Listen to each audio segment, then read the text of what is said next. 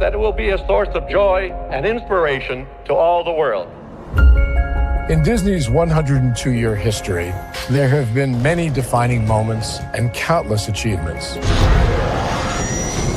Today, we celebrate another thrilling moment, the creation of a spectacular new Disney theme park resort coming to Abu Dhabi.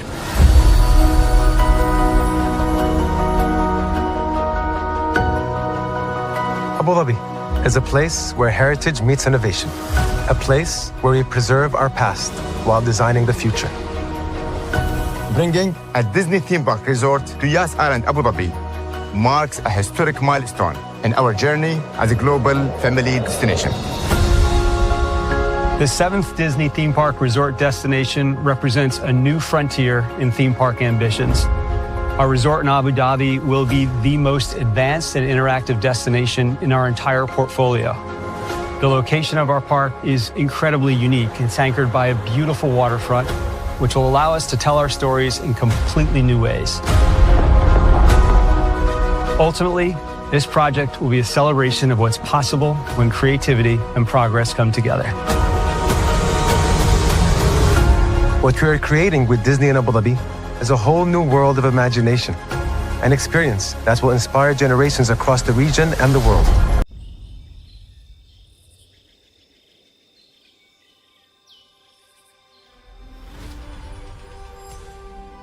Here you leave today and enter a world of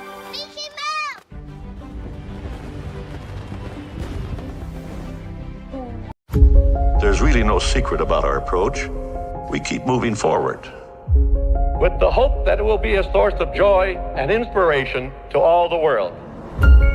In Disney's 102-year history, there have been many defining moments and countless achievements. Today, we celebrate another thrilling moment, the creation of a spectacular new Disney theme park resort coming to Abu Dhabi.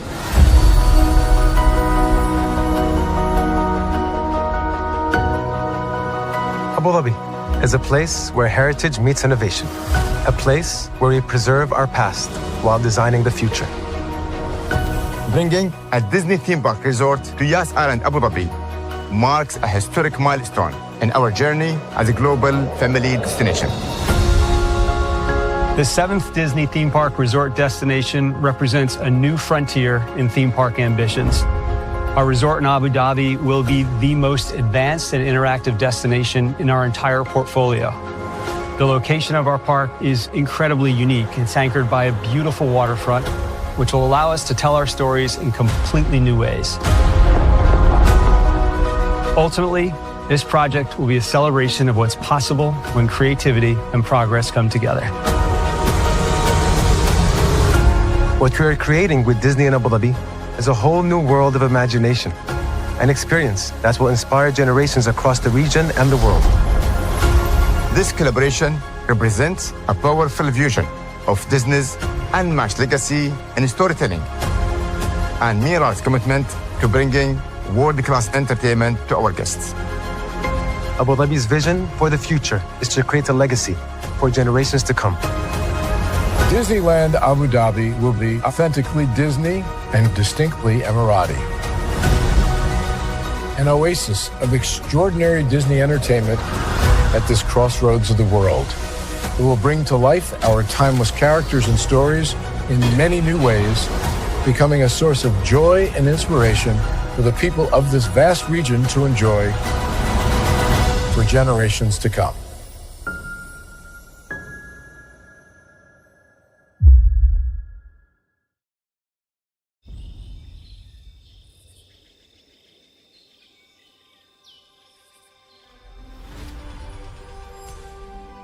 Here you leave today and enter a world of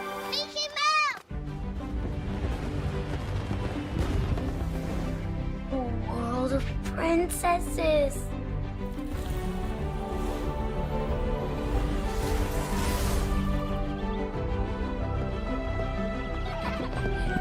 A world of villains. And heroes. Raise your sabers.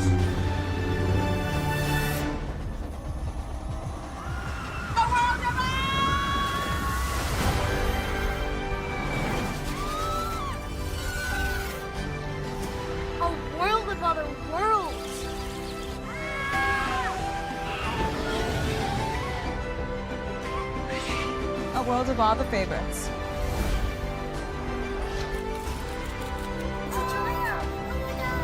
A world of throwbacks.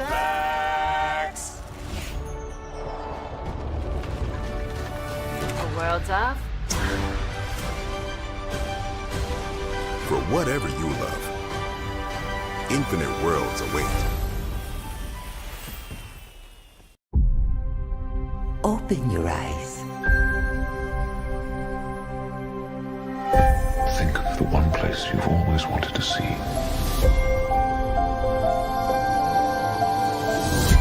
This is where our magic comes from?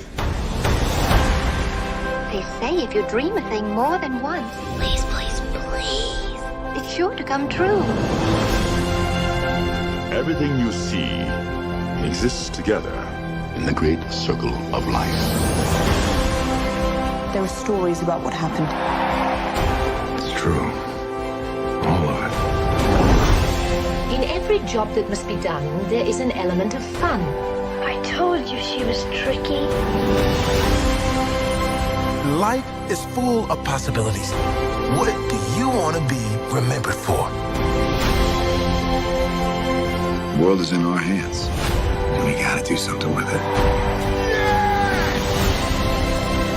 I just want to say a word of thanks to all the artists, the workers, and all of you. The young and the young in heart. You helped make this dream come true.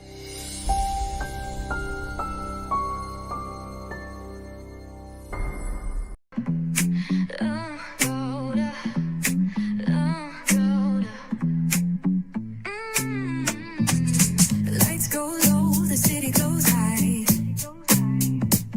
Stories untold under moonlit skies. Brave only got the vibe, got the flow for the culture. Yeah, you already know. Turn it up, lean back, feel the breeze. Late night truths drifting through the trees. It's for the culture, by the culture. Braylon got the soul to show ya. Breaking it down, lifting it higher. Feel the rhythm, spark the fire. Headlines flip with a soulful twist. Behind the scenes where the magic sits. It's the heartbeat of the now and the then. Where the story starts and never ends. Tune in, lean in, feel the groove. Every moment, a vibe you can't lose. It's for the culture, by the culture. Braylon got the soul to show ya. Breaking it down, lifting it higher. Feel the rhythm, spark the fire.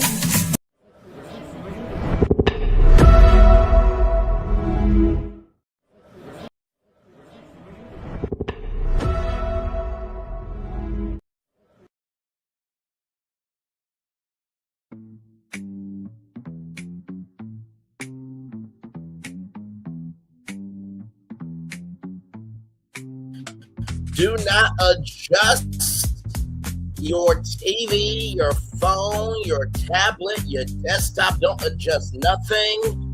This show is not a Hulu original, okay? You're not watching this on Hulu. That's just for brand immersion purposes. Welcome in, everybody. Glad to have all of you. Here is time for a BFP Imagineering episode. I'm the B, Braylon Lee, of course.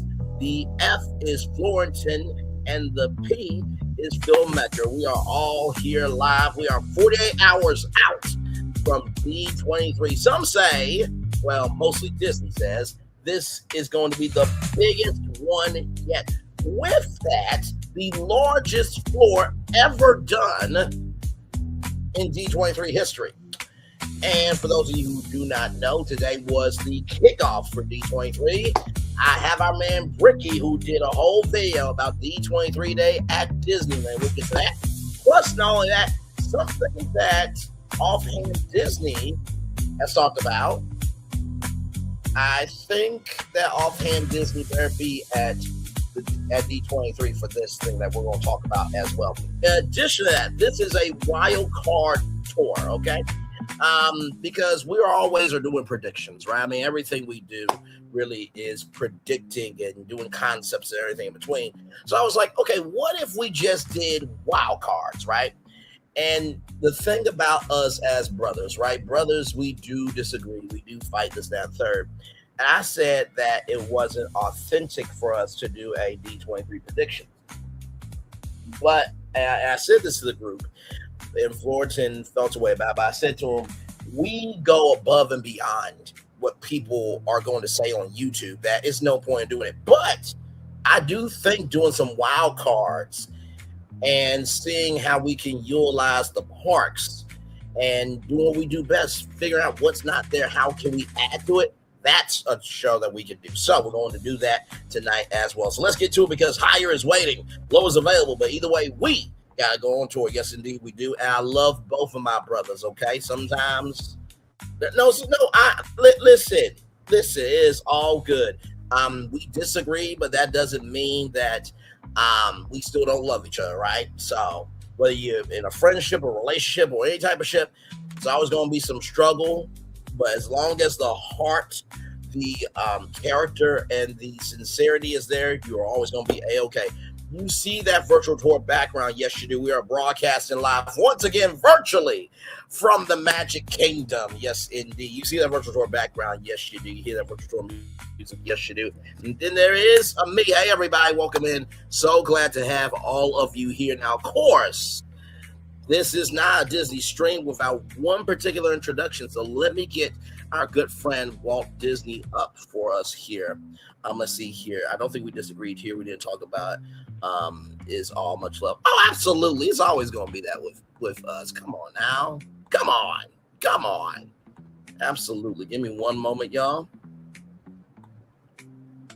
Let's get ready, because I feel like this, we played this intro, I don't know how many times. And by the way, shout out to our source, you know what I mean, for giving us this great intro, Interactive WDW, for always, thank you for uploading the vacation, sincerely, for sure. So let's get together here with the one, the only Walt Disney, my friends. Here we go.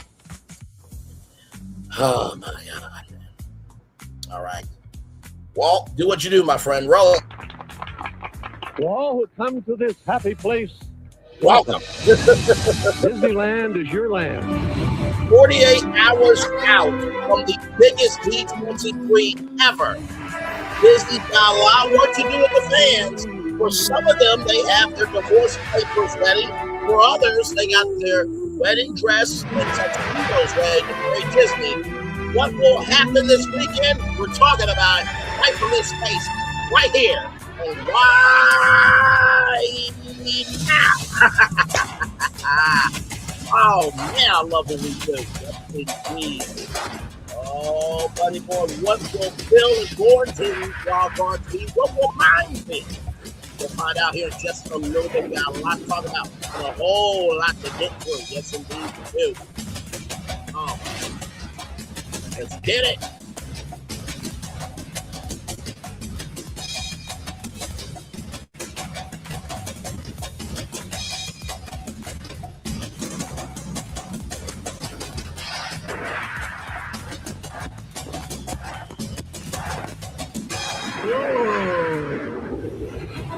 This is a global event as Walt Disney World. Come on.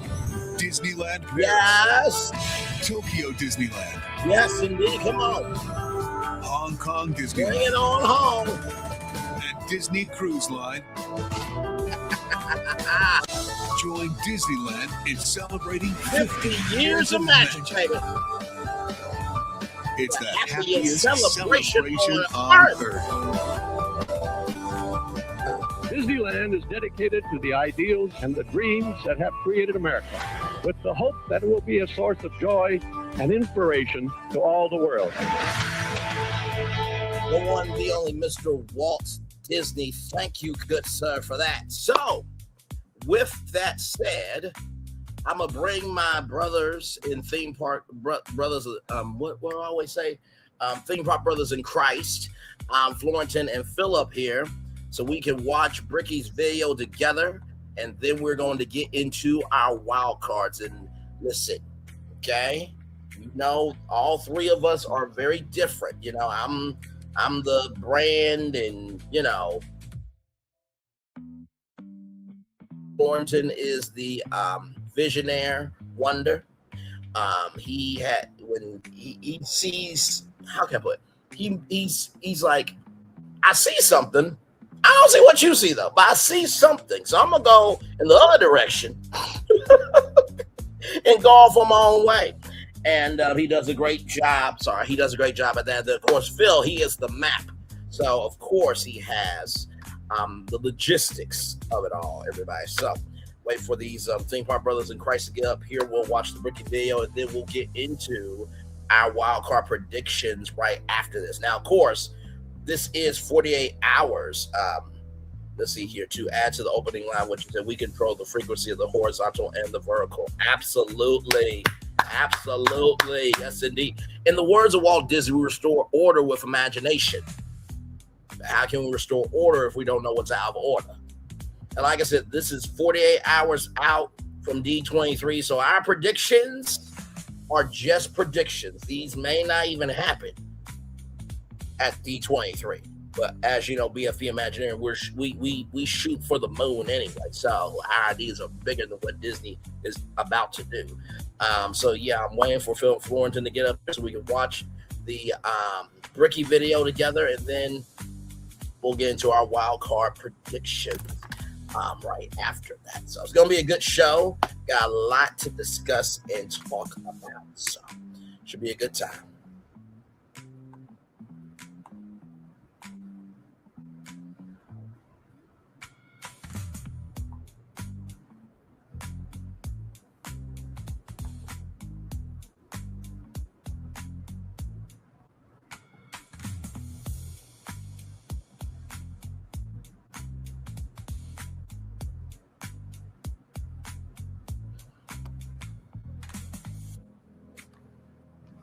Sorry, y'all. Just looking at something.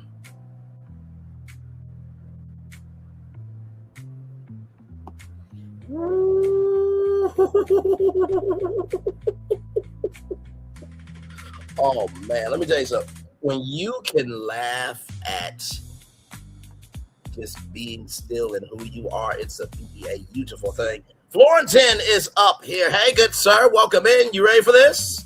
Oh yes. A wild card stream, show, and tour all before D23 in less than 48 hours. How are we feeling, my friend? Good to see you. Yeah, I'm good. Great. For the occasion, I went this first time you see it. I have a the old school Walt Disney World, of course. No, this is actually this hat came out during the 50th. It's Vans. All about branding. Vans did a sponsorship with Walt Disney World, and very cool. And I like the hat. So no, absolutely no, it's a good looking hat. I was only saying throwback for the font. Oh yes, the font. Yes, I think the font is classic. Yes, it's cool. So, absolutely. Yeah. So welcome in, good sir. Glad to have you. Like I said, 48 hours out before D23 happens. I'm about to pull up the Bricky video here, and then when Phil comes up, we'll watch it together here. Yeah, I remember it was like the final day of July, and I can't believe August is flying, man. I know it is absolutely flying, my good friend here. So as you can see, the title here says D23 Day was a really good day to be a Disneyland fan, which indicates to me that it was a fan service day. And by the way, I don't know if Bricky tried to make the beard match his hat, but he did a good job of it. No, so, the hat he's sporting the hat, yes. Yeah, well, no, it's an orange hat with an orange beard or ginger beard. So he brought it together. I don't know if he tried to do that on purpose or not, but yes, I'm kind of wondering where that is. It looks like it's New Orleans Square? No, maybe Liberty Square, because I see the American flags back there. So it's not Main Street USA. No. So shall I go ahead and play it? Then when Phil gets up here, he'll get up here, I'm guessing. I don't know. Yeah, he was in the chat, so he should pop up. I'll go check the Instagram to see if he messaged. I don't know. Okay, sounds good.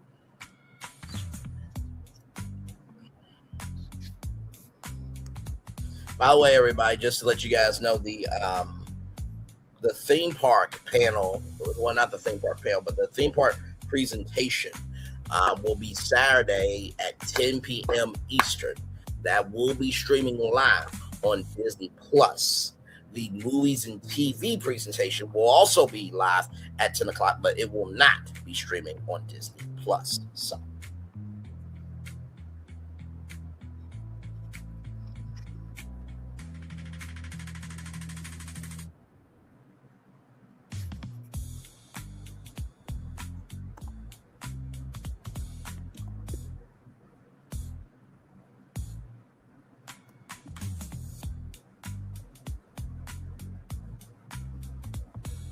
Yeah, maybe Phil got some connection issue. I don't know. There he is. There he is, yes. Hey, good sir. Welcome in. How are you feeling? 48 hours out, good sir. Okay. I can't believe you're that close. Let me turn that. What is it called? Okay, there you go. All right. Hello, I'm here. Now All I don't right. have three of you talking on the other. Yes, all together as one. Of course, the MICKEYMOUSE shirt is on. The only thing that I have that is No. By the way, I like your Bucky's shirt that you wore. Thank you. I know it's like let's wearing Bucky's. Yes, my family got it for me. Shout out to my family who I love dearly. So You're yes, Bucky's is supposed to amazing. get one in South Indianapolis. Let me tell you, if y'all have never been to Bucky's, let me tell you something. If Disney did a partnership with Bucky's and made the Orlando Bucky's a Disney Bucky's, it would go crazy. That's all I'm going to say. You got pulled pork, you got beef jerky, you have all types of merchandise. The restrooms are crazy. It's a world upon its own. The only cleanest bathrooms. Yes, absolutely. And it did say that in a report, like it is, they get rewards for the cleanest bathrooms in America. Yes, they do. Oh, wow. No, that's true. I think they pay like $25 an hour. By the way, the only thing I have that is Disney. Oh, yeah. I have this Lalo tequila. And if you see here, you see it's blue and gold, which Mickey is known for his blue hat. And the gold is the fireworks. So before we get it started, I'm going to salute. Chin chin, cheers. Yes, to D23, my friends. Absolutely indeed. I'll raise a mic. I'll raise a mic. Gentlemen, are we ready to do what the fuck we do well? Absolutely, let's go. Oh, Phil, since we brought up Bucky's, that was it you that you have a plush American? You had a 4th of July Bucky's plush. That was amazing. Yeah, hold on. Oh, let me see that. I don't know if Brain saw it. I don't think I have. Yeah, it's super cute. It's like, I like your orange shirt too. It's a nice change. Oh, well, no, this is my Razorback shirt here. These are my Arkansas Razorbacks, so love my state of Arkansas very much. But thank you. Okay, so we just had the 250th anniversary of independence. Because Bucky's celebrating America's 250. Oh wow! I know that merch. I know that merch went crazy, absolutely crazy. For me. That's way cooler than they had a Mickey for the 250 also. That's awesome. Yes, indeed. We also have Bucky's as an Easter Bunny too from April. Okay. From another year.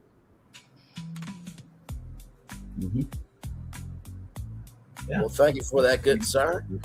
Well, with all of us gathered, myself, Florentine, Phil, and Bucky, let's do what we do and find out how good D23 Day was from Disneyland. Here we go. Friends, it is indeed D23 Day 2026 here at home at Disneyland. The first thing that you're greeted with when you come through the front gates are the Mickey ears they're giving out to everybody while supplies last. A stylish and fun giveaway, and they have so many of them, so many cast members perfectly distributing them. A very easy process, and the demand for being at the park today is huge. The park's running about 15, 20 minutes ahead of schedule, which means there's so many people here that they were spilling out on the mean streets I of saw that Anaheim. ad today on Mouselets. They did like a ton of shorts yesterday. I was looking on through them. Oh, gotcha. So they're out there as well for D23? Yeah, Mouselets one. Okay, I can tell you which one is who. The big one, you know, the one that you like the most is one. Not too much. I like her exactly the way she is. She's my big Cinderella. Okay, so listen. And the second one is the one that looks like me, you know, if I had long hair. I'm kidding, of course, but you know what I mean. No, I understood. And let me put it this way. I think she's the one where if you both would would have a good time staring at a map of Walt Disney World. Yeah, we'd be staring at a map and talking about engineering things. Even though I never took a course in engineering, but I mean, if you see my pumps, I want to know the works of making it work and stuff because I have you definitely you know your measurements, you know. Yes. I mean, yeah, you know some stuff you know some for sure. Geographical and yes. Even what's cool about Phil is sometimes he brings up like things we don't think about, like backstage. Like we want to build something, but it takes also the backstage and employee, you know, the plumbing and all that. Yes. So. He thinks about the ancillary stuff, the behind the scenes stuff, the foundation that makes all of our ideas rise. And while Phil is looking at a Disney World map with Mouselets 2, me and Mouselets 1, my magic wand is making her say bibbidi bobbidi boop in more ways than one. And also also I made a discovery. I made a discovery this morning. Phil shared. Do you know that the Mouseites this month they're celebrating their 1 year anniversary? Not exactly. Well, not exactly. I did watch it, and they said they are behind 2 months. They forgot about it, kind of, because you know they do a lot of things. I was about to say, I thought Mouselets have been on for a long time. 1 year on what, YouTube? Is it 1 year as their channel called Mouseites, I guess? Yeah. They've only been on for a year? Or they've been doing Sisters for like 1 year, you know, since June. They're just now celebrating it now before they. But anyway, if even if it's June, it's still 1 year. It's cool. Oh no, absolutely no. I thought they've been on longer. That's no disrespect to Mouse. And they gave a lowdown of like I kind of felt like Pope Fullerton, like they've been at this for 9 years. I was about to say I thought they've been at it longer, but either way, where they began and. Yes. Where it was an Instagram page, pre-videos, you know, on Instagram. That's a long time ago. And it started stuttering. And you know, as we are trio. Yes. Sometimes I like to refer to us if I make some funny avatars. I refer to us sometimes as the Free Musketeers. But if you want to put instead of Mousets, it's the Mouseketeers. Yes, no, very, very well done. And for the record, everybody, I'm very affectionate. Okay, we would be definitely doing more than just. I feel like my nerdum and her nerdum It's on the same playing field, except I think I'm a lot more animated than Mouselet's one. So I think our, positive and not positive and negative, but how can I put this? My Stitch energy, with her Nani energy, because Nani is always the calming one. Stitch is kind of out there, but I feel like our energy would definitely sync up for sure. So shout out to the Mouselets and congratulations on the 1 year. Back to Bricky here. Disney had to do what they do, test and adjust.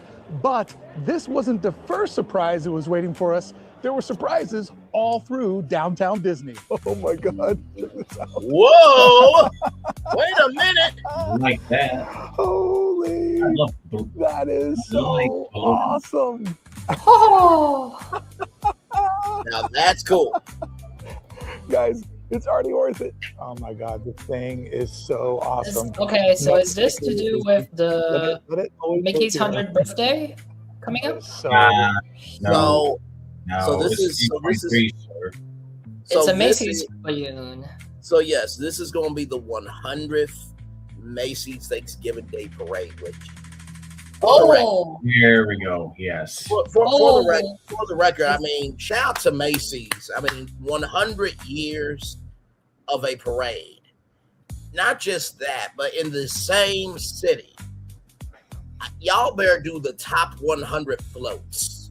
Oh, so now it's starting to make sense. Is that why they because people are thinking that they removed their building. They've been removing the shopping bag on the building. It's been there, sitting there for years. It's like it's a monument, and they've been removing it. So maybe it's to do with the 100th. They're gonna put a modern one or something special. So potentially, is really the 100th parade coming up? Yes. Wow, that's amazing. Yes, the 100th Macy's Thanksgiving Day Parade, which is crazy to think about. And no disrespect to Lululemon, but that should be like a D23 center, which I did pitch for Keyblade Drive, by the way. So if that was a D23 center, just imagine that going to the D23 center would have been amazing. But that's neither here nor there. But yes, that is very, very cool. Huge and awesome. That is one for the archives. Do this real quick because this is the actual best view. They have this cool little D23 day frame here in downtown Disney. Guys, we've just started and we're already finding all kinds of things. Hey, Donald, not for nothing, but your bud Mickey is outdoing you yet again. Because normally I'd be excited to see Halloween Donald sitting here, but with that bad boy over on the horizon, always a bridesmaid, Donald. Always a bridesmaid. Yet again, another activation that'll be showing up later today. I always try to walk into the park because you just never know what you're going to find. And I'm glad that I did because now bridesmaid. Yet again, another So it looks activation. like from what it looks like this is a Disney Plus and Hulu thing. But I'm thinking that has something to do with Huluween, I'm guessing.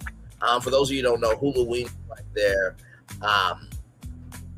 Halloween month on Hulu. So just want to mention that there. Okay. That's what's that'll be showing up later today. I always try to walk into the park because you just never know what you're going to find. And I'm glad that I did because now that I know, I need to pop back out of the park today to catch the vibe of downtown Disney once it all gets going. The excitement is in the air. Okay, this time they're selling the Halloween time joke better than last year. This makes way more sense why the M is missing. Well done, team. Well done. Okay, Brittany, off the Halloween. Keep going. Keep going. But I don't want to. There is an adorable Disney Plus donut truck that has showed up. 3 different types of donuts. Truck looks absolutely amazing. The marketing team is still getting the final touches on this. This is something that we need to circle back around to because not only do I love all right, Disney, okay, activations, but I also love them. And I'm excited to see if I can get my hands on one of these donuts. And Paradise Season 1, low key, has lots of intellectual Disneyland references embedded inside of it. worthy of a watch? Websites your competitors don't want you to know. So, okay, that's not too bad of a introduction. So we got the big Sorcerer Mickey float for the 100th Macy's Thanksgiving Day Parade. So talking about way earlier than it needs to be, but still it's D23. So anything Disney is amplified. And then a whole food truck rather, giving away free donuts, talking about Disney Plus perks. And for those of you who do not know what Disney Plus perks are, let me just show you what they are. Okay, here we go. So they've been doing this thing every Friday morning at 9 a.m. Pacific time, which I think will be like 12 p.m. Eastern time. It's themed weekend red rewards and trivia all summer long. So of course, save 25% on rooms and get free park hopper benefits at Walt Disney World Resort when you purchase select 4-day and 4-night room and ticket packages this holiday season. That's a good deal. Of course, save 20% site. I was about to say worldwide, but I think the code is good worldwide because you can get Disney Plus anywhere. Save 20% site-wide rather. See, I was about to do it again on loungefly.com all summer long. A free trial of Spotify Premium for 4 months. Join Planet Fitness for $1 down. Get your first month free. 20% off site-wide Funko.com all summer long. Unlock a X-Men 97 comic bundle on Marvel Unlimited. And then, of course, right here, join Clear. Speed through airport security with Clear Plus. Join today and unlock access to over 150 Clear Plus lanes across our nationwide network. And let me tell you something. If you are a traveler, for $179, that actually is a good deal. And then, of course, for those of you who remember the Desperate Housewives on ABC, you have a chance to win a Desperate Housewives robe and stemless wine glass set worthy of your next rewatch. And then, of course, Dash Pass, 6 months of Calm Premium, and a 20% off, okay, D23 plan upgrade, okay? So you get 20% off an upgrade to the Gold Essential Choice or Complete plan, okay? So there's the course D23 right there. So a lot going on with the Disney Plus perks there. All you do is go to this website, and it lets you find out exactly. Damn, they have really improved the downtown Disney Halloween decorations this year. And look at Homeboy over here just getting at it. I love that. And fans are doing what they do. They're already lining up for stuff that I don't even know what it's for. Might be a cavalcade. And back on Main Street, you can see that it is.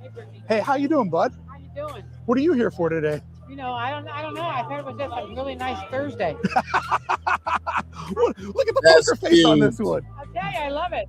I love it too, man. Get the merch. I can't get any merch. I want the merch. You're here for the merch? I'm here for everything. I love it. I love it. Well, you got the best seat in the house, so have a good day. You too, buddy. Take care. The greatest people ever. Love it. All right. We have lots of people queued up for merchandise, literally all up and down Main Street. And it is just chaos. Literally people coming and going everywhere. But thus far, everybody looking like they're having a real good time. And just literally, the hardcore fans are everywhere, queued up to do all kinds of things that are only available today at D23 Day. Let's see what we can discover. The mighty Emporium has a line that I don't even know where it ends. This is awesome. I came here for the chaos today. I don't do merch. I don't buy or collect anything. And in fact, the ears that I got in today's brochure. I'll wait in line. He's going to wait in line, Dad. Yeah. Hey. The items I got today, if anybody grabs anything at heybricky.com this weekend, we're going to put it in one random order. So I want to make sure that it goes out to somebody who actively wants the D23 ears. So wow, I'm going to see the chaos. I'm going to go on the Emporium line, see if I can find anyone and ask them exactly what they're in line for. But first, it looks like I want to say hi to a friend. What's up, guys? What's up? Go Bills. Oh, yeah! All right, I'm going home. I already heard what I needed to hear. How you doing? All right, so my man isn't full of shit. He's the real deal. Rocking the black on black Buffalo Bills hat at home at Disneyland. Yep. What's up, bro? What's up, man? Where do you get wings when you're in Buffalo? Oh, Duff's. Duff's. Big Lenovo guy. Big Lenovo guy. Big Nuts is really good though. Nuts is good too. I might be related to a crime family. Handsome doodle alert on Main Street. Watch out for him. Oh, wait a minute. Handsome guy has an even more. Oh my God, that pen looks so What's that? That is, oh wow. Okay, you know what? I do believe that they were going to release some exclusive pens. And I think this is one of them. That's cool. Nice. That is cool. That is absolutely amazing. Okay, all right. Handsome guy has an even more beautiful female companion person that could be a wife, girlfriend, sister, or cousin. And look what she gave me. All right, so handsome man and amazing here. So as we can see here, we have a Wally and Eve headband. You gotta be. Oh, nice. Yes. Oh my God. Then of course you have the Disneylandia collection there. You got the jacket. I want the jacket personally. Hoodie, of course, definitely want. And then did we see Hunchback of Notre Dame collection? I think that says 20 year. Oh my God. Bro. Hang on, let me take that down. Yeah, 20th anniversary. I can't believe it's been 20 years since Hunchback of Notre Dame. Wow. Oh no, I'm sorry. It's my bad, y'all. It's the 30th anniversary. My bad. 30 years. So you mean tell me I'm 2 years older than this movie? Good damn. Okay. Oh, that's fantastic. Okay. Wow. They were not playing this year. Okay, Disney. Okay. All right. Let's continue on. Female friend. He's got the sales sheet here for me to look at. And I'm agreeing with you, dude. There's some nice items in here. I mean, this guy knows fashion. I mean, you saw the glasses and the hat. I mean, this guy knows what's up. We have our first D23 celebrity, Pinocchio, has showed up. I got no strings. Nothing's gonna hold you down. Oh, is that Abby? How you doing, guys? What are we waiting in line? That's Abby. I don't think no. No, because I hear rumble that her and George were gonna dress up. So, but she does look like Abby. So. I'll go back. How you doing, guys? In the hat. I mean, this guy knows. No, that's not. We have our first. Yeah. D23 celebrity, Pinocchio, has showed up. I got no strings. Nothing's gonna hold you down. How you doing, guys? What are we waiting in line for? The pins. The pins. Wow, big pin family. Yes. They say families that pin together stay together, so I like your odds. Have a great weekend. Nice to see you guys. Just talked to a very nice family that told me that they were waiting in line for pins. But check it out. This Emporium line is going to Carnation Cafe. Welcome to D23 Day at the Disneyland Resort. Oh, I'm listening. Today, we celebrate you, our devoted fans. Thank you. And invite you to enjoy a magical day with us. All right. And that was the whole announcement. How you doing? Favorite guy. Oh, favorite person. All right. The love is real on Main Street. I'm just gonna wander around here and see what hey, how are you? Oh, look at the beautiful, beautiful hat. I think the last time I saw you, you were standing right here wearing that hat. I was. That was like 2 weeks ago. Have you gone home yet? No, I haven't. I love it. I love the dedication. All right, the Disneyland squatter got the pins. Oh, and she's gonna show them to. Can I touch? Yeah. Always ask for consent. Look at that. Wow. Just incredible. See, this is why people love Disney, because it's like every once in a while y'all do hit. You know what I mean? Oh man, that is wow. That's cool. That's very cool. Check this out. Hunchback of Notre Dame. And how does this fit into your collection? I'm really curious. It doesn't. My two good friends. Okay. Are not here today. So. And then this is the D23 day pin right here. Nice. Yes. So you're a what do they call that? A coyote. Yes. I love that. All All right, so there's more coyotes. Oh, look at that. That's nice. That is the Spirit jersey there. There's a silver hit or gold hit on there, I'm sorry. And then what do we got on the back of the blouse? Oh, whoa. Screen printer hated doing this one. Look at that. That's awesome. That stuff, by the way, is so hard to print. You got to hit it so many times. And then was there another item?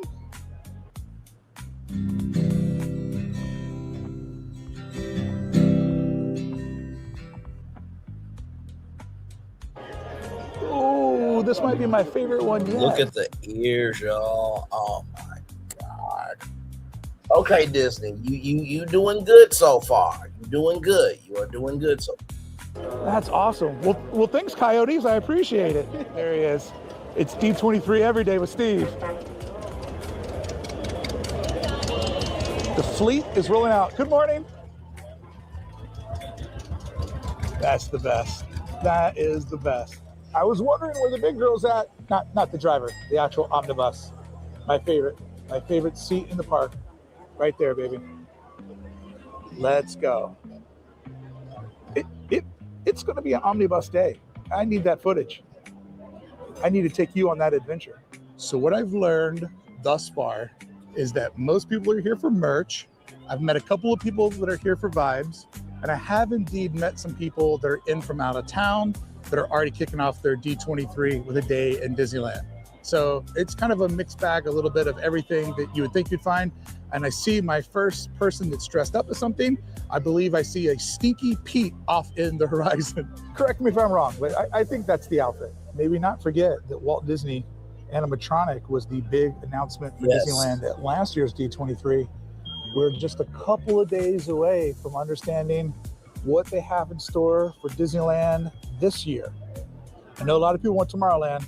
I think that is a long shot. I don't think this is the year, and I'm sick of thinking that this is the year and having my heart broken. Friends, this is the line for the D23 sculpture in the center of Town Square. It wraps all the way through Town Square just to rip that pic. Wow. And here's the guy at the end of the line. It's pretty long. It's the longest I've ever seen. I like your odds. I like your odds. Awesome. I love it. Have fun. Disneyland Resort. Today, we celebrate you, our devoted fans, and invite you to enjoy a magical day with us. They've played that twice, and it just kind of abruptly ends. And when they played it again, like maybe 10 minutes later in my timeline, but just a minute or so in your timeline, I was wondering, did it crash the last time? And there's more to the statement that we seems like here. It's like, did they just keep dropping that every 15 minutes to let us know why we're here? What is with that? I just met a fellow Shutterbug, and then look at his backup camera here. That is awesome. My man is getting it done. I love it. He's trying to push people closer up to the Emporium, because the line is now just flooding Main Street. I'm used to Disneyland days and shopping experiences, but this is a big one. Real big. I think I hear the horses coming. I know my Disneyland sounds. Here it comes. Oh, look at that beautiful stallion. Hey. Congratulations. Thank you. You're no longer in last place. Oh, yeah. I like that. And he's making friends. He's doing it right. This is the best headgear. This is the best headgear I've seen all day. That's Look a at this whole total Disneyland headband. So it is actually 3 deep on the sidewalk and then 1 over on the street. All right, this one filled up. Wait, say that again, Phil? The mouse sleds 1 and 2 were wearing matching hats of that day. Of the Disneyland thing? Mm-hmm. Yep. Gotcha. Yep. So let's. One thing to know, 2 things for sure. Looked very nice. You can't say that again. Looked very nice. Yes. No, absolutely. No, for sure. 1 thing to know, 2 things for sure. You cannot fake that energy. That Disneyland was packed today. Okay. Let's go down and catch on the way back empty and get that aerial shot. So I believe there is a limited edition treat or 2, which gives us 2 lines over by the Penny Arcade, and then also over here at the Gibson Girl. So yeah, Main Street definitely has that Christmas shopping type of vibe to it this morning. Well. Our conductor, Theme park and there conductor. goes Hello Gerardo. Yes. Finally, some legends there. Go ahead and give them say their names again for us. Sorry. Shout out to theme park conductor and Hello Gerardo, George the Italiano. Yes, and shout out to both of those guys for sure. And if his fiance Abby is there, hello to you too. So yes, indeed. Shout out to all you guys. finally liberated. We're watching theme park conductor take real money and turn it into fantasy money. Here it goes.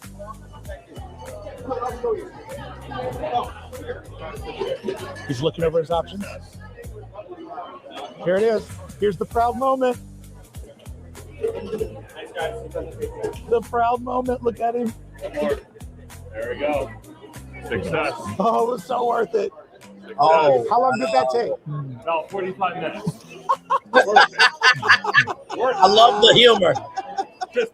So conductor's got a small world coin. Wow. 45 minutes. 45 minutes. Yeah. Thank you. There's a woman managing her expectations. Why not now? Trader Sam's. All right. We got a Disneyland. All right. I love that. And then we got the 25th anniversary of DCA. Wow. That's the classic. That's the classic. That's why you showed up today. Exactly. why Just did to celebrate that why did he say 25 20? years Why did he Conductor say just got out of the 25 minutes? 25th. No, 25 years. Oh, 25th okay. anniversary of DC. Yeah. Mm-hmm. So bought a blouse. I did. Some type of a blouse. Let's see what this blouse is. There you go. Oh, gorgeous. George got the blouse. He's also doing this mini pearl look. That's a Grand Ole Opry reference or hee haw if you get it. Yes, but then I also got the pin. So what's the deal with this pin? Is that for today only? This is today only, and they also have a magnet, but we didn't get the magnet. We just got the pin. What's that pin cost? This was $24.99. Do you flip it? Does it have any value? I mean, you can't say that. But allegedly, does it have any value? I think it would be value after today is over and they run out. Okay. Allegedly. Okay. I've heard that it's gone up to 25. Profit on a penny. Then I can go to the coin press. No, you can't. It costs $1. The only thing Disneyland will sell you for $1 is a penny. Yes. Best business model ever. Yes. And there was Abby. Cool. They're both But putting I the finally found the perfect solution, and it is cooling comfort. Yes. That was a cool Jiminy Cricket shirt he has. Yes, it was. All right, Main Street coming down a little bit, hanging out with the homies. I'm talking to my new friend here. Hi. Who's all pinked out, got the beautiful. First of all, I love the glasses. I love the glasses. Full princess blouse on, and I said to her, are you going to the princess concert tonight? Are you going to try to get tickets? I want to try, but the thing is I have work. Come on, man. You can call in for that. I say, this is my advice from an idiot. You ready? Okay, I'm ready. Try to get it. Okay. If you don't get it, go to work. If you do get it, you got that lettuce diarrhea. That's a good one. Nobody's gonna question that. Nobody would take that headline, make it work for you, baby. By the way, I think the Disney Princess concert will be airing this Sunday on Disney Plus. I did see a promo for that, by the way, just to let you guys know. Thanks for saying hi. Of course. Have a great day. Good one. Get it done. Is it from Oklahoma? It is from Oklahoma City. I was like, they're probably from Oregon, and I got it backwards. I was born in Oregon. Hey, my man, it's from both. I nailed it. And it feels like the park is finally starting to settle in. Main Street is still busy, but not as insane as it was right at rope drop. All right, we have done Main Street justice. Oh, did I say street justice accidentally? One of my favorite terms. Yes, you did. We have done Main Street justice. Let's head over to DCA and see what the vibe is over there. I want to see a couple of things that I know that are happening for D23, but let's take the best way possible back to the front of the park. And yeah, 9 a.m. Never made it off Main Street. This was the party. Sit back, relax, and enjoy the sights and sounds of Main Street, USA. Enjoy a great ride down Main Street, USA. On a day like today, when it's full of the community, you can just see all the different people coming here to maybe do something a little bit different than normal. And there's something great about these days where there's the commonality of the community mindset, that people are here to celebrate, to do whatever part of the Disney parks that feels most special to them. And I just absolutely adore days like today. I meet some of the best folks. That's why I refer to these as community days. And I try to never, ever miss the community days. In many ways, it just feels like a family picnic. Just in this instance, I'm meeting a lot of the family for the first time, but it doesn't diminish the quality of meeting folks. In fact, it makes it fun to meet so many different people with so many different stories that come for all kinds of different purposes. But it's all threaded together under the idea that we all love the Disney magic. We all love the escapism, willing to look the other way when things go sideways because we still find a reward in this place that we call home, Disneyland. Wowee wee wow, look what train they have out today. Oh, that's cool. The old stockade train. Yeah. That is a sight to see. Disneyland pulling out all the stops for those that stop and pay attention. Guys, I feel incredibly blessed for the community that I have found for myself here at Disneyland. Just on my way out the gate, I hear somebody say, "Hey, Bricky," and it's just the conductor to the train. And we're just talking about how the train's running today. And, oh, wow. You know, it's just, there are so many awesome citizens of Disneyland everywhere. And I just come here sometimes and leave with my heart absolutely full. Oh no, oh no. It's too early to break down. What I do, I come here sometimes and my heart is just full. And it's nothing you can put in the app. The magic is the people, and the people are magic. And I love both of them. I also happen to love Oogie Boogie. Let's go, baby. I got my first Halloween party next week. So I want to pause it for a second because, as you all know, there was only one moment with Bricky where we had questions, okay? But besides that moment, sincerely, that's why we do Disney streams. Because that energy that Bricky has, we all have that energy. I mean, I'll never forget when I, talked about Meet the Robinsons, and like I said, it was all Florentin's fault for making it the most emotional Daily Mover ever. But I say that facetiously. But that energy of caring about Disney, it's there. And I think the fans just want more of that energy that Bricky has and that we have. If people didn't care about Disney, there wouldn't be a Disney sector for the movies, TV, theme park, merchandise, whatever the fuck. If it's Disney news, it makes news, So, what did you guys think about that opening of Bricky at Disneyland and him taking in the environment, and as he was walking out, almost getting verklempt with emotion of just even the conductor knows him. Fantastic. So, well, I think Bricky used to be a guest, a frequent guest on OG 55. So I think he knows theme park conductor through George. So, but yeah, it's humbling because even though they are West Coasters, that is their local park. The fact that no matter how many times, and that's for me also, because that is there's the same. I don't know. I know over there it's like really walled. Everything is walled. So if I get there and I get a different experience, but as for here on the East Coast, what is truly special, because I went over to Universal this week, and while Universal is great, you can have a wonderful day at Universal Orlando, but it's just not the Disney. There's something about Disney when you're on Disney property. There's that Disney magic.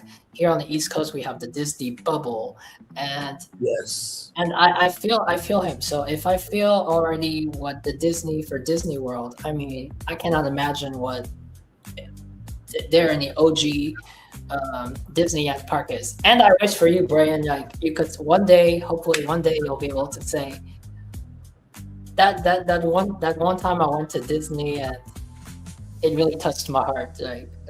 Oh, absolutely. But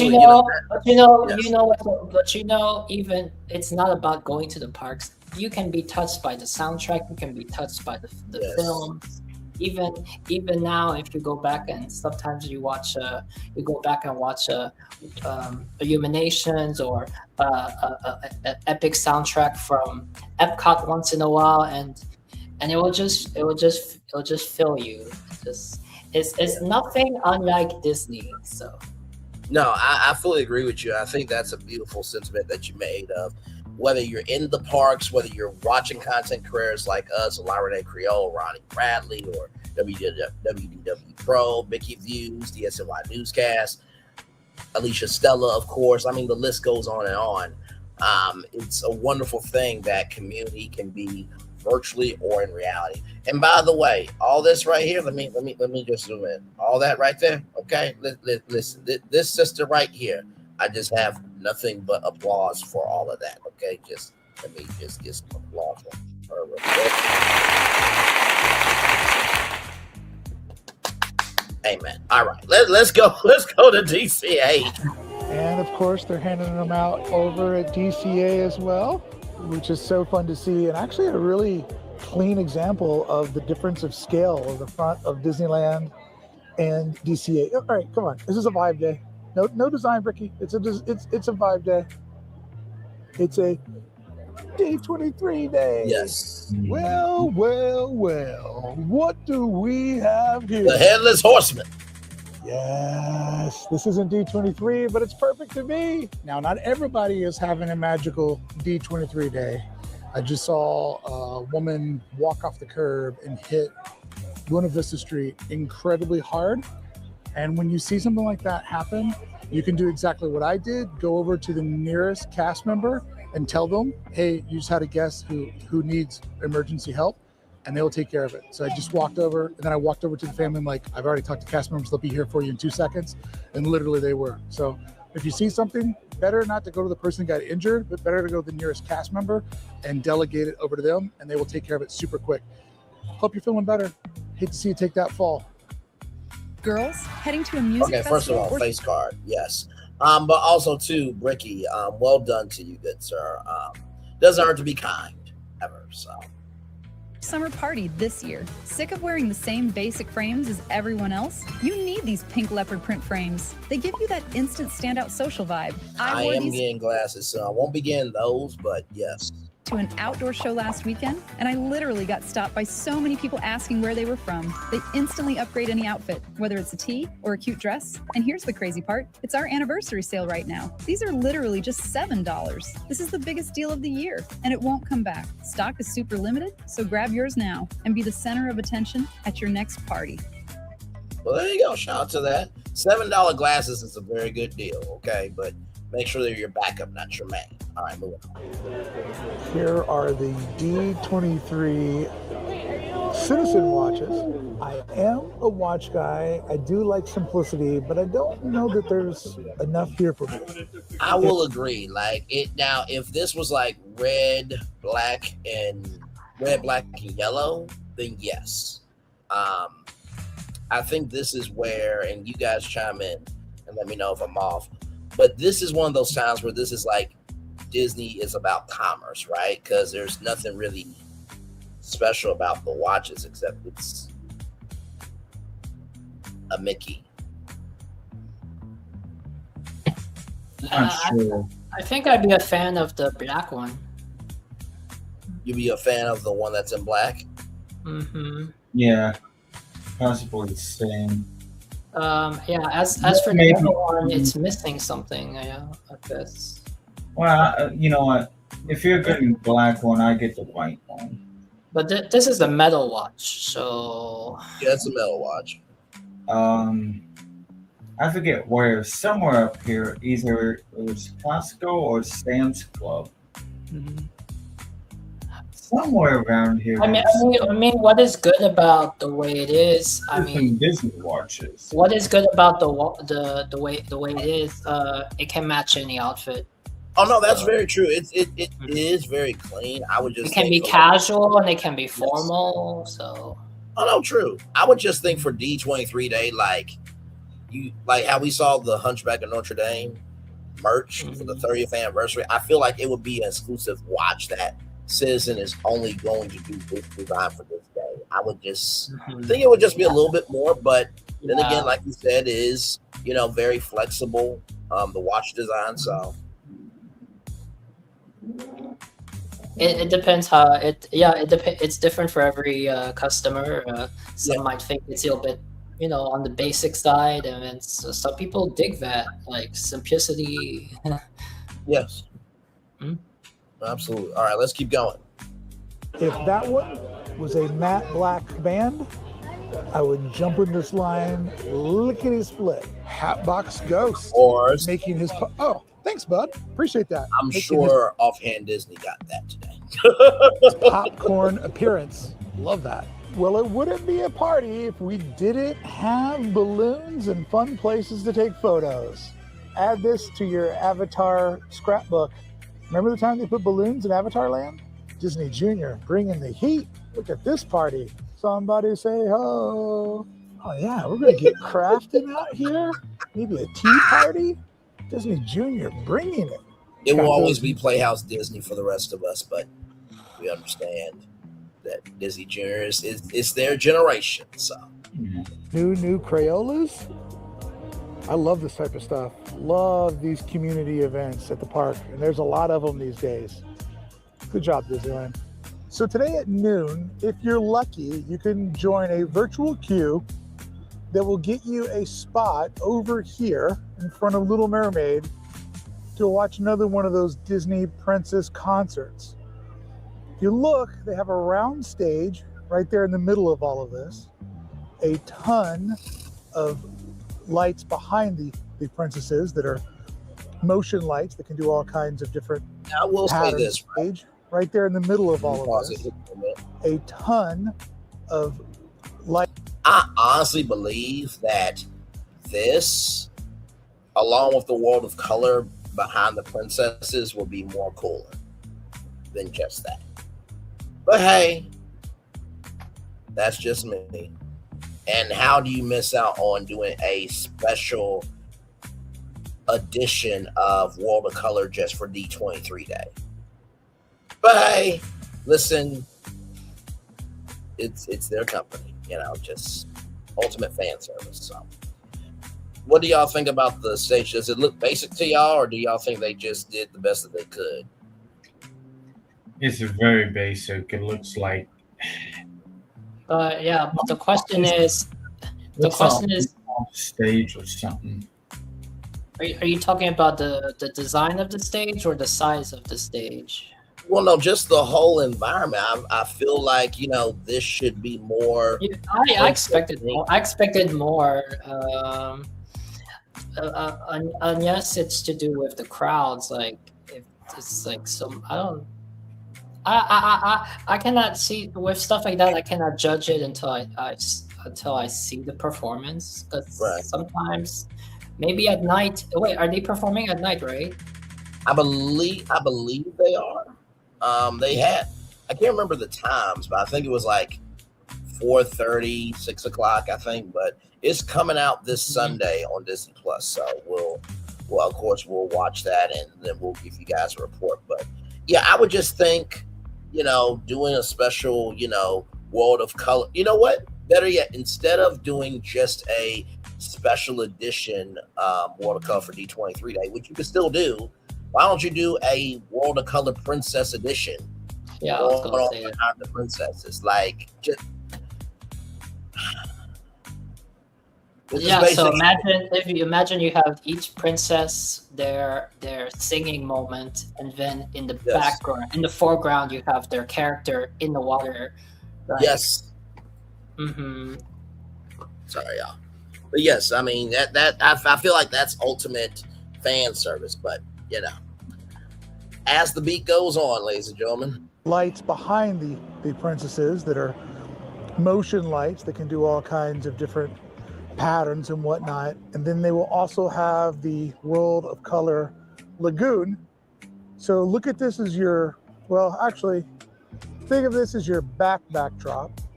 Do we think that this is happening in DCA because think of this as your immediate DCA has some offerings? What do you mean offerings? Like by the princess concert thing. I know. I think Disneyland Park doesn't have room for that for the princess concert. I was asking what is the reason they're doing it here at DCA. I mean, I think probably. I mean, in front of the Little Mermaid attraction, obviously there. But if they really wanted to do it, they probably could have done it in front of Sleeping Beauty Castle. I mean, that's been the stage for like when the view comes to Disneyland. But you know, I guess if they are going with the World of Color behind them, even though they says no performances today, just because there's no performances today for the public doesn't mean it won't be a performance for the majesty of it. But yeah, I think that's so they say there's no performance of World of Color, but that does not mean that they're not going to use the fountains. Exactly. With the princess concert. Exactly right. And like Ricky said, you know, you have Little Mermaid right here. So backdrop. The women will have 3 layers of storytelling capable to happen behind them. And they put a lot of infrastructure into this. I believe this is something that will also be on Disney Plus. I'm going to try it noon, but can guarantee you I will not be here for this because I am a virtual queue loser. Never works out for me ever once. Full trust. Come on, Disney. Get me on that dreamboat ride. Just 1 lap. That's all I ask. 1 lap. Promise you. I'll make it worth your while. Looks like they've even added in lights to face the stage, which of course that makes sense. A lot of gear.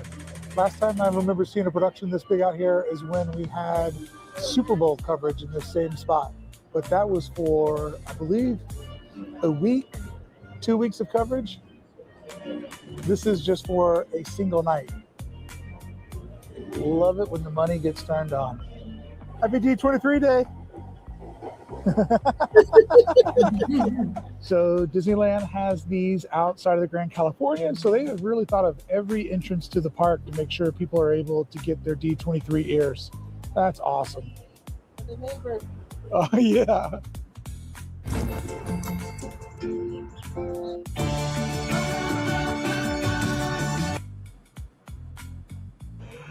She's not getting any takers out here. It has been popular. How do we bring more life to Galaxy's Edge? And now we finally have the answer. She's not getting any takers out here. That sounded like a 747 or test track. Yes. It has been popular. By the way, I see you, Stallion. Okay, I see you. Very well done. Moving on. You bring more life to Galaxy's Edge, and now we finally have. I like what can I say? People adopt a little interactive Ewok. This is hands down the longest line I've ever seen inside. It's not that. It's not that the way you capture them in each frame naturally. It's like naturally in the right time, in the right scope. Yes, absolutely. Thank you. It's not like you're pinpointing them in the crowd. Yeah, no, exactly right. Exactly right. It indeed goes back to here, takes a brief pause, and then it picks back up for quite some time. I think George is up there, met a lovely woman over here, met a lovely family over here. They said they had been going for 30 minutes. So yeah, this is absolutely what D23 Day is. It's like Christmas in July, but in August. Let's go, baby. I just took a somewhat lengthy break, and I'm recognizing people in this line that were here when I went past the last time. This bad boy is going low and slow. By the way, big shout out to SoCal Disney Dad. He was sitting next to me. We were in Docking Bay 7. We had a nice little chit chat. He was eating, I was editing. Dudes being dudes. Great guy.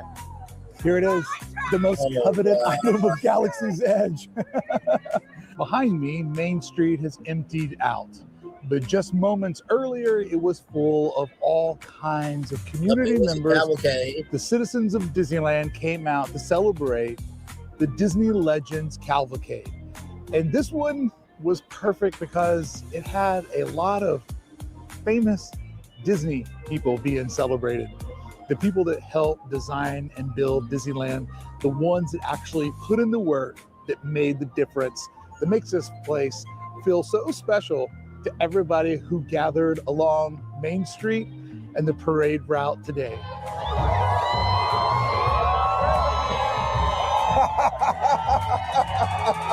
Great vantage point, Ricky. Yeah. Well, of course, we got Bob Gurr. There before that, you guys saw the one and only Kim Irvine. Her mother is Madame Leota Toombs. If you don't know the story, she needed to be in a mold, right? So her mom is there, but during the Haunted Mansion holiday, listen for Lil Leota that says, "Hurry back," or no, I think it's make sure you bring your death certificate. That is Kim Irvine's voice. Okay, that's how much we're Disney fans over here. And then we saw Tom Harvey, Bill Farmer, David Stroll, Martha Blanding, Kirk Kern, Robert Colton, Paige O'Hara. Before that, got Eric Goldberg there. So let's keep going here.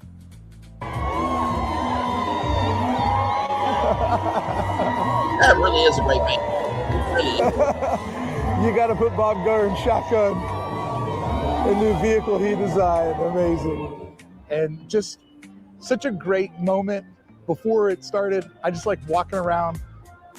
Anybody who says hi to me, I stop and talk to them. And so many beautiful, amazing people I got to meet today.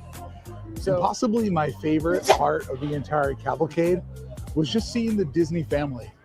I love moments when you remember that all of this at one point was a mom and pa organization. Yep. And that a real man and his brother built this place. That part's awesome.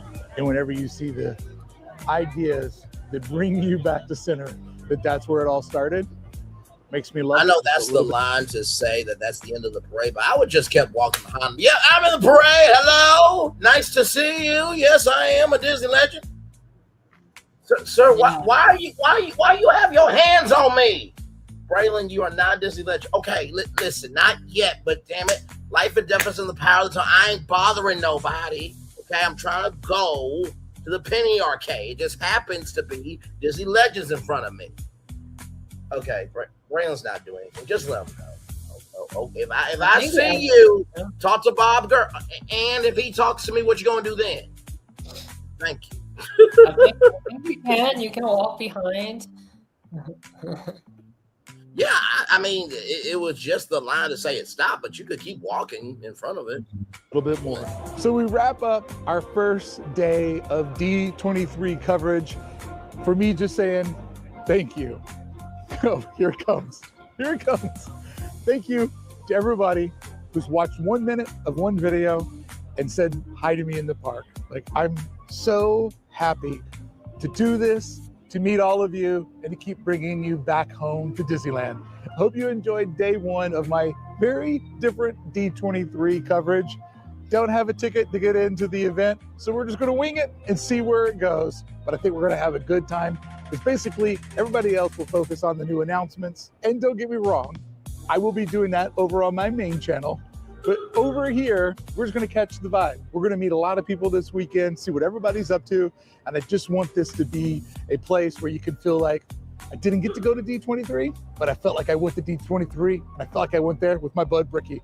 Thank you so much for watching. I'll see you back here again tomorrow. Thank you, Bricky, so much for that. Good Creators. sir. So, with D23 Day now out the way, are you ready to do some wild cards? Because, oh, buddy. And, I came up with an idea since she was mentioning about walking in the parade.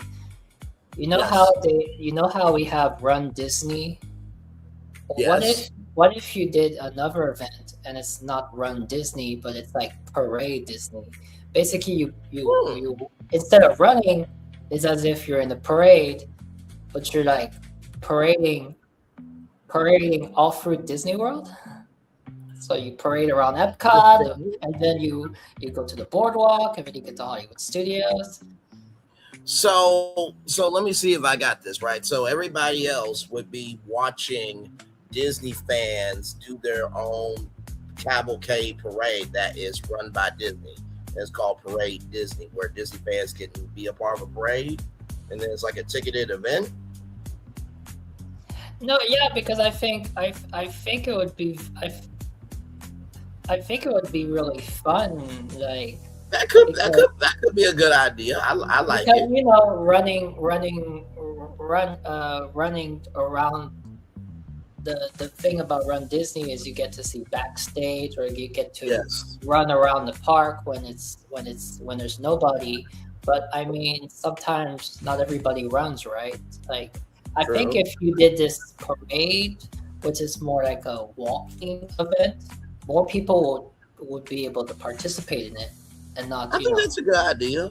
I thought Run Disney did have at least some walk 5Ks.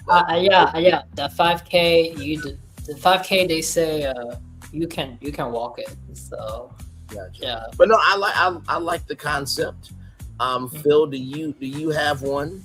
I guess that's what we'll do. We'll just each go one by one, whatever our concept is. We'll talk about. I have my 4 wild cards. So I have one for Animal Kingdom, Epcot, Hollywood Studios, and Magic Kingdom. That's why I kind of understood over the message, like you do one, whoever wants to be next and does the next one, or just do it like BFP. I'm last because I was last to join the group to make it. Okay. Or we can go by, like, for example, we can go by Magic Kingdom, and then Brian goes first, and then I say mine, and Phil say his, and then we move on to the next part. Okay, we can do that. However you guys That's want what I'm to do it. saying. Yes. All right, so or Brian can name all his, and then go to the next person. Well, okay. Wait. We'll go to each park in different. I think it's part. It's like watch Mouselets do it a few weeks ago, because that's I think that would be the best way as the host of this, but also as a replay viewer. Let's go by the parks, so that way the audience can keep up. Something to follow along, because I mean, problem with me and many probably others out there is you're going to just probably forget what you're talking about, what you heard, like, like I'm just like driving around on a forklift and like, how did I get here? Right. Exactly. Oh, wait, man, I need to go pick up that item because, So, with that being said, what park are we doing first? The Magic Kingdom, because it's the first. Okay. All right. Sounds good. So it'll be Magic Kingdom, Braylon, Florenton, Phil, then Epcot, same thing. Yeah. Hollywood Studios, then Animal Kingdom. Okay, bet. All right. So this is my idea for a wild card. Now, like I said, these wild cards are just predictions. Okay. We're not saying these are going to happen, but if we could have some wild cards to happen, this is what we want. And so here we go. As you guys know, the Magic Kingdom is all about fantasy and wonder and imagination. And so what better way than to showcase the magic of fashion and Disney? So I call this the Disney Ashen Museum. Come on. And I thought about Etna Mode, and I thought that this would be a great way to honor Edna Mode, to honor Cruella de Vil, just the fandom of fashion for Disney. Is this your way of incorporating Miranda Pixie? I didn't think about Miranda when I did it, but sure, of course there could be a double response section here. So here we go. This is the Disney Ashen.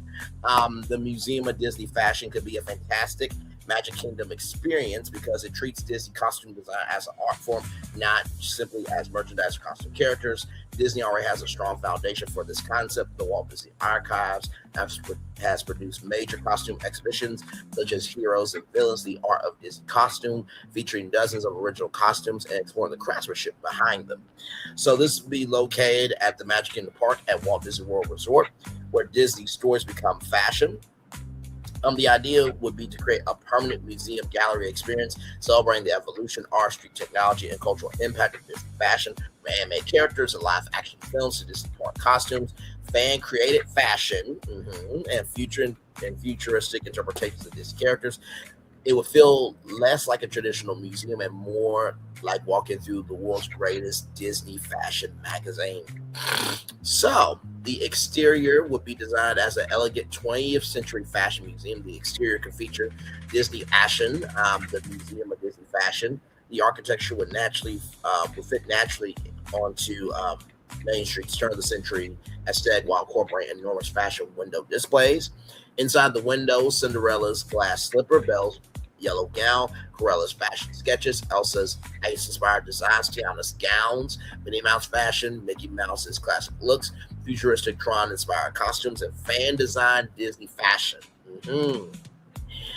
Main Street already functions as a major shopping environment, including the Emporium, so Disney Ashen could become rather the cultural/fashion counterpart to the shopping experience. So the Grand Fashion Rotunda is a constant rotating platform with one spectacular costume. Above it, every story has a look. Around the room are giant portraits showing Disney characters throughout different eras. The room established the museum's central idea: animation, costume design, character, culture, fashion. So you have the Disney classics, some costumes and fashion interpretations from Snow White, Cinderella, Alice in Wonderland, Peter Pan, Sleeping Beauty, 101 Dalmatians, Little Mermaid, Beauty and the Beast, Aladdin, Lion King, Pocahontas, Mulan, Hercules, Tarzan. And also I'm going to throw in Princess and the Frog there as well. Rather than just simply putting a dress on a mannequin, each display explains character, inspiration, design, animation, file, look. For example, Cinderella could show the evolution from early concept sketches into the final animated gown. But of course, I jumped the gun because Tiana would be a part of the Princess Collection, of course. A dramatic runway-like space featuring Snow White, Cinderella, Aurora, Ariel, Belle, Jasmine, Pocahontas, Mulan, Tiana, Rapunzel, Meredith, Moana, and Raya. Each princess receives a full fashion installation. The centerpiece could be the evolution of the Disney princess. You'll see how silhouettes, fabrics, colors, hairstyles, and accessories change across generations. Gallery 3, villains have better wardrobes. So, if this was here, I think that would be a great way to tie in Villains Land if it ever gets built. Black Walls, dramatic lion fashion show, music. Maleficent, Cruella de Vil, Ursula, Evil Queen, Lady Tremaine, Mother Gothel, Queen of Hearts, Yzma, pull the lever, crunk the other lever. Hades, Dr. Facilier, and Jafar. The exhibition of Theses. Sometimes the villain enters the room better dressed than everyone else. Cruella could especially receive a large installation showing how fashion has become a part of our identity. Gallery 4, live action costume archive. Actual film costumes, when available, will be displayed alongside concept art, costume sketches, and production photography. So Mary Poppins, Cinderella, Beauty and the Beast, Aladdin, Mulan, Little Mermaid, Maleficent, Cruella, Pirates of the Caribbean, Princess Diaries, Alice in Wonderland, and not to mention too, the Disney Archive exhibition have already showcased original film costumes, including Cinderella, Maleficent, Mary Poppins, Captain Jack Sparrow, and Aladdin. Gallery 5, behind the scenes. Instead of just looking at finished costumes, guests discover how they're made. Interactive displays demonstrate fabric selection, pattern making, embroidery, wigs, footwear, jewelry, prosthetics, costume aging, dyeing. So, like tie-dye. Digital costume design, animation to live action translation. A huge interactive table allowed guests to select character, era, silhouette, fabric, and accessories, and build their own Disney-inspired costume, which it would be cool if you could actually get that at like a store at the Disney Action Museum. Like, you could have designed a superhero costume at Etna's house through Airbnb. Yes, that was an actual thing, ladies and gentlemen. Gallery 6 was to screen. A giant wall showcases the evolution of a costume. For example, concept sketch, color study, animation model shoot, live action interpretation, final costume. Guests can pull digital slides across the screen and watch the costume evolve. Gallery 7, a lot of women will be in this, okay? The shoe room, because Disney footwear is iconic. Cinderella's glass slipper, Dorothy style fancy wear, Aladdin-inspired shoes, Tiana-inspired shoes, Princess footwear, villain footwear, Mickey Minnie shoes, Disney Parks footwear. The centerpiece, the glass slipper, of course, displayed in a giant crystal-like case. Gallery 8, Disney jewels, a smaller luxury collection dedicated to crowns, tiaras, necklaces, rings, earrings, brooches, magical artifacts interpreted as fashion accessories. And yes, I believe a dingle hopper will be in there for sure. Also, too, there has been another exhibition called All That Glitters, the Crown Jewels of the Walt Disney Archives. And then right here, Fan Ashen. Okay, this is the fan design collection. Every year, Disney could invite fans, designers, art students, and artists to submit original Disney-inspired fashion. Then the gallery becomes the Fan Ashen, the fan design collection. Afro-futurist Tiana streetwear, Mickey Couture, Maleficent Caribbean-inspired Ariel, futuristic Moana, Hatur Couture, Stitch rather, sneaker culture inspired Donald Duck, anime-inspired Disney princesses, and Disney villain runaway collections. Guests could vote on their favorites, and the winning designs could potentially become official Disney Ashen merchandise on the Disney Store on DisneyStore.com. Also too in Disney stores across the country, and also too at Disney parks around the world. So your design could be worn like in the culture, which mind blown. Gallery 10, Disney fashion around the world. The displays collaborations with emerging designers, established fashion designers, Disney artists, student designers, international artists, and Disney parks costume designers. The future of Disney fashion. What will Disney fashion look like in 2050? Interactive projections could transform simple outfit into futuristic couture, space fashion, fancy armor, underwater fashion, enchanted forest fashion, cyberpunk, Disney fashion, and then of course the Disney Ashen runway. So it's a miniature runway. Guests can step onto it. A camera scans them and then places them inside Disney-inspired Disney fashion environment. For example, you're walking the runway in Agrabah, or you're entering the Royal Ball at Peace Castle, or you're walking through New Orleans, Louisiana. Led by Tyler Ray, let the good times roll, baby, with Tiana. Guests receive a personalized digital fashion portrait. And then, of course, you have rotating exhibitions, for example. Disney villains haunt evil. The fashion Cinderella 100 years of Mickey style, which is very interesting because the 100th anniversary of Mickey Mouse is coming up. The fashion of Tiana, Disney Princess Couture, Disney Animation Fashion, the art Disney wigs, Disney Halloween Couture, Disney Holiday Fashion, Pixar, the art of character design, Disney Fashion from the 1990s, Black fashion designers of Disney, Disney streetwear, and Disney through the eyes of fans. And yes, of course, Dwayne The Rock Johnson's wig will be a part of the art Disney wigs. Well, come on. This is Disney we're talking about here. The Disney Fashion Store. Listen, it had to be said. The exit naturally rather leads to the Disney Ashen Boutique. Instead of generic souvenirs, everything feels like museum merchandise. So you get Disney Ashen t-shirts, designer-inspired sweatshirts, museum jackets, fashion sketches printed on shirts, limited edition dresses, Disney fashion scarves, hats, and bags for home, mugs, coffee cups, tumblers, plates, fashion print glasses, pillows, blankets, art prints, collectibles, miniature mannequins, costume sketchbooks, collectible pins, fashion dolls, miniature gowns, beautiful gowns. Shout out to the Aretha Franklin for sure. Ornament collections and designer figurines, premium merchandise, limited edition replicas of famous Disney fashion pieces could be sold in museum-style presentation boxes. And imagine if you could get something custom, right? So if you order something custom, you can literally on your vacation get it from there as well. So, and they'll also send your custom design to your home as well. If you can't get to the parks, you can just go online. And then the customization studio, guests choose a character, color palette, pattern, and style. You can put it on t-shirts, hoodies, hats, mugs, tumblers, tote bags, phone cases, and posters. This creates a fashion souvenir that the guests actually designed. Of course, the Disney Action Awards, Best Fan Design, Princess Design, Villain Design, Streetwear Design, Kids Design, Cultural Interpretation, Best Disney Parks Fashion, Sustainable Design. Winners become a part of the museum's collection, okay? So Main Street, Disney Action Entrance, Grand Fashion Rotunda, Disney Classics, Princess Collection, Villains, Live Action Costume, Behind the Scenes, Fan Action, Rotating Exhibition, Disney Action Runway, Disney Action Boutique, and Custom Design Studio. So, Magic Kingdom tells stories. Disney Action shows you what those stories wear. So, what do you guys think, huh? Not too bad. I wanted the Wildcard show to be a little bit different because we usually do like rides and attractions, but I was like, could we play around with this a little bit? And so I was like, what better way to honor the magic of fashion than a fashion museum in the Magic Kingdom? So.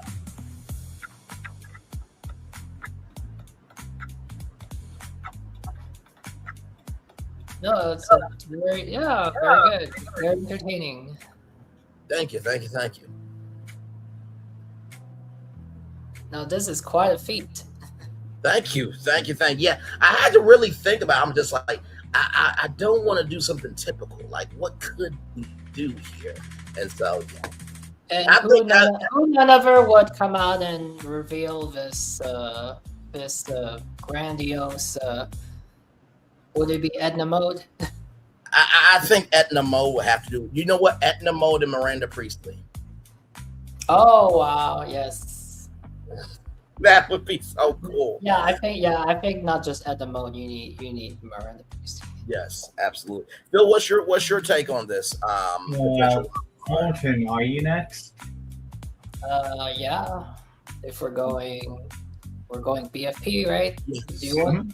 Yes. No, I was gonna say, did you give your commentary, Phil, real quick before we move to Florentine? Very good. I'm listening to you, and I'm like creating some images. Okay, understood. All right, so I will bring us back to here. Florentine, you're up next, good sir. What is your wild card for the Magic Kingdom?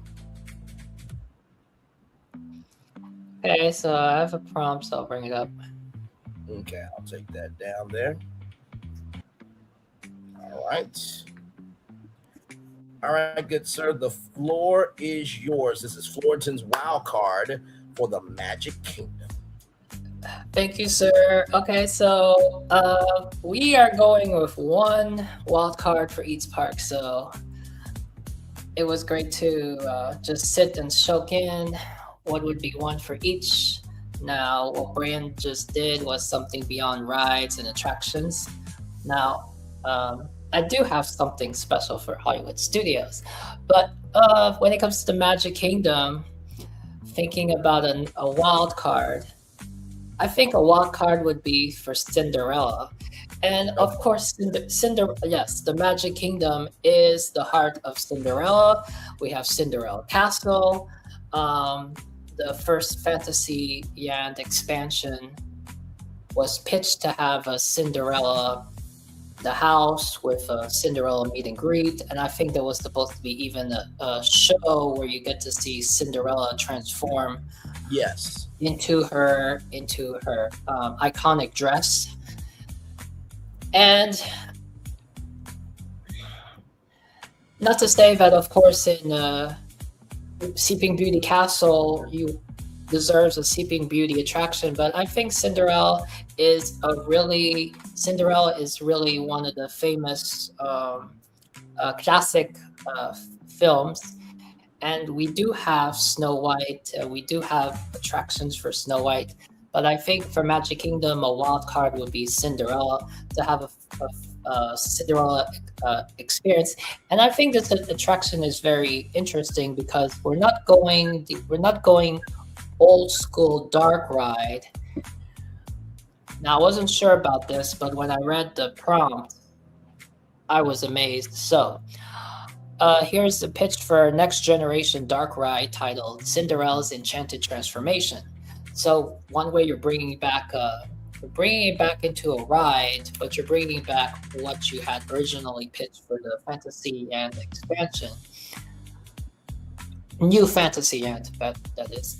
So the attraction concept is Cinderella's Enchanted Transformation. Now, I don't know where the location, but it says here the new expansion pad behind or adjacent to Fantasyland, utilizing a show building themed to as the Chateau de Saint-Léon. That's in French. The experience, I don't know where they can build this, but people would be happy for a Cinderella ride. Unlike a standard book report dark ride, this uses Trachis vehicle technology to simulate the fluid magical movement of the fairy godmother's spells. The queue, guests enter the dusty stone-walled attic of the Tremaine Manor. Interactive chores, sweeping, feeding Gus and Jack are embedded in the walls using projection mapping, allowing guests to assist Cinderella before the magic begins. The breakthrough, you board a pumpkin carriage ride vehicle. The journey begins in the dark, frantic moments of the ball preparations. The magic, as the fairy godmother appears, the ride utilizes fiber optic lighting, forced perspective screens, and animatronic rotation to physically transform your vehicle from a garden pumpkin into a golden carriage right before your eyes. The ball. The ride shifts to the grand ballroom scene using projection dome technology similar to Remy's Ratatouille adventure. The carriage weaves through dancing couples. The climax is a reverse chase sequence where you must flee the castle as the clock strikes midnight. The floor beneath your carriage appearing to crack and transform back into pumpkin vines. Okay, so this is just like why it's a D23 wildcard. It proves Disney can modernize classic fairy tales using the same advanced Trachis tech usually reserved for action franchises as Star Wars or Marvel. It bridges the gap between the film and the physical icon of the park, the Cinderella Castle.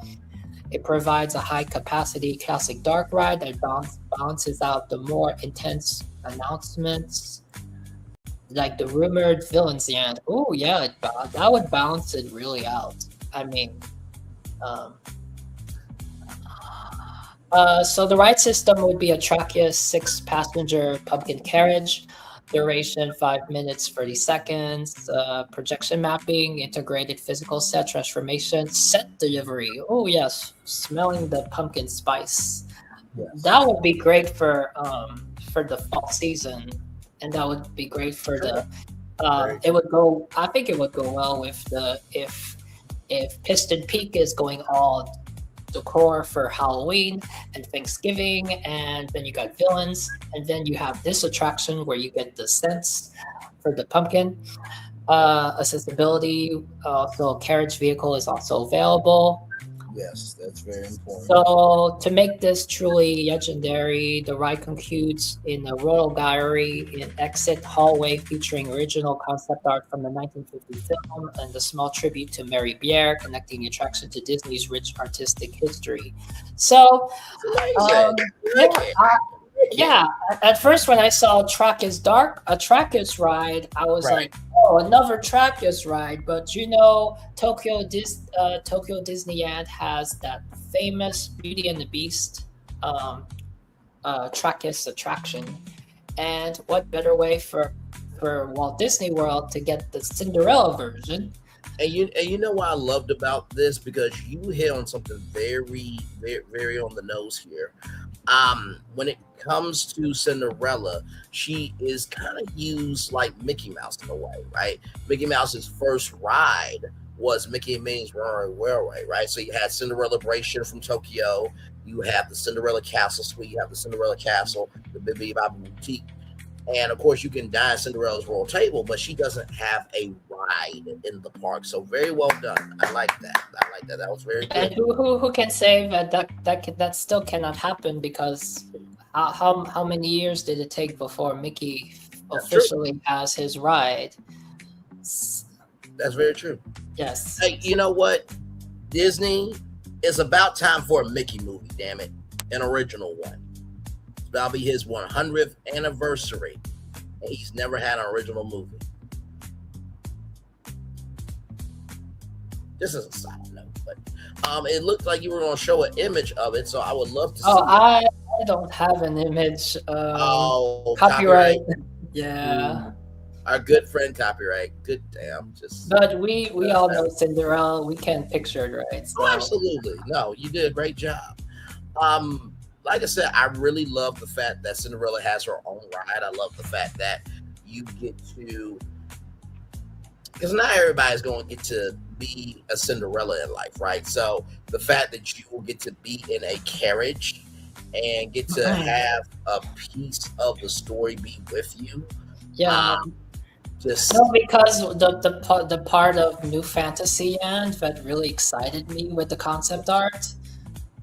For me, honestly, I was excited for the Cinderella section. I was not to say that I would not, but back then when I saw the concept art and I saw Gaston's Tavern or Beauty and the Beast restaurant. I guess the reason why I'm not so into Beauty and the Beast was because we already had Beauty and the Beast. You have the Beauty and the Beast show in Hollywood Studios, and Cinderella is legendary. So as much as we give credit to Snow White, and Snow White has its attractions. I think Cinderella is Cinderella. However, I don't want it in Tokyo because yes, Tokyo has the Cinderella castle, but that would be a standout attraction, a standout must-do attraction for Walt Disney World, for the Magic Kingdom, since you want to take Magic Kingdom to the next level.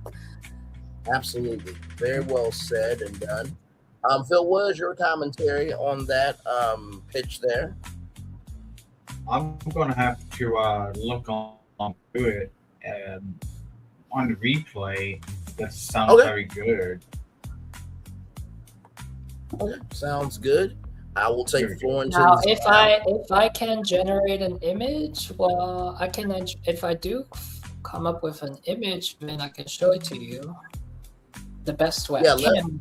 Other than that, let us know when you do.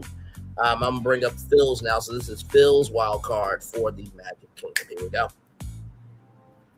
Yeah. Now, if you watched Braylon's show earlier this past week, I brought up the Haunted Mansion restaurant. Yes. So this was more or less like the last image you saw that day, where you descend from the tunnels, which were from National Treasure Island, which is more Wildcard because they removed the river and the island for now. Correct. To see in present day 2026. Yes. They bring it back. Yes. And I also added just to add to it, I did add the Pirates of the Caribbean because pirates are known for treasures and also ghosts, because there are ghost pirates, dead men with no tail and stuff. Yeah. Speaking of it, you mentioned it. Here's images of that tunnel.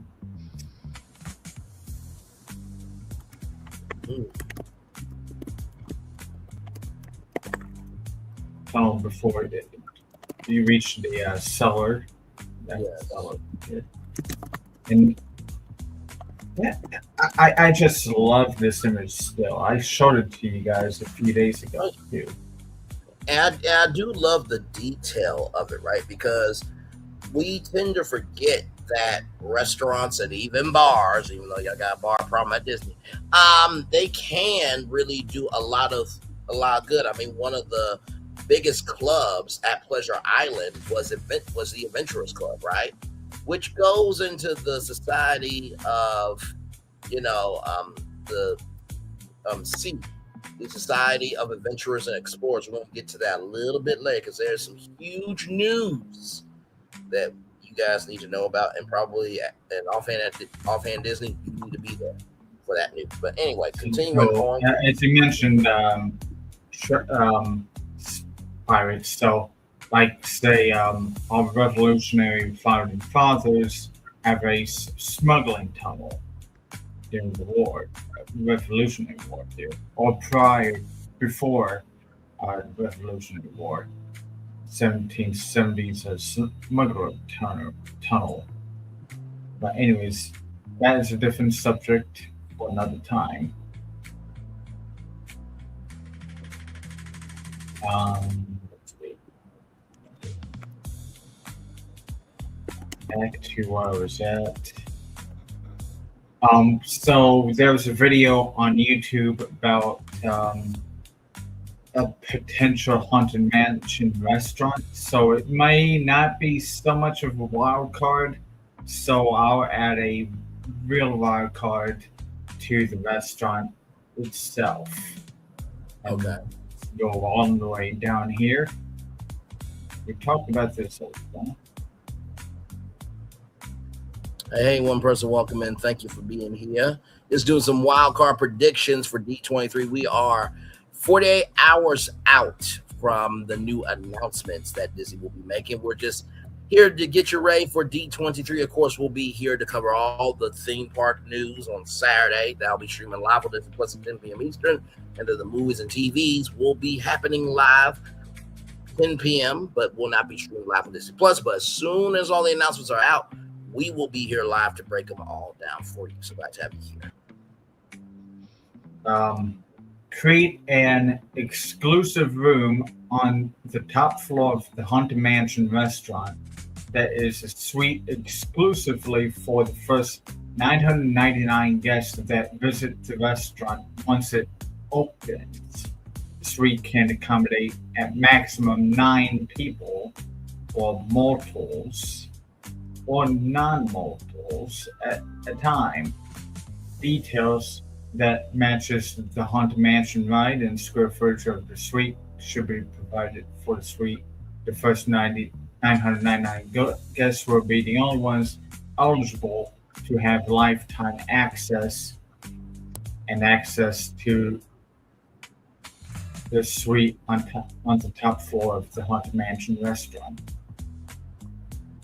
Concept overview: the final Earth. Pitch: the Haunted Mansion restaurant. The Haunted Mansion has 999 happy haunts, but there is always room for a few mortal additions. The final Earth serves as a converted final resting place of the estate, positioned high within the mansion's rafters on the second floor, which actually is going to be the third floor because the restaurant I had was going to cover 2 floors overlooking the grand parlor below, or rather it's going to be in the attic space being a third floor. So that was like where it all began. Square footage: I expanded the square footage to 1,313 square feet, making it a sprawling multi-room environment designed for both intimacy and eerie exploration. It utilizes the attic of the mansion roofline of the Walt Disney World style Gothic architecture.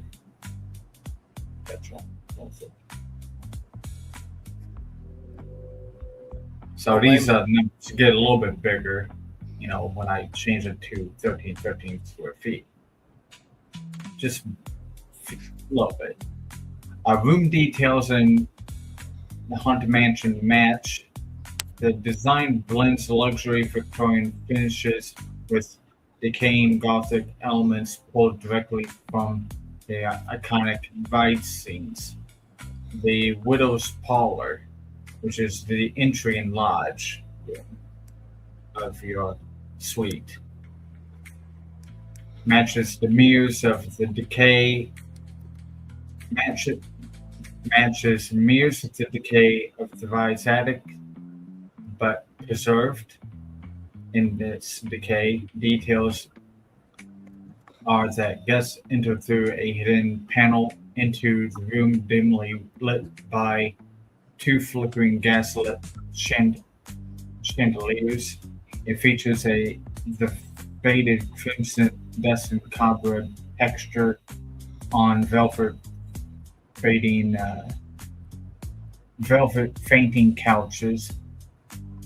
Above the main fireplace, where a fire burns in orange, green, and blue hues, hangs a changing portrait that subtly transforms from Colonel Stevens into a gaunt, ghostly visage under certain lights.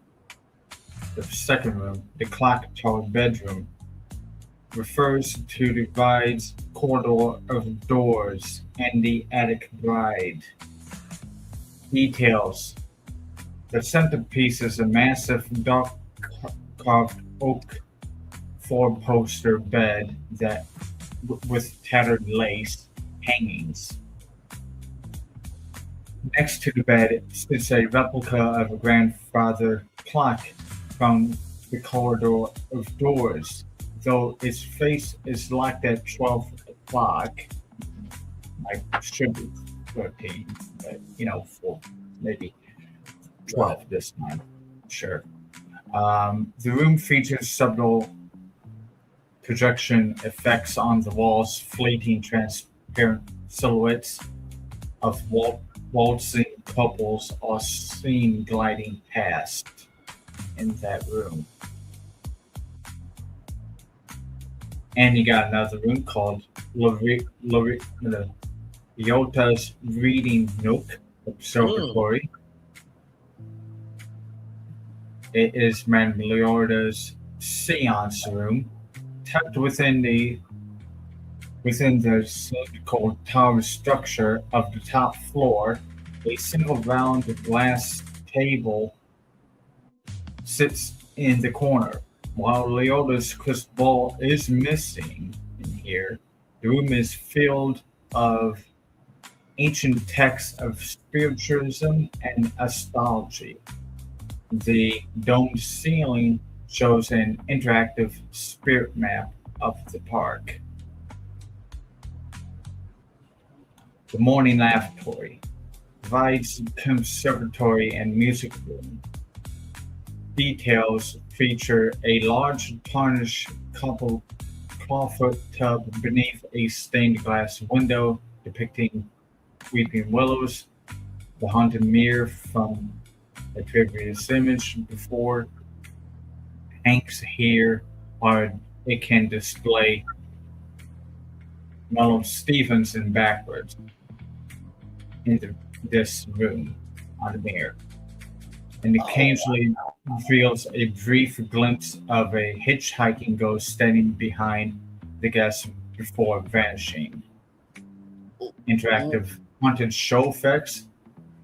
One is a moving bell system. Antique silver bells are mounted in Leota's Nook, periodically ring on their own, accompanied by muffled sound of frantic man's voice whispering down the ventilation shaft. Second is a changing inscriptions.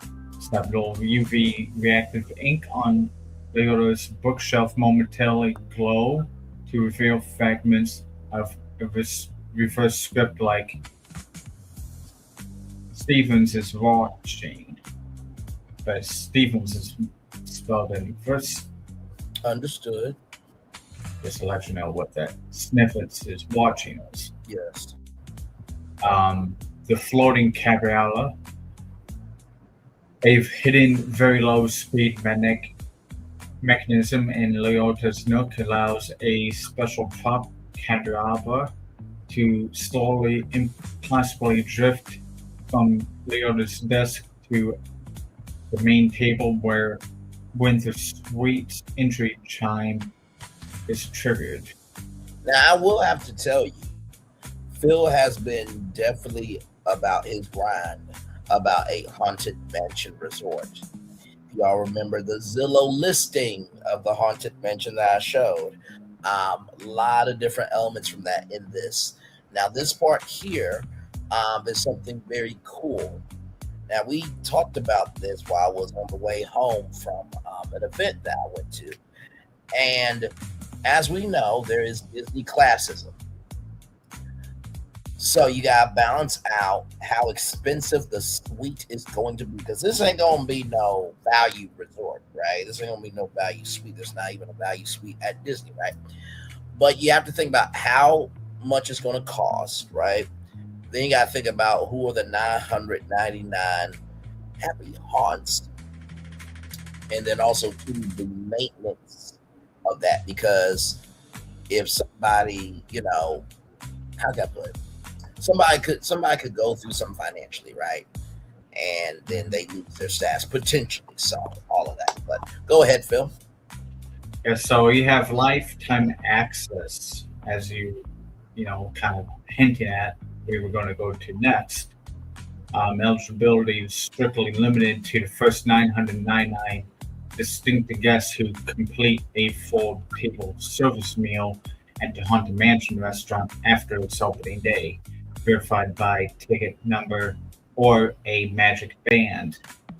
Lifetime access, founders of, or the first 999 guests, but we call them founders because this is located in what I called beyond Liberty Square, but we got Villains Land being built supposedly now.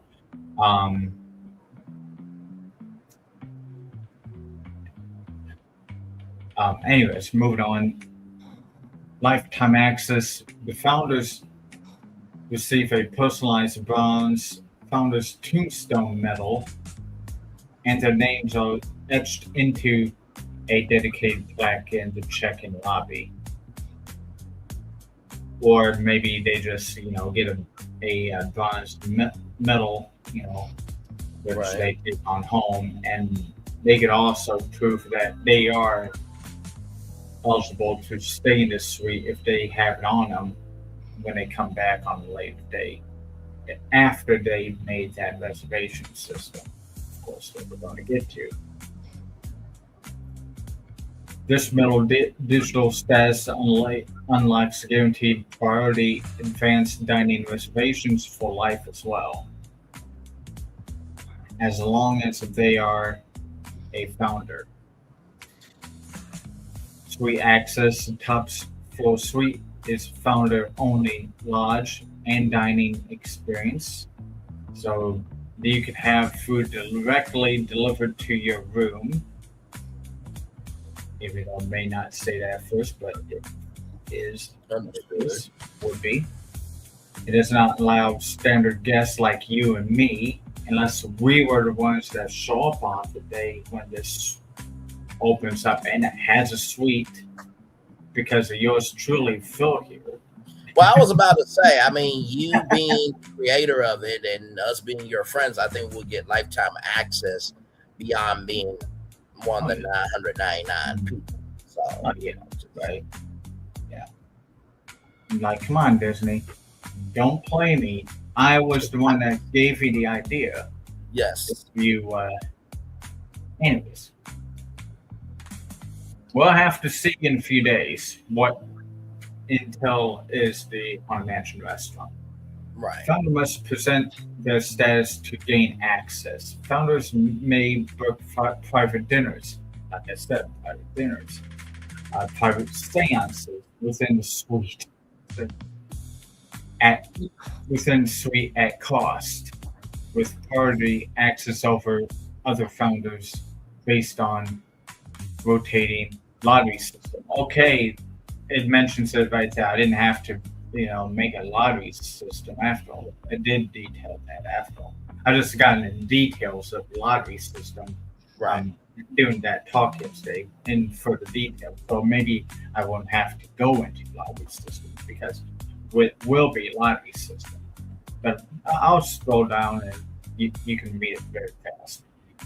Accommodations, when booked, the suite operates as a rigid 9 guest max capacity at any given moment to ensure intimacy and preserve the spectral aura.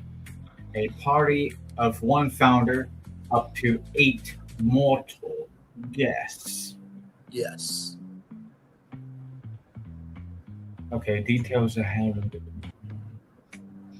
Oh, how about a staircase to lead up from the dining room floor that was on the second floor?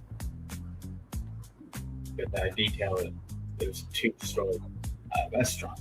So, how about those Griffin staircase? How about that Griffin staircase from the ride itself being reduplicated to being inside the restaurant as your access staircase, or kind of hidden away staircase to access the suite? How about that? No, very cool. You got tapestry. Can you sensor. I was about to say, can you imagine if you're not one of the 999, one of the founding 999, founders? If you hear, "Hello, foolish mortal, welcome to the founder suite," but you are not one of the haunts, there are consequences. Okay, all right. I'm sorry. I just wanted to see. Come back one later time. Yes. Be sure to bring your death certificate when you have your death certificate. Yes. Quote Leota, that we mentioned about earlier. He says secret stairs, twin carved bronze Griffin eagle statues, mechanical and animatronic heads track the guests as they descend up the stairs, which is actually a fun fact because if you didn't know, Disney Cicerone, in one of her shorts, did a short upon the Griffin Eagle statues at the base of the staircase at Disneyland. Yes. Now, who's to say that they could have been able to do the same thing at Walt Disney World? But I digress. We just know about the ones at Disneyland. Right. They do have some line along their neck, okay? And they were to possibly, but they didn't turn their heads as your Doom buggy descends up the stairs. And that's why I have the Griffin Eagle heads turning their heads to watch the guests descend up the stairs to the Haunted Mansion suite. Understood. Very cool. Fun fact there. And guys, after this, Epcot is next. So if you're an Epcot fan, we're on the way to Epcot next. So 15 feet of staircase, or the ceilings are 15 feet on the second floor, and then once you reach your destination, it's the attic and rafters. Earth Suite is where it's located. Starting point tucked away in the quiet shadow nook along the second floor gallery mezzanine, hidden behind an antique French tapestry depicting a hunting scene, and verification pole to the right of the tapestry is concealed, while sconce shaped like a structural hand holding a lantern. The founder guest scans of their bronze founder's medal or their magic band against the base of the sconce. Hey, one person won't come in. The opening upon success validation, the heavy tapestry sways back on an automatic arm, revealing a Gothic stone archway, framing the foot of the staircase. And like I had mentioned about the Griffin at the base, they can turn their heads.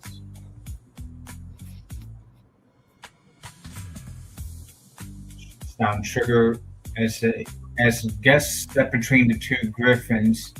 The obsidian eyes glow with a cool, ghostly blue light as well, and the quiet sound of a distant echoing screech muffled as if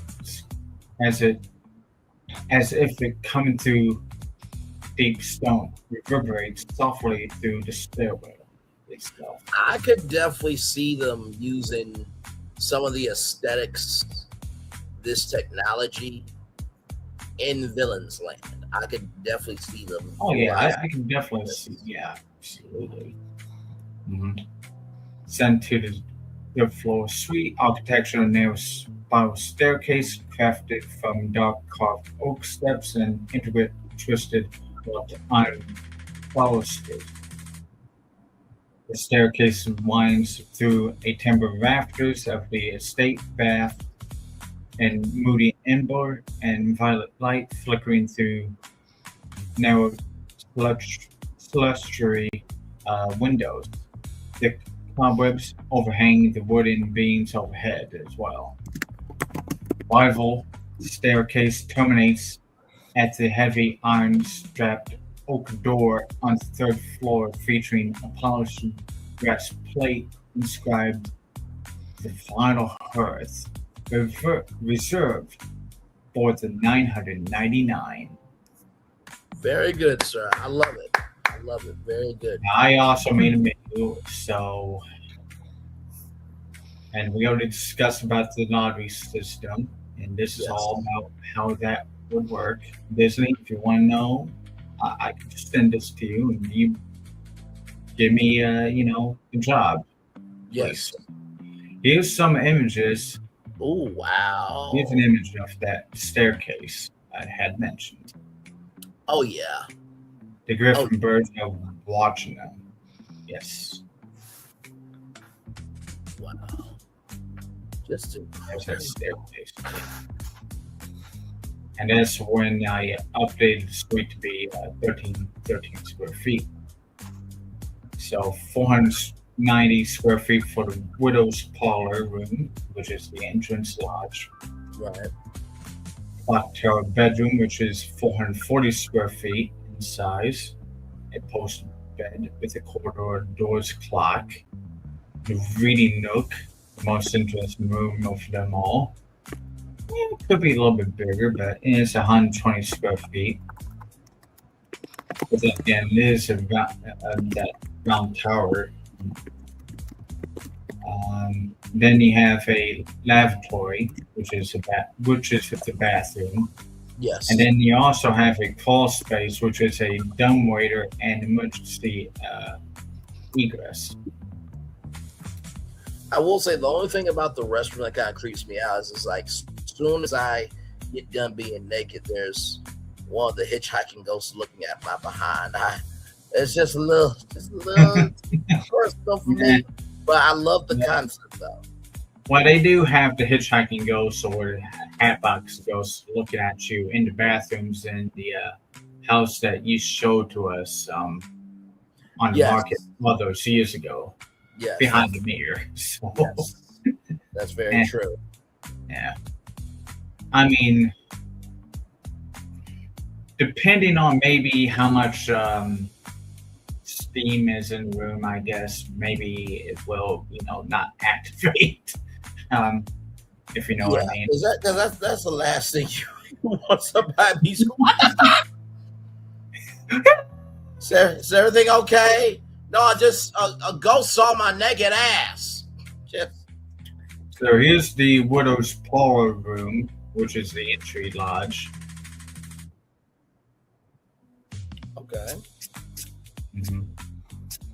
Here's the Ronald Stevens.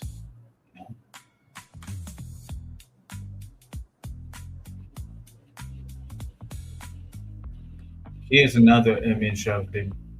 Here's a image of the bedroom.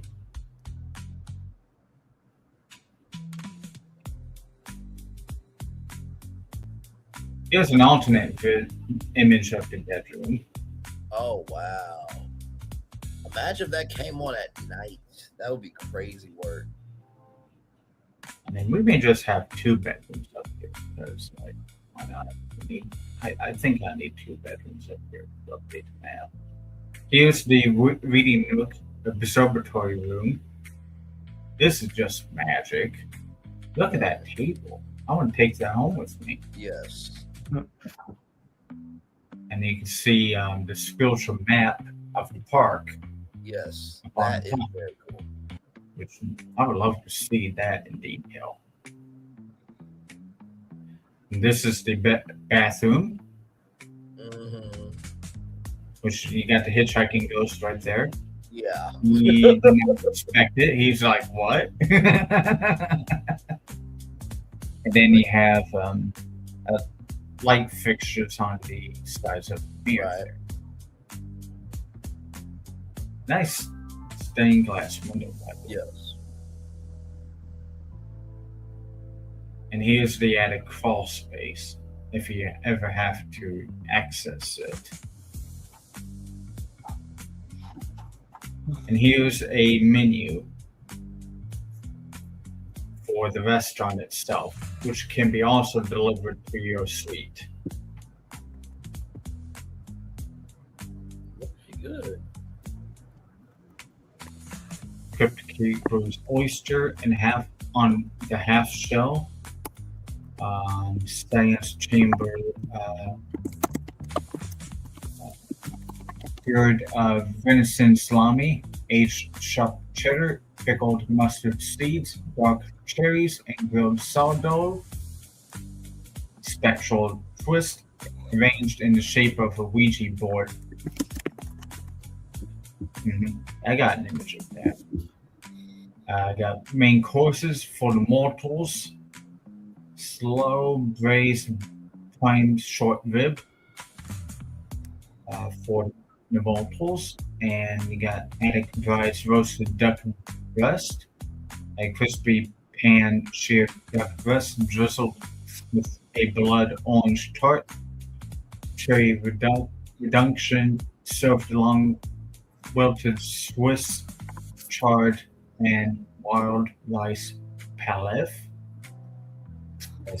Some of these words are just like, okay. Hitchhiker's Harvest pot pie, and you got a 1776 smoked pork chop because this is, I called it Beyond Liberty Square, so you can get more creative as well too with the names. And then you got the delicacies for the non-mortals, which for the ghostly spirits to, you know, have as well. Phantom pipe organ, air bisque, an invisible aroma course delivered under a silver clutch. Opening it releases a rich scent of freshly baked, spiced gingerbread, roasted chestnuts, and wood smoke without physical calories. Madame Leota's levitating floating island, a delicate cloud suspended over a pool of glowing blue raspberry cream and glaze, activated by hidden magnetic plating that allows the magnet to hover slightly above the dish. I mean, these could be very creative dishes that guests can order. Absolutely. And you know what, to be real with you, I was thinking about this on the WDSNY newscast because he talks about the Haunted Mansion Parlor a lot. I'm sure that they have cocktails and other, you know, appetizers on the Disney Cruise Line that they did this. It would just be expansion of the parlor when it comes to food. And I will say, people go to Disney just for food. Sincerely, because they got creations there that you can't do anywhere else, right? So I think that's an amazing job, Phil. Yeah, desserts. I want the Clock Tower Midnight Chocolate Cake. That looks good. And then you got potions and spirits, beverages, a phantom cocktail, and it's called mocktail. Here's kind of how the foods will all look. I see. That's a very good AI photo of that. Oh my God. And that's what the menu would be delivered to you as. Okay. Oh, I love it.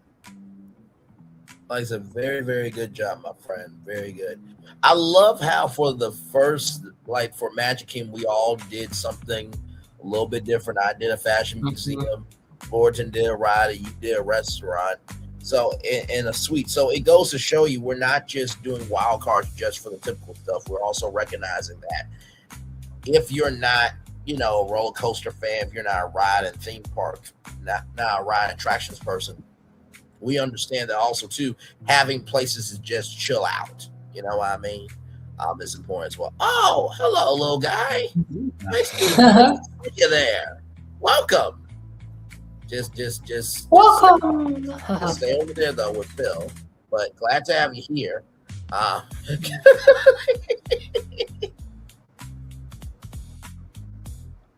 And Bucky, of course, as well. Thank you guys for that. That was great. That is our guest co-host. Yes. So we have went to the Magic Kingdom.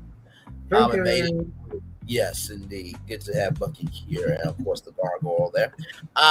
We have went to the Magic Kingdom, so now we're about to go to Epcot. Now, for this one, as you guys know, I am a person of branding expertise, and there is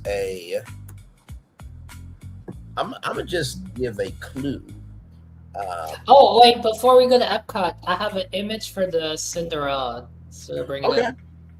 Okay. I was able to generate something. So. Okay. All right. Oh, good. You got it up. Like 40 minutes. There it is. Second next. Oh wow. Yeah. That's do it. You know what? I'm here for it. Mm-hmm. That's a really beautiful. What is that? The ride vehicle? Well, yeah, it's the pumpkin carriage. I think that's at certain point.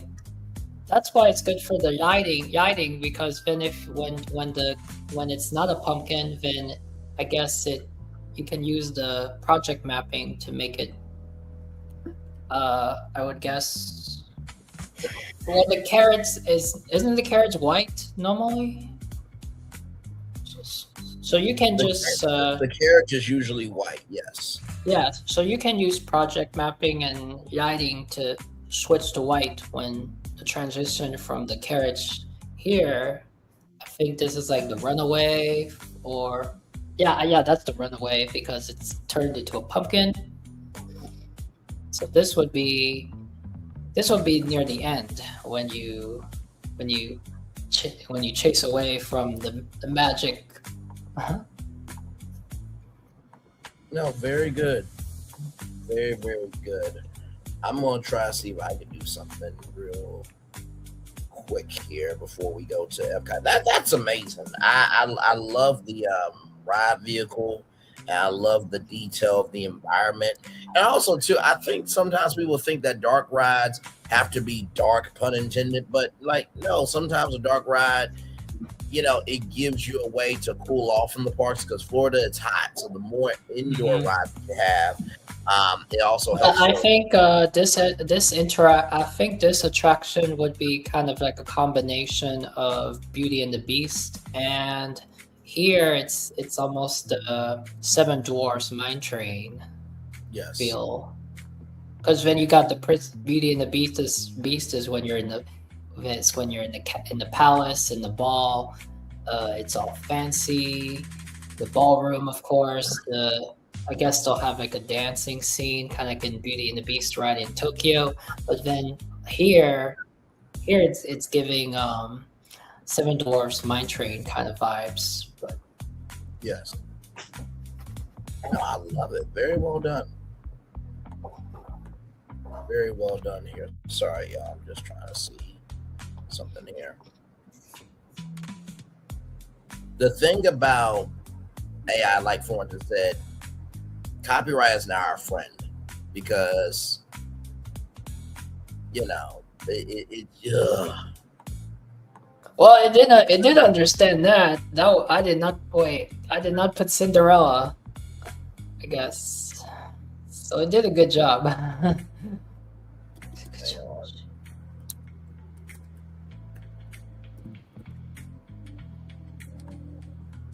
I'm trying to, and that's why for some of these are a little bit difficult of trying to get images. So sometimes we have to do more prompts than anything else. So let me see here.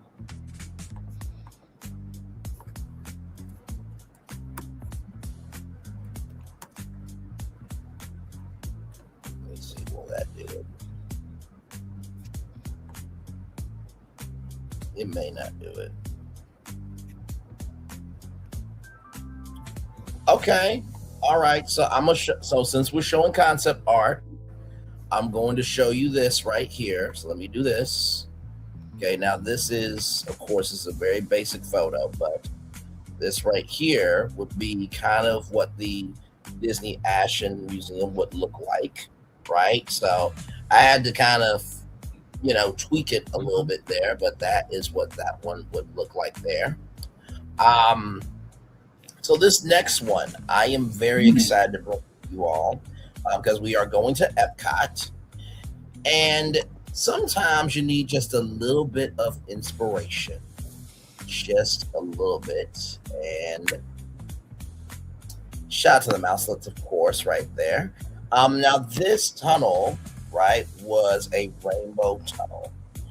I did not bring this back, but I will say that this should come back, Disney. But I took this to make the experience that you guys are about to hear about. So here we go. The Sony Walkman. The soundtrack comes to life. As we all know, Epcot is the experimental prototype community of tomorrow. And in that permanent World's Fair, it deals with technology, right? So here we go. Sony Walkman, the soundtrack comes to life. The core concept, the Sony Walkman soundtrack comes to life. It's an immersive walkthrough attraction where the Sony Walkman becomes an enormous living world of music, movement, color, light, sound, technology. Instead of simply looking at a Walkman behind glass, get step through it.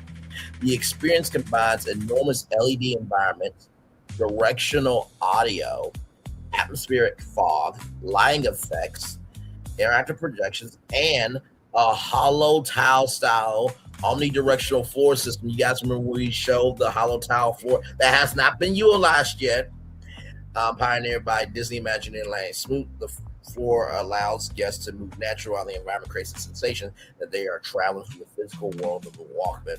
The attraction is designed around one central idea. You don't just listen to the Walkman, you walk through it. Okay. So the Walkman portal, guests begin outside a giant recreation of the iconic Sony Walkman. The entrance looks like the cassette compartment of a Sony Walkman scaled up to architectural proportions. The doors slide open and a familiar mechanical click is heard. The lights go dark and the first beat of music begins. A glowing red, orange, blue, and purple waveform appears across the entrance tunnel while a voice says, "Press play." The floor begins moving guests forward as the Walkman seemingly comes alive around them. Oh, this is so good. The sound tone. The first environment is almost completely black. Tiny points of light appear around guests. Each point represents a different sound. A bass line appears beneath their feet. A guitar riff travels across walls. Drums pulse through the ceiling. Hashtag dancing on the ceiling. Shout out to Lionel Richie there. vocals rather, not vocals, but vocals move from one side of the room to the other. The LED walls react to every musical element. Guests aren't simply hearing a song, they're inside the song. The hollow tile floor allows the environment to create the illusion that the entire group is traveling deeper into the Walkman without requiring a traditional moving walkway. Number 3, the color rooms. Come on. Let's get back to it here. The experience then breaks into a series of enormous musical environments, each represented by a different LED color palette. Red energy, the entire room becomes red, fast moving like trails race across the walls. The floor feels like it's accelerating. Bass pulses synchronized with the line. Guests experience the Walkman as the ultimate portable source of energy. Blue for chill. Okay, chill. I invented chill. Shout out to Mark Short.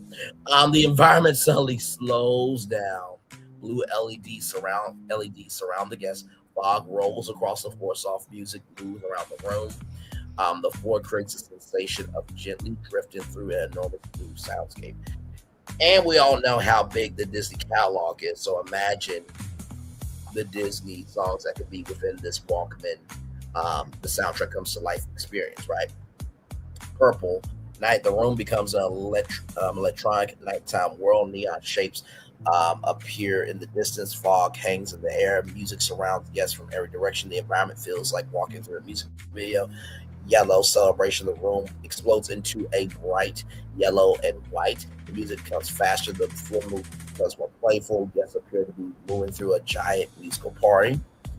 The hollow tile musical floor. This becomes one of the attraction's signature technological elements.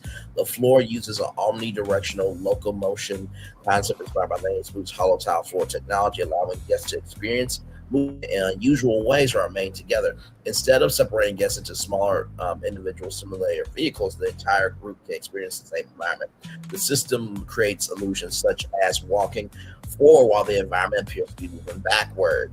Forced perspective, ladies and gentlemen. Turning corners without a traditional hallway, walking through enormous musical landscapes, feeling as though the group is descending into the Walkman, moving through a swirling field of sound, traveling backward through musical history, appearing to move through a giant cassette tape, moving the group, moving together as one synchronized group. The technology becomes invisible. Guests simply feel as though the Walkman itself is carrying them through the music.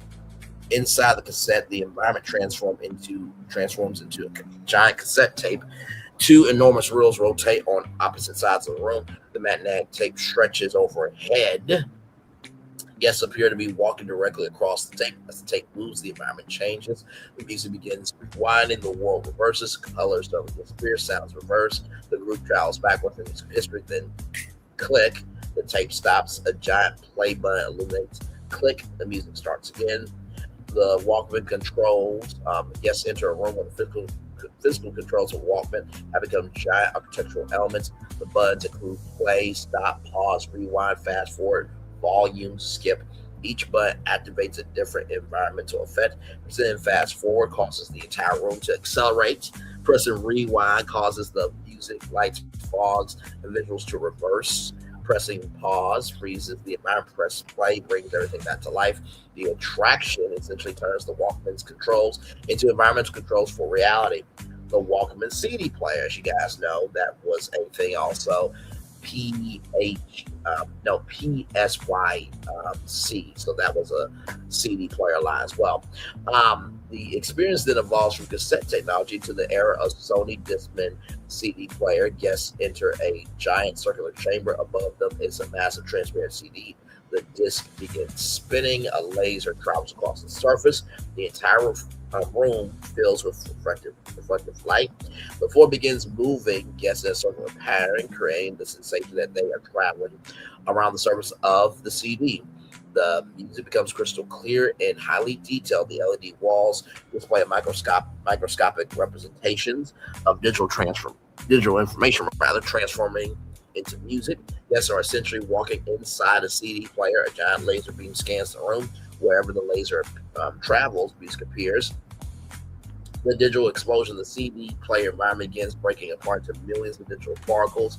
The particles become sound waves, equalizer bars, album artwork, headphones, music notes, rather cassette tapes, CDs, digital pixels, lyrics, and light. Everything begins flying around the guest. The group makes it feel as though the group is moving through the digital explosion. The technology of the Walkman has transformed from physical media to digital music. The fog room, the attraction zone becomes extremely quiet. A giant white LED environment surrounds the guest. Fog begins rolling across the floor. Individual beams of light appear through the fog. Music slowly builds. Every movement creates a different visual response. Guests can see silhouettes of other people walking through the environment. The message becomes music connects people who may have never met. Everyone's experiencing the same soundtrack together. Then Walkman City. The next environment is a giant futuristic city built entirely from music. Buildings are made from equalizer bars. Roads are made from glowing sound waves. Cars become moving light patterns. Billboards display album artwork. Every street has a different musical genre. Guests can move through the city, hear different sounds depending on where they walk. Hip hop might exist on one street, rock on another, pop around the corner, electronic music. In the distance, jazz, glowing underground club. The Walkman has become an entire city powered by sound. Then finally, the headphone tunnel. Guests finally encounter enormous headphones. They walk between the two ear cups. As they enter, the outside world disappears. The sound becomes completely immersive. A voice whispers, "This is your world." The music becomes personal. Each guest hears subtle variations in the soundscape while still experiencing the same environment. Visual environment, rather. The room demonstrates the fundamental idea behind the Walkman. Portable music lets you create your own world wherever you go. The grand finale of the Walkman comes alive. The file room is enormous. Guests stand together on the hollow tile style floor. The room is initially dark. A giant Walkman appears in the distance. It's the size of a skyscraper. The cassette spins. The buttons illuminate. The speakers glow. The Walkman begins transforming, becomes light, sound, color, fog, movement, music. The entire room becomes the Walkman. The floor moves, yes, together through the space, through the environment, while LED walls, ceiling, screens, projection, fog, lighting, and spatial audio create the sensation that they are traveling through the device itself. The music stops, everything freezes, and one final button illuminates play. The entire audience presses the moment together. Click. Music explodes throughout the room. Every color returns. The floor moves. The fog fills the space. The LED walls become a giant moving waveform. The Walkman transforms into a giant glowing representation of the Sony logo and the Walkman silhouette. So then at the end of it will be a final interactive gallery. What's your soundtrack? Guests can select a favorite era, genre, song, or Walkman memory. Their answers are create personalized visualizations on a massive LED wall. The wall becomes a constantly changing collage of everyone's musical identities. The experience ends with one final message. Music moves us, and beneath it, Sony Walkman, the soundtrack of your life. So it becomes basically a combination of museum, interactive theater, dark ride, concert, technology showcase, music video, and interactive installation.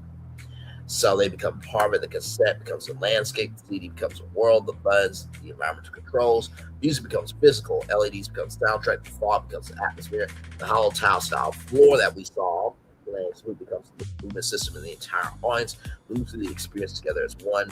The Sony Walkman isn't presented as an old piece of technology. It becomes a living machine that transports an entire generation, generations that followed through the evolution of music. And I believe there can be a 5, 4, 3, 2, 1, go! Steven Tyler's G-Force Records Rock and Roller Coaster Countdown could be a part of this as well, ladies and gentlemen. And then, of course, I'm going to pull up the art. I know. Give it a moment. Right here. So this is the Sony Walkman experience, right? Come on. Like, sincerely. Like I said, when we were thinking of Wildcards, I'm like, I got to do something crazy that seems like it can't be done. And so I thought this would just be the coolest thing. So what do you guys think? Yes. Yeah. The whole entire time from the beginning, you mentioned the Sony Walkman to the very end. I know someone who happens to be a resident of Walt Disney World for many, many years, and if this concept here were to this concept here comes into reality, or even not, you just knowing that someone is pitching it, he's gonna be very, very happy. And I'm going, and we need to bring him up. No, absolutely. He's gonna be very, very happy. Oh yeah. Like I say, and as we look at the plan here, I want you to see this, right? So it has literally 13 different parts through it, and then there it is there. So you would start here, go through here, right? That's 1. So 2 would be the sound portal over here. Then 3. So, but yeah, all of that inside one building would be the Sony Walkman experience. And you see the colors. Like, I think even Sony will be like, what the fuck is wrong with you? And why are we doing this shit?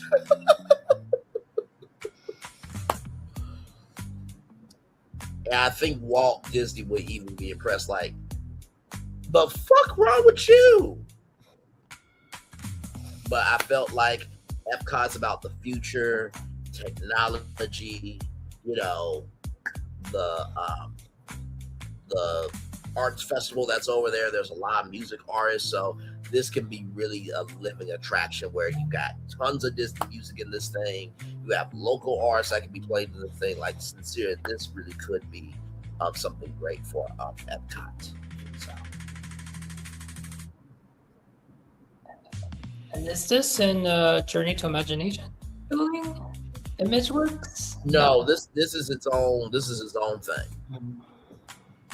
So brand new pavilion. Yes, this will be a brand new. This is a brand new attraction. Walk through. No, because when you showed the rainbow tunnel in the beginning, I was like, yeah. I was using that as inspiration for this. Mm-hmm. I mean, I have a brand new pavilion in mind, but I'm not going to present it on here because I'm trying to be realistic and also wild at the same time. So, as you are, sir. So, yeah. Thank you. So, that is my pitch for my wild card for Epcot. Like I said, I hope you guys saw the love in there, because it does give you a bit of journey into journey to imagination from Figment and Dreamfinder, just a little bit. So yeah, you just have a journey into sound. Yes,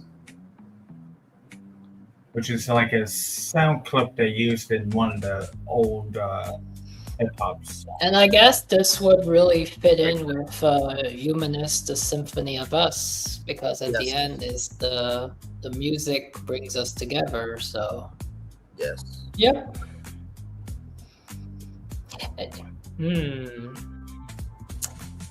Yeah, I know that was a big pitch. I know.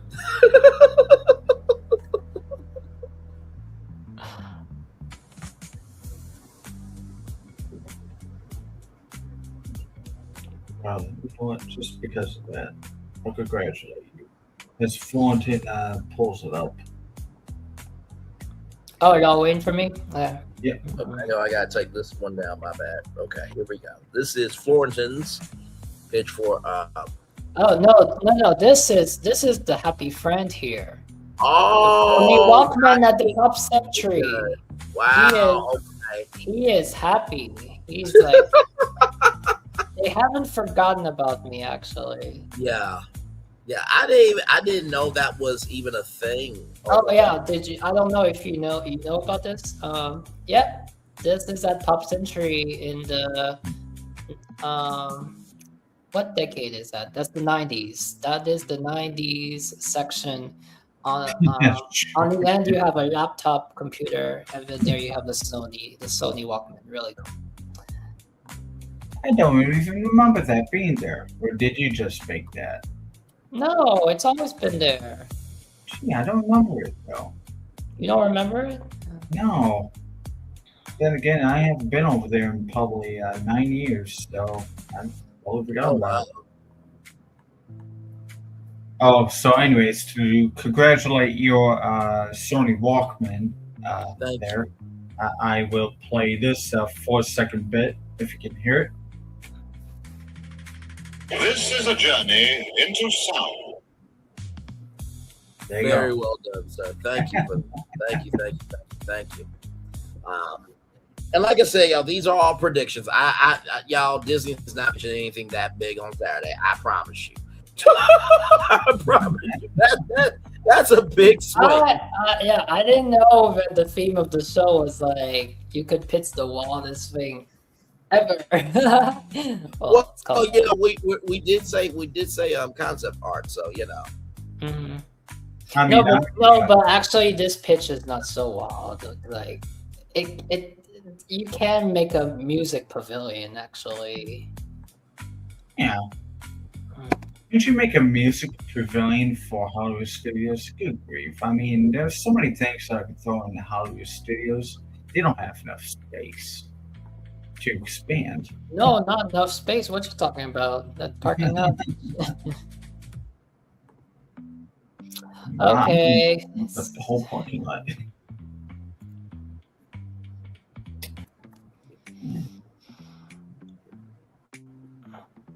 Let's see. Just floating have. So when it comes to Epcot, and if I have Epcot is really difficult if I have to just narrow it down to one wild card, but of course if we're gonna go with wild card, I mean one of the wild card would be they announced the Epcot Resort, because that would be really, really big, an Epcot Resort, but it can happen. A lot of people want an Epcot Resort right there at the front gate. Right. Yes. And we have an amazing episode on the Epcot Resort. So yes, we do. It's BFP Imagineering Epcot Resort. We have a concept from me, and then we have concept from Brian. And check it out. So if they do announce D23 as a wild card that there's an Epcot Resort coming in, we're gonna have oh yeah, we're gonna definitely celebrate a victory lap for damn sure if that happens. Absolutely. Yes, for sure. Okay, so my wild card is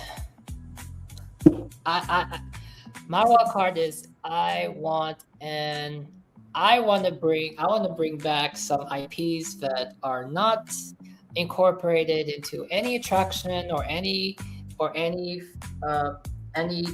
shape, or form. So the one thing I want to do is I want to bring back the Baymax. The Baymax used to be the meet and greet at Epcot, and I want to bring back the Baymax and bring the Baymax in the Big Hero 6 in the new way. Because while in DCA we have a mini version of San Francisco, while in Epcot you can do the opposite. Well, you can bring the Institute of Technology. I will call it the Institute of Technology and Care, because it's not just an Institute of Technology. Is you incorporate care, and you can incorporate Inside Out if you want, but I'm also going to incorporate Wall-E, because Wall-E in a way can Wall-E for the care of the living, because for plants are flowers are part of life. So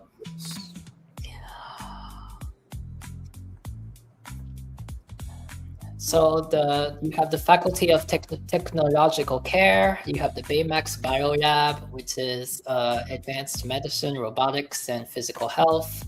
Guests enter Seek High-Tech Diagnostic Lab. Baymax is the lead clinical instructor. Here you participate in personal health diagnostic simulation, playful high-tech scan that uses advanced optics to measure your vitality and provides personalized advice on maintaining physical health, reflecting Hero's belief that technology should be an extension of compassion.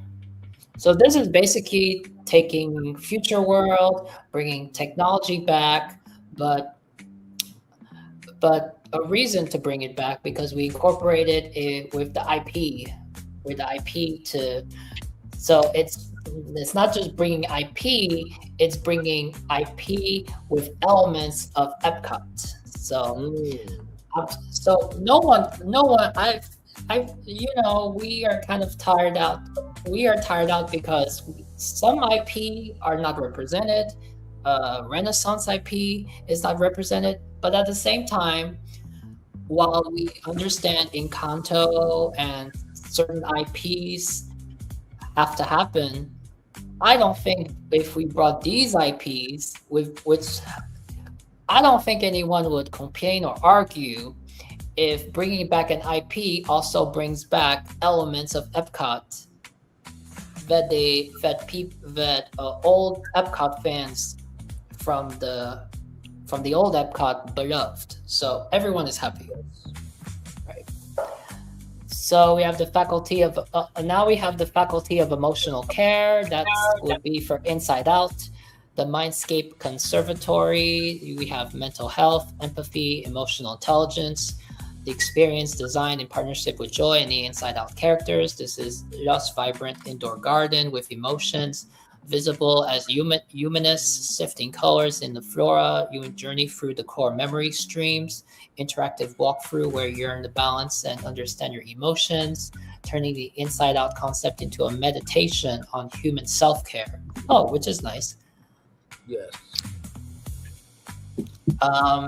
Planetary Care, the Axiom Rewilding Initiative. The final department is by Wally and Eve. Stunning glass enclosed living biodome acts as the anchor for the pavilion's philosophy. You cannot care for yourself if you do not care for your home.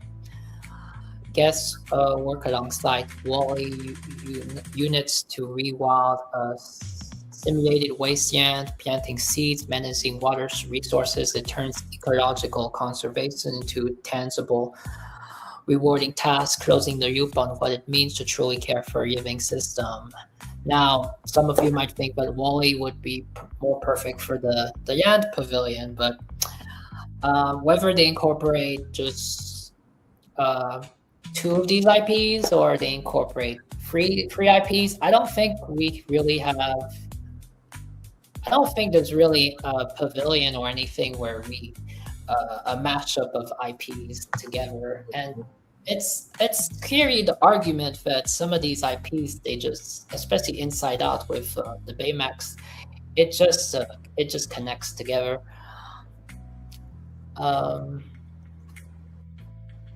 Oh yeah, so the facade. Yes, yeah.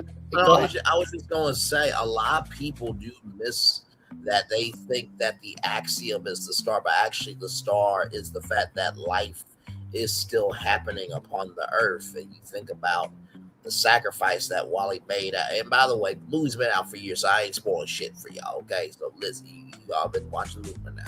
But there is a boot, and that boot becomes the beacon of hope. And there is a war between technology and the captain standing up for himself. So no, Wally definitely deserves to be a part of it. So well done on that.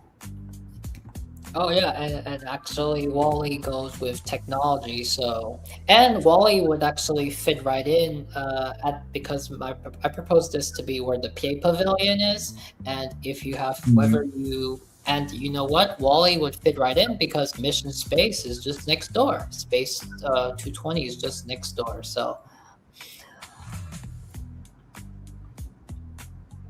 Well, very good, sir. Because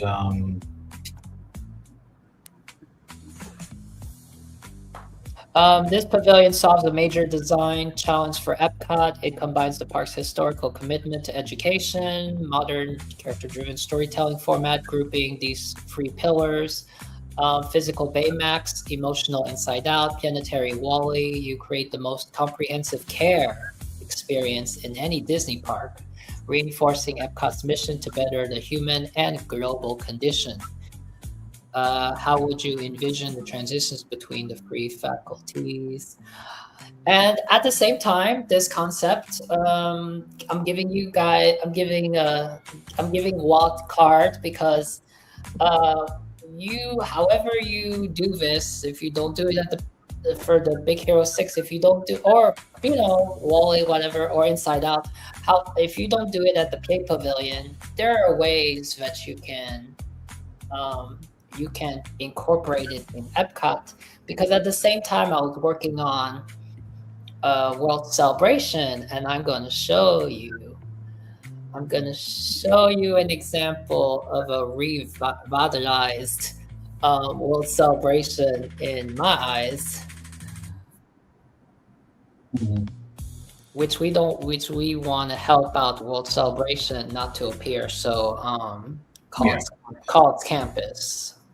It's so bland, and like, where's my fountain? Come on, guys. Oh, and I have a new idea for a fountain. Instead of water, if you cannot have water, why don't you have a kinetic energy like an LED fountain? So it's not water, but it's like LED. I guess LED that it can mimic water, but it's not water. Because who says a fountain has to have water? All right, so first I'm gonna bring this image. I just asked the AI of likelihood of my concept. It gave it a 15 to 25% likelihood. Oh wow! Oh wow! All right, so the idea for this was take Big Hero 6 and the environment of Big Hero 6. Of course, I removed the San Francisco part because they were going to start giving San Francisco hills, but in the background you kind of see a bridge. Now that bridge is like optional, but that right there is like maybe that building isn't. That's where Communicore Hall is. But if the Institute technology would not be there, but instead of just Communicore Hall with just a random quick service, why don't you put like a Baymax cafe, a Baymax bakery? You can have all those food items that they have in DCA. I think that would make Communicore stand out. You can still have Communicore Hall the way it is. And if you bring that, then you can bring the Baymax as a meet and greet inside, which you can rotate in. You can still have the Mickey characters, but then also you make that Baymax meet and greet because next to it is Communicore Hall, and then you have the Baymax cafe. This is a nice image, and I'm gonna show you one more image.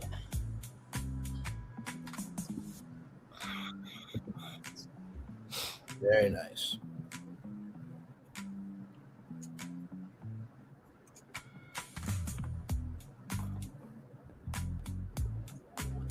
Fig.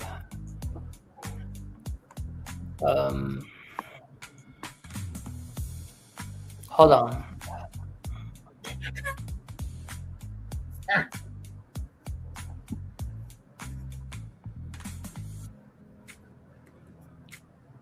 Oh my goodness.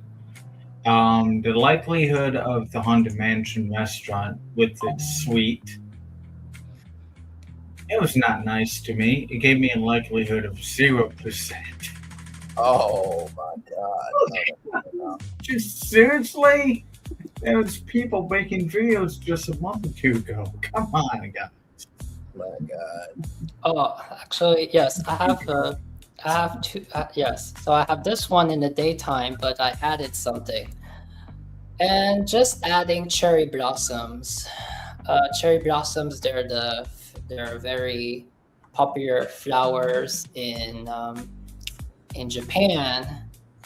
And I know we're not turning World Celebration into Japan, but I do think that just adding cherry blossoms to World Celebration, it does create a much beautiful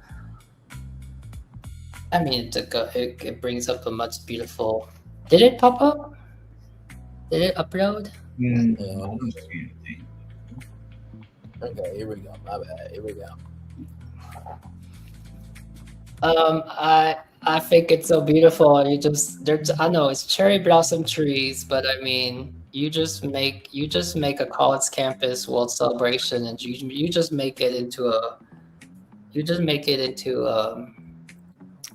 world celebration that is unique, a world celebration area that is uniquely Disney and feels like a Disney park rather than a college campus. Very nice. I like it. And I also love the fact that everything is so cohesive. You're bringing health, you're bringing, vegetation and gardening, and you're doing edutainment, right? In a way that's very very inviting for everybody. So I like that. Yeah, that's kind of like an example right here. So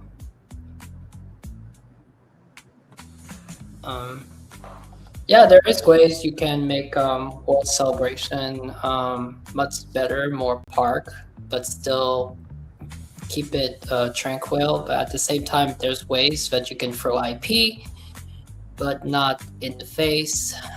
And I think it's cool. It's kind of like it's giving like a little bit some Korean street or something, yeah. So I'm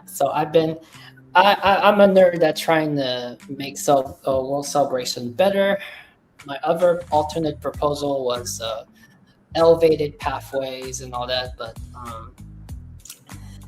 you got possibilities, Disney. You got possibilities, and this wouldn't be so much work. Just plant some cherry blossom trees, take off the rusty benches.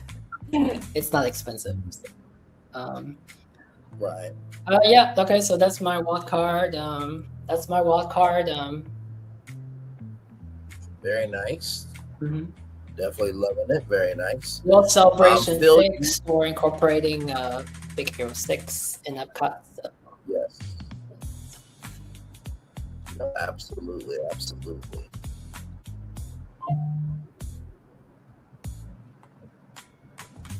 Imagination, get the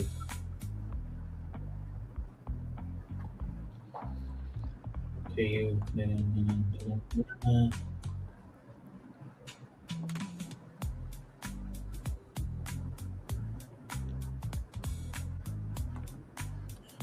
Yeah, I swear I cannot say it copyright. I swear to God.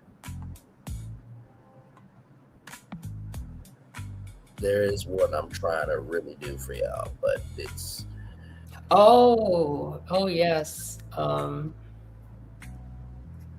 It is difficult, but I'm trying to find a way to do it, because I really do believe that this one's for Animal Kingdom. I'm not gonna say what it is, but you guys will find out what it is soon enough. But it's gonna be good. I'm trying to remember what I did for Animal Kingdom for Wildcard. May change my mind, but I informed him and took it instead. Wait, was that your wild card? I'm just wondering to myself. I'm trying to remember what I. Wait! You talk about what, Animal Kingdom wild card, or are you talking about the Epcot wild card? No. By the way, which pavilion was that located in Epcot? Oh, the one I pitched. Well, I always pitch the Institute Technology for the PA Pavilion, but you know, you can incorporate it in Communicore Hall. I mean, I don't know. I mean, yeah, I mean, why did you demolish that place? Yeah. But I think my wild card, I guess, yeah. I mean, I don't care. You don't have to do the Institute. Well, yeah, if you want to add the wall, of course, if you want to add the inside out. but you know, you can incorporate Wall-E and Inside Out over. Oh yeah, I already did. I and incorporated Big Hero 6 in many ways at Epcot. Like, I mean, I think in the area where the Play Pavilion is, I did make a concept of incorporating Big Hero 6, Wall-E, and Inside Out in the same building individually, because it's the mind and the human and the technology, to make you all better and blah blah blah. I think a lot of people would really be happy with the Baymax, or Big Hero 6, the bakery cafe, because then you get to enjoy like what they have enjoy what they have international, like Baymax rice or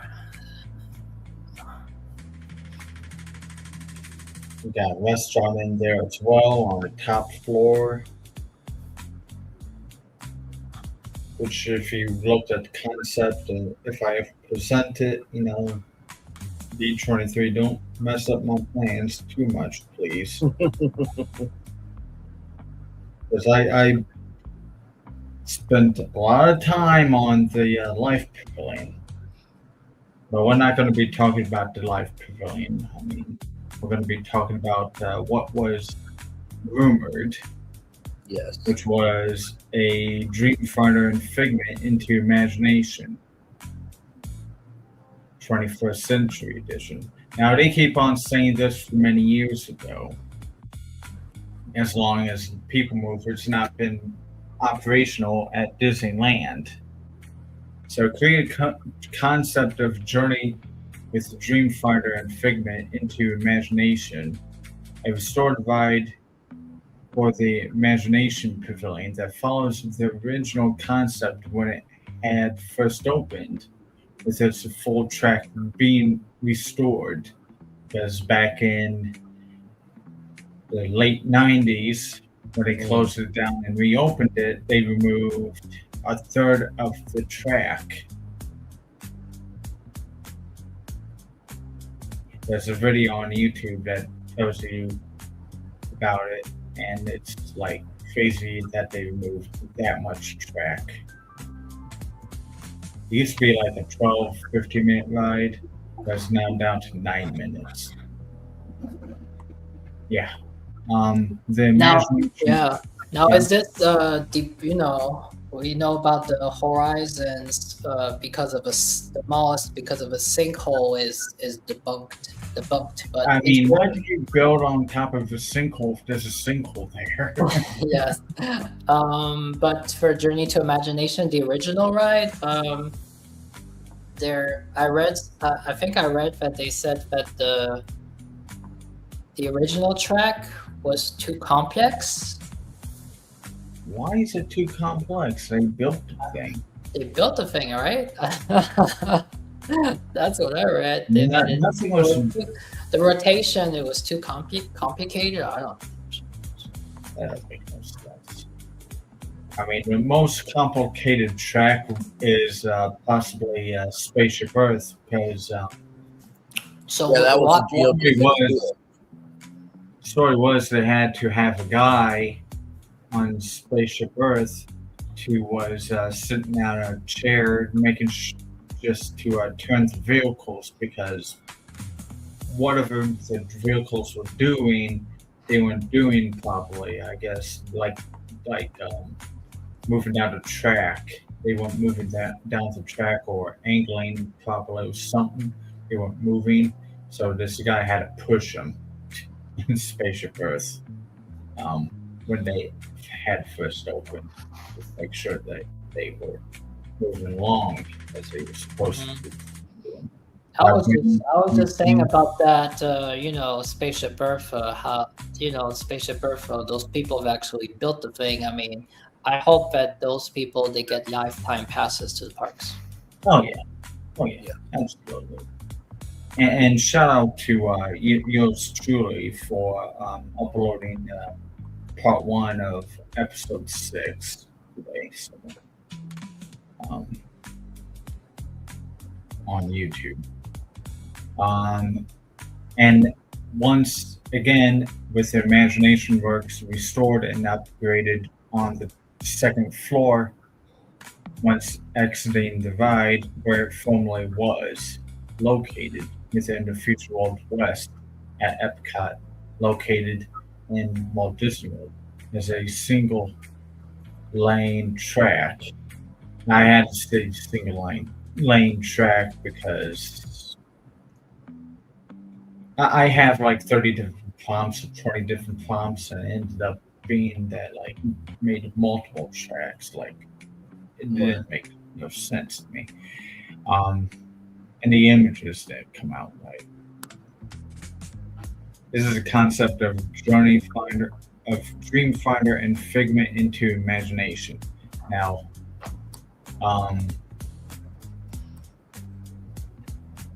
I have a prompt in another one that describes why I added it to the bottom, actually.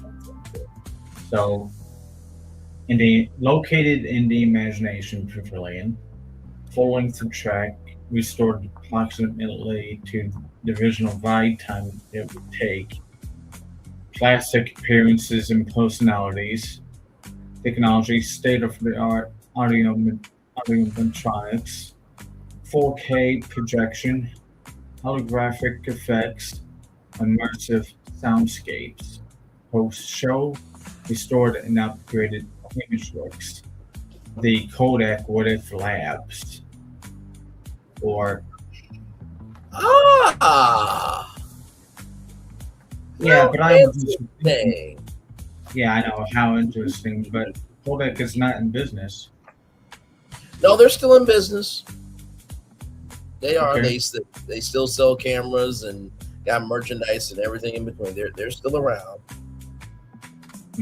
Okay, I don't really see them anywhere though.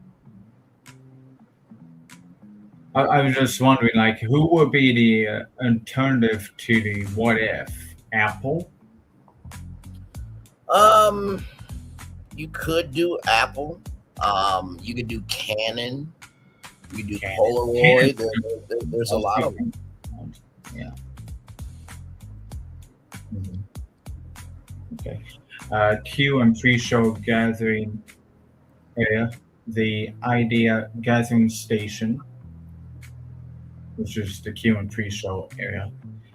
Guests enter through the iconic glass pyramids area and find themselves in the renovated waiting area styled as Dreamfighter's Idea Gathering Station. Visuals, illuminated tubes and transparent conduits crisscross the ceiling, appearing to transport sparks of inspiration, schematics and blueprints from Dreamfighter's dream machine line the walls.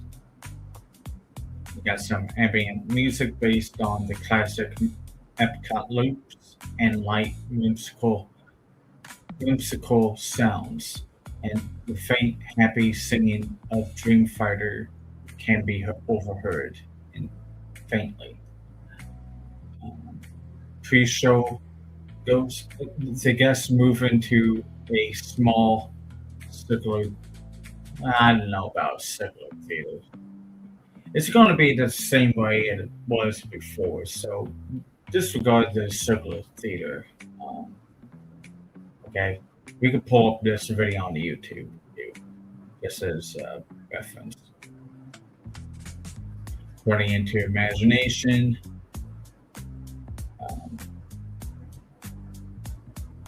15 minutes. So the cloud and dream machine, the clouds and Dreammobile. The ride begins as the vehicles float through the star-filled sky, moving past the full-size Dreammobile, as that is the introduction further into the ride. Right. To answer this pre-show area, Circular Theater is down at the bottom of this prompt. By the way, so Well, I mean, circular theater bubble, you know what I mean? So that could be. Oh, you got some images. I was gonna say anything Figment is copyright. He danced around it somehow, Florentine. I know. Let's not tip off the Disney SWAT team. So answer to that, I copied this from another prompt because, like, oh, that's a really interesting way of predicting, talking about the Dreamfinder, because, like, where's the Dreamfinder since for nearly 30 years now? Or has he gone? Well, he has just returned from a highly successful dream gathering expedition and is eager to show off his finds.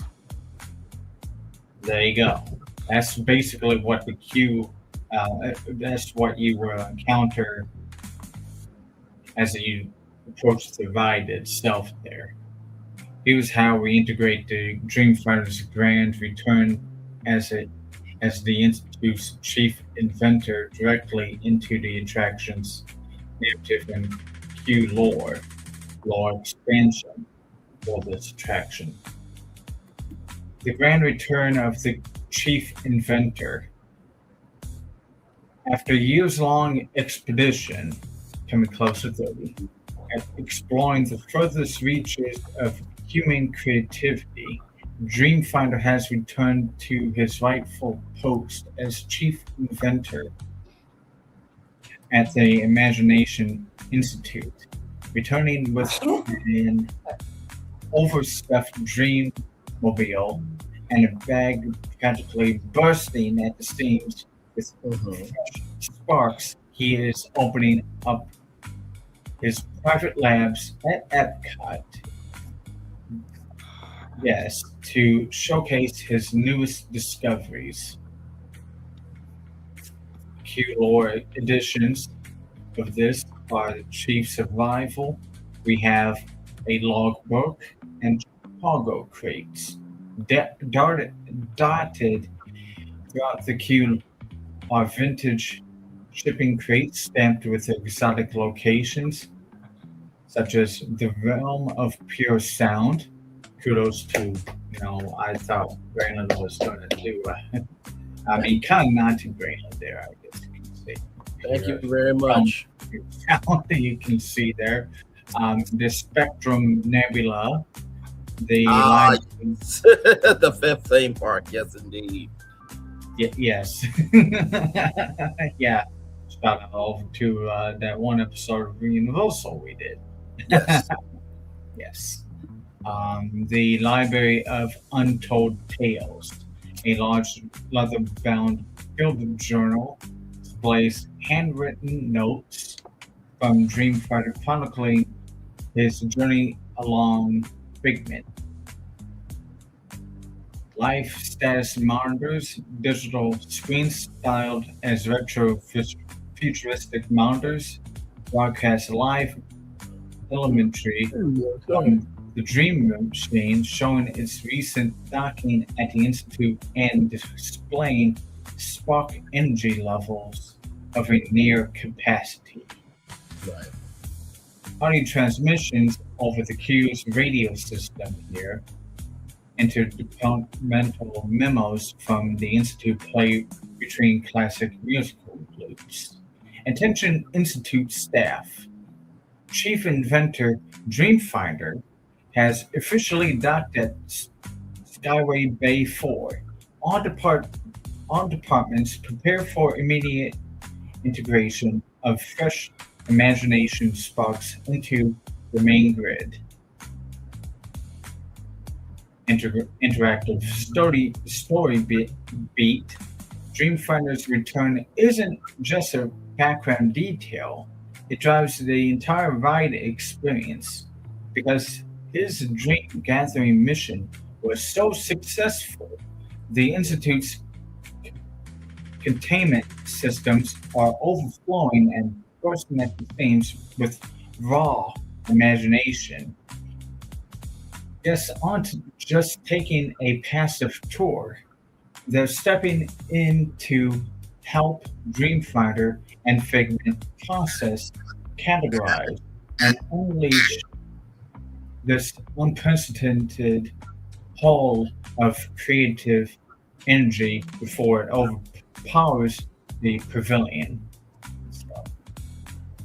So here's in the imageries of the. Oh wow!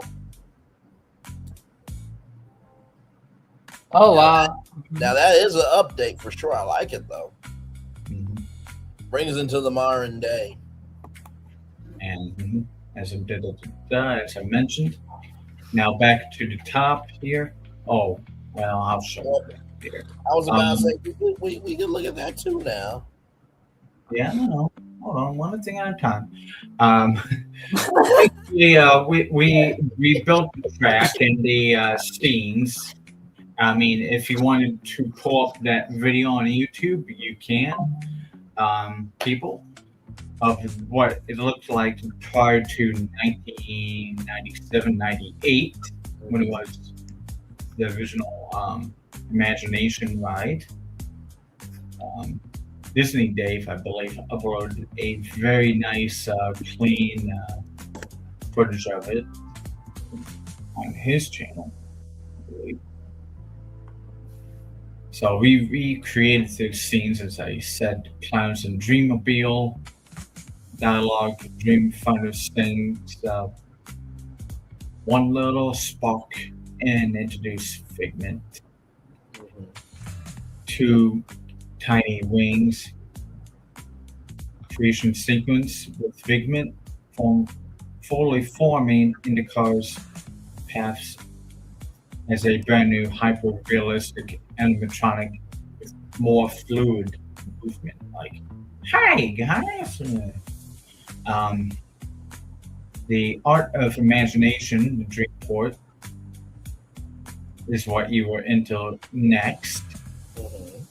How ideas transform, guests observe chambers of fine art, giant canvases, morphing into projection mapping, etc., etc.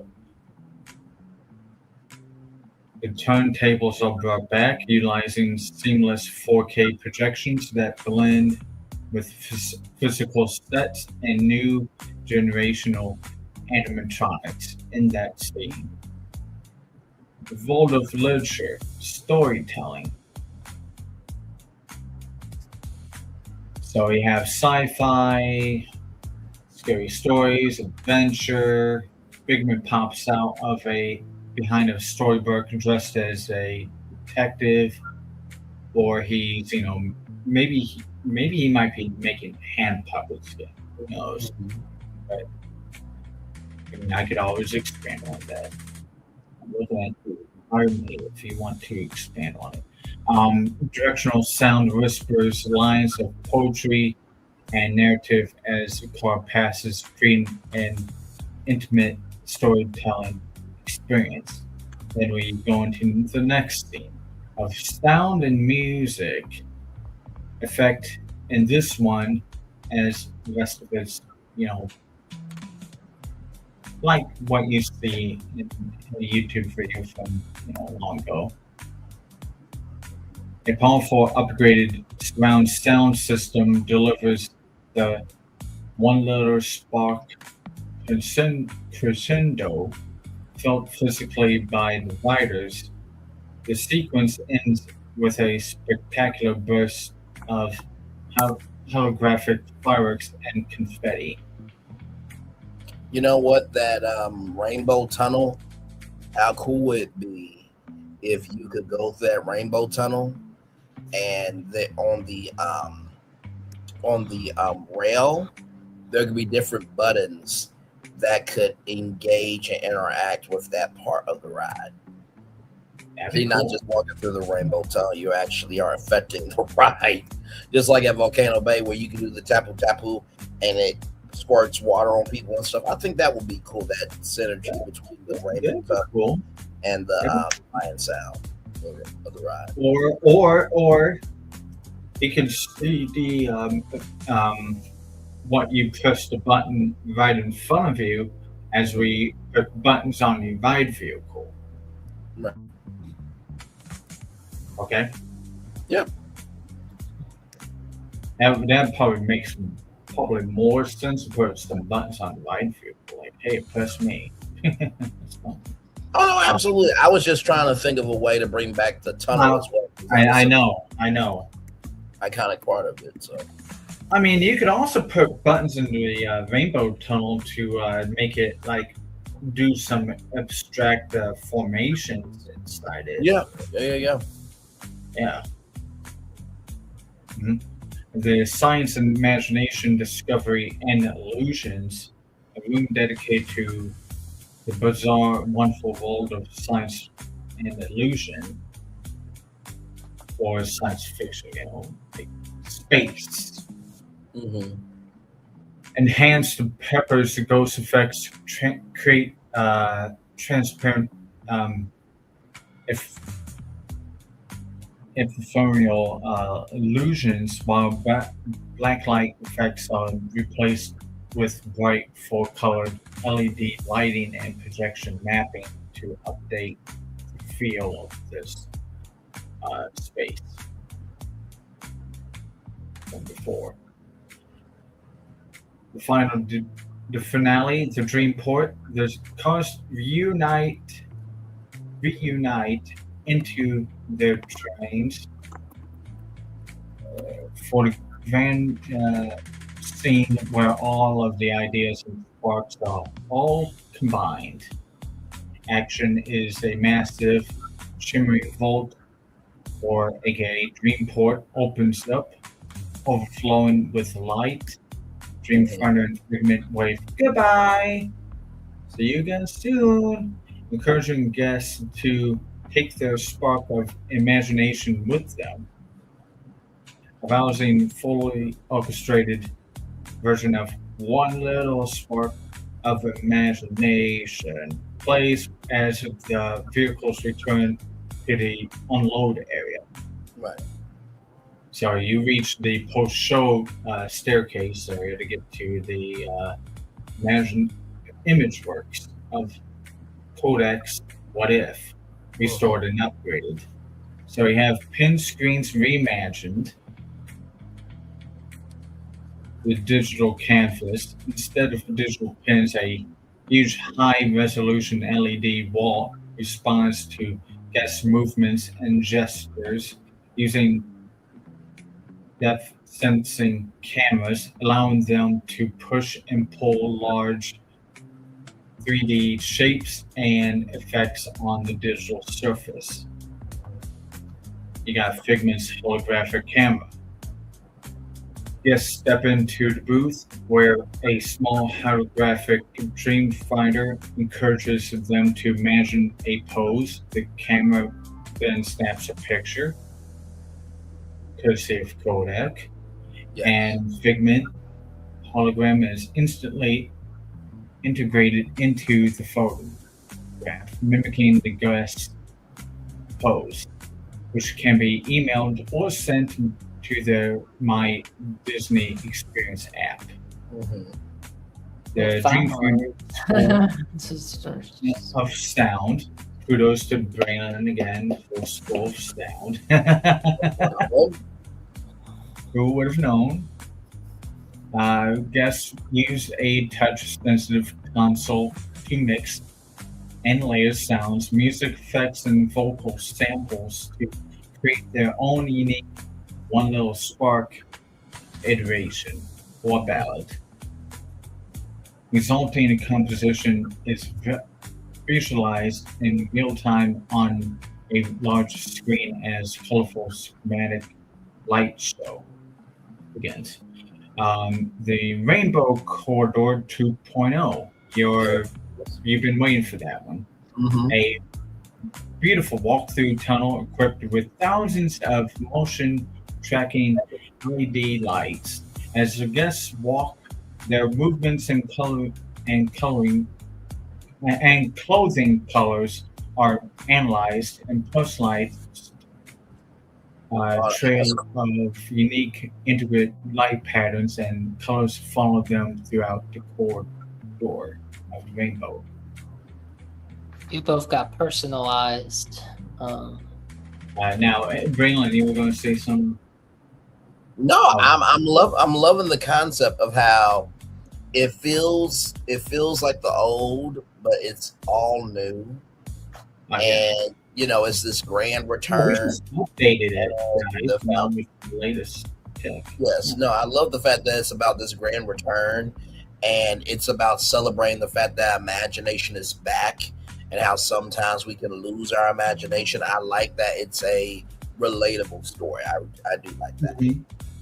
So, interactive floor stepping tones, a massive LED floor that creates music and visual effects as guests jump, skip, and run on it, urging physical activity and collaborative sound creations, which, by the way, was on the top floor, I recall. Then they moved downstairs. Gotcha. I will have to pull up that video online showing that in action. But that fully restores the beloved narrative, characters, and scale of the visual attraction, while using cutting edge technology of today to create the full visual minute journey and track that is inspiring, immersive, and fun for a new generation of Epcot guests. Now, I didn't stop there, guys. You know how we have Talk with Crush at the Living Seas Pavilion? Yes. How about you talk with Dreamfinder and Figment? Oh yeah, I can definitely see that. Yes. Mm-hmm. And the current Imagination Theater, which is, being housed as, Mickey's Shorts for longest time now. Oh, I see what you're doing. Mm-hmm. Okay, so hang on, let me see if I got it. Not to jump ahead of you, but I'm just adding to it just to kind of picture in my head. Let's see if you got it. Yes. So if the ride has a high demand, which it's going to with this great, upgrade that you did so brilliantly, you can go inside the Talk to Dreamfinder and Figment, which will offset the long wait, and not to mention you'll stay cool. Yeah. And if it's too full there, then you can go on the ride. So it's actually it's almost like a ping pong or a tennis match, right? So if one is full, then you can go into the Talk with Figment and Dreamfinder, and if that's full, then that there's probably a better chance for you to be on the ride because people are talking to Dreamfinder and Figment. Yeah, you are correct on that. But the concept of this goes beyond that. There's a concept behind this theater, hosted by Figment and Dreamfinder, a live interactive experience that works similarly to Talk with Crush. They interact with the guests so they can refill Dreamfinder's bag of imagination sparks. Mm-hmm. That's the concept right there. Yeah. To refill their bag of imagination or regenerate the dream-finding vehicle mobile by talking with the guests in this theater.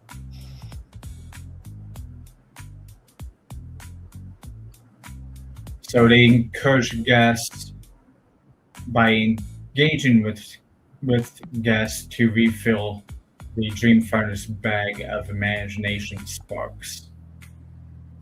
So that's what's going to be located in that theater, because it's being not used right at all for anything.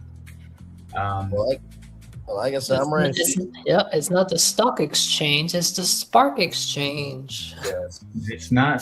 Yeah. Mm-hmm. It's not the stock exchange. It's something better. It's the spark exchange of imagination. Yeah. I cannot wait to see the concept art for this. This is going. I don't have any concept art for.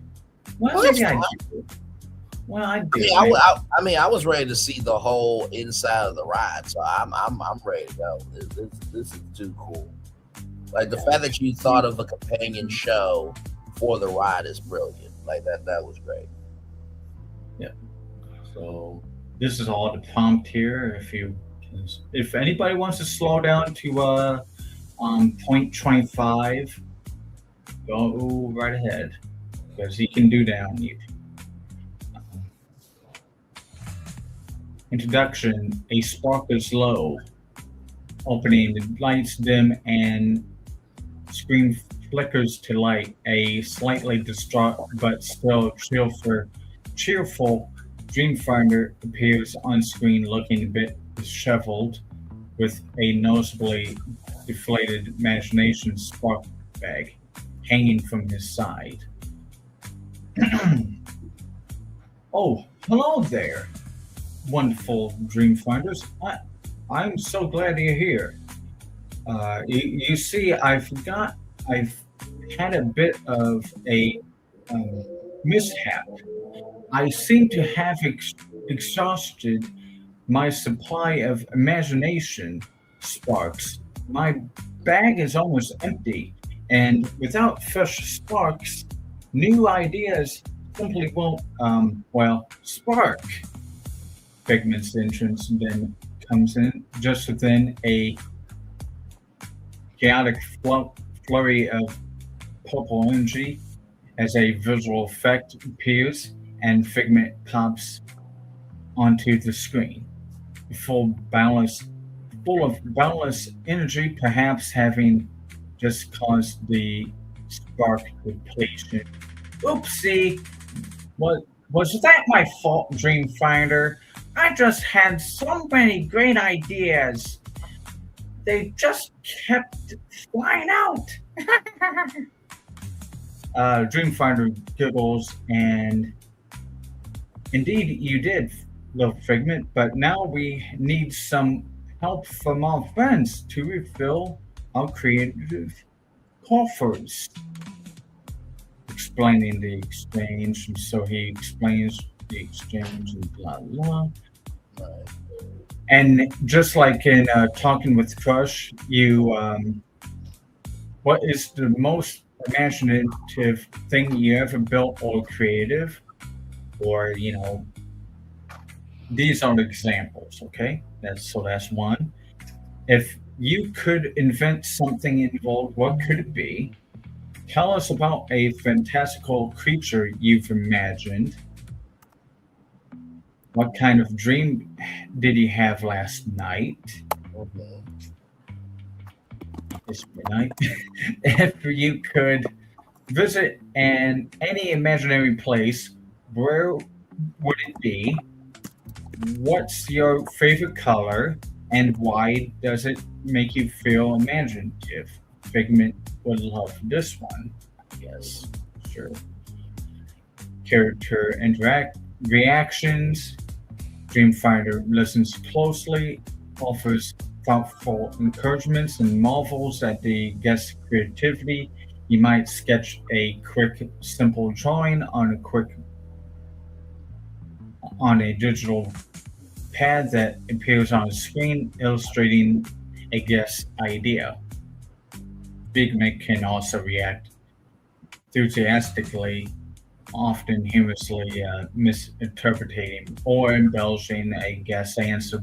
You might try to draw the idea too, resulting into a chaotic scribble or funny scribble that Dreamfinder finds to make him chuckle.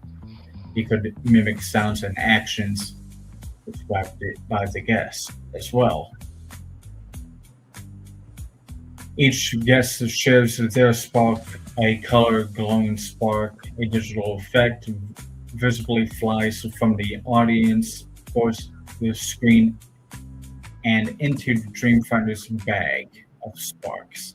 It slowly begins to inflate larger and larger and glow brighter by the end of the show. Grouping imagination challenge is optional too. You Dreamfighter might pose a collective challenge. All right, everyone, close your eyes for a moment and imagine a brand new flavor of ice cream. What does it taste like? What color is it? Mine would be rainbow pickle swirled with glitter. Ew, God no. Screen fills with a swirling vortex of colors representing the collective imagination. And then you reach the grand finale. As at every show, the bag is full, with his bag now visibly full and glowing brightly. He beams, "Oh, thank you, wonderful dreamers. My bag is overflowing with incredible sparks of imagination. All thanks to you. Figment, we did it. We filled it up. Now, what are we going to imagine first, Dreamfinder? Why, the possibilities are endless, Figment. And remember, everyone, your imagination is your most powerful tool. Never stop dreaming, never stop wondering, and always remember to find your one little spark." And the Dreamfinder bids farewell, and the screen might show montage of imagined concepts and ideas from the guests from that show. And why it works, direct interaction fills the longing of direct engagement with these beloved characters. Yes. It's educational and fun, teaches children the value of creativity in an entertaining way. And flexible content can be updated with new questions and themes, keeping it fresh, just like Talking with Crush. Yes. High capacity. There's many seats in the theater in case the imagination ride is like got a 45-minute wait or even greater, maybe possibly. And if you do not want to stay in line for more than just 25, 30 minutes. Correct. And it keeps to the Epcot spirit, aligns perfectly with Epcot's original mission of discovery, learning, and its wonder. So, very good. I promise you that Hollywood Studios is not going to be as long because. Well, I would love to see the concept art before we go to Hollywood Studios, and all I will say is, Journey with Dreamfighter and Figment into imagination. Location, I just said create all concept arts. These are the concept arts. I love it.